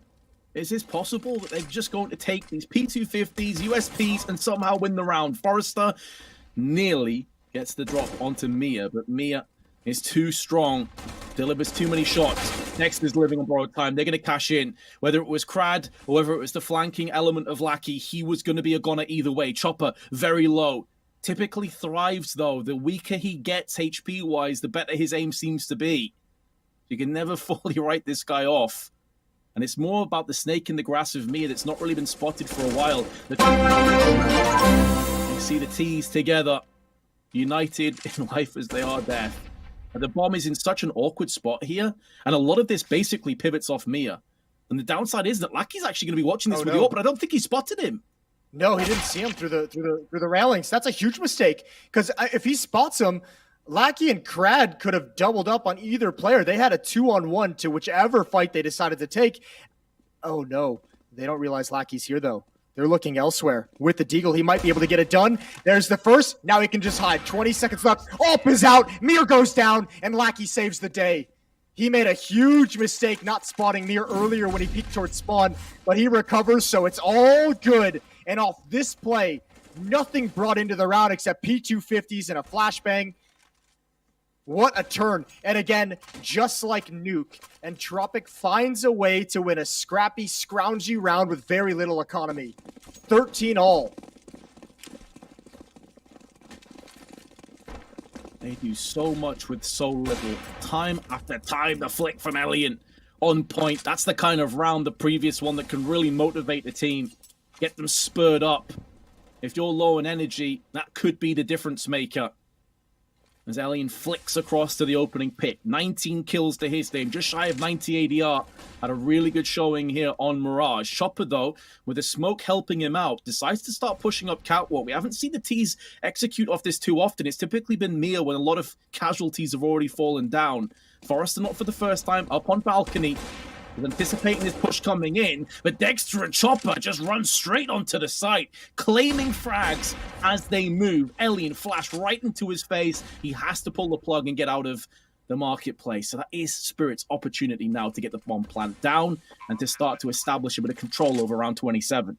I think they got caught with their pants down a little bit, Vince. I didn't see quite the angle that those fights were taken at, but they certainly weren't expecting that timing of getting the corner turn on them on catwalk.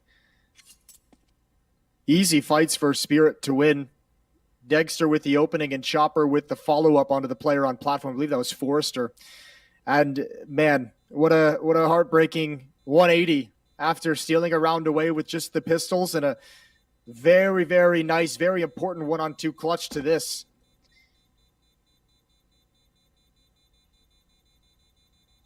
This is starting to be deja vu to Nuke. And it's back and forth down the stretch. Some really tough low economy wins, and just no one able to gain control of this map down the stretch, just trading rounds.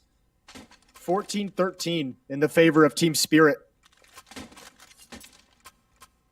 So I guess the question is then, Moses, 5 overtimes again? Yeah, I thought about using the phrase of deja vu because I didn't want to jinx it. But here we go. Let's get into it. I've got my party pants on. Here we go. Let's see if we do have history repeat itself. Nickelback's been mollied off, and that doesn't allow Mia the safe passage to Peak Connector. That's by design. That's an exquisite turn of events for Spirit as well. That's a huge opportunity now, especially as Forrester's just down to a Deagle. So Entropiq, who are already weakened, now struggling that little bit more.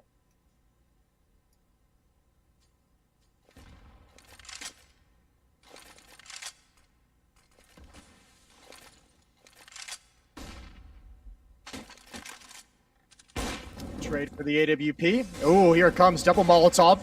Hit through the B-halls. Lackey's got one. Forrester with the Deagle trying to keep some space, but it's not the strongest weapon. And Lackey's kind of been forced into cover. Now blocked off by the smoke, so it's all onto this Deagle. Another smoke comes out to recover the bomb. Deagle gives up the position and an up shot through the smoke, and now Lackey has to try and do something real impressive. He's got to get aggressive out of the sky. There goes Chopper. Dexter with the fast trade, and all this time, Crad on the other side of the map hasn't been able to decide where to commit. It's going to be 2 map and series points for Team Spirit as they take a 15th round. I wonder how much of Crad's positioning is because Spirit's reputation kind of precedes them. They are one of those teams that love to play with a lurk player, a late flank. Maybe he was anticipating that it was either a fake at some point or he's going to get flanked. And doing so, he's just kind of in no man's land. Wasn't really helping anybody. Best case is to save this M4. They're going to have so little to play with behind this. Very likely he will save this. His Spirit is still, by and large, stuck on the site. But you're looking at bare minimum investment behind this M4 to save everything. Spirit have a golden opportunity to take this 2-1, to end this marathon session of Counter-Strike between these two teams. Look at that money. It is so grim. Yeah, it's not pretty. But like we just said, deja vu, they've been here before. They've won plenty of these rounds where the money wasn't looking good with various levels of investment. But then the question on the other side of that comes: have they used up all their good fortune? 1 kit on Crad, and an okay amount of utility. An M4, 3 Deagles, and a Scout for Entropiq to keep themselves alive in this series.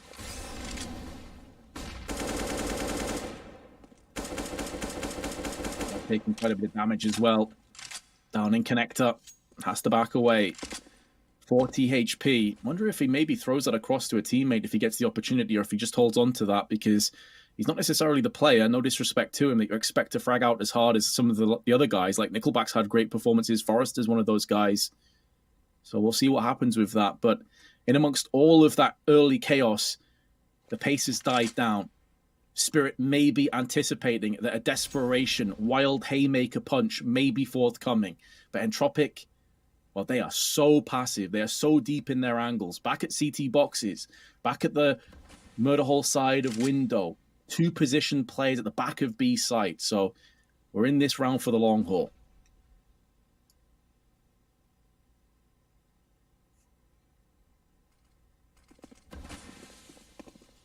Working their way up Catwalk. Spirit's had a good amount of success attacking up Catwalk. They're going to do it again. Quick smokes. Here come the split. The B-Halls portion of the attack is a little bit delayed. It's the hit from Catwalk that's initiating, and it's working up until now. Up until these damn Deagles. Forrester gets one more, a 3-on-2. Hiding as best he can, and SDY turns the tables. It's all on Nickelback. He's had a fantastic series. This is a lot to ask for with just a Deagle himself. Smoke clears. He's out in the open and can't do anything else. SDY shuts it down and wins the series.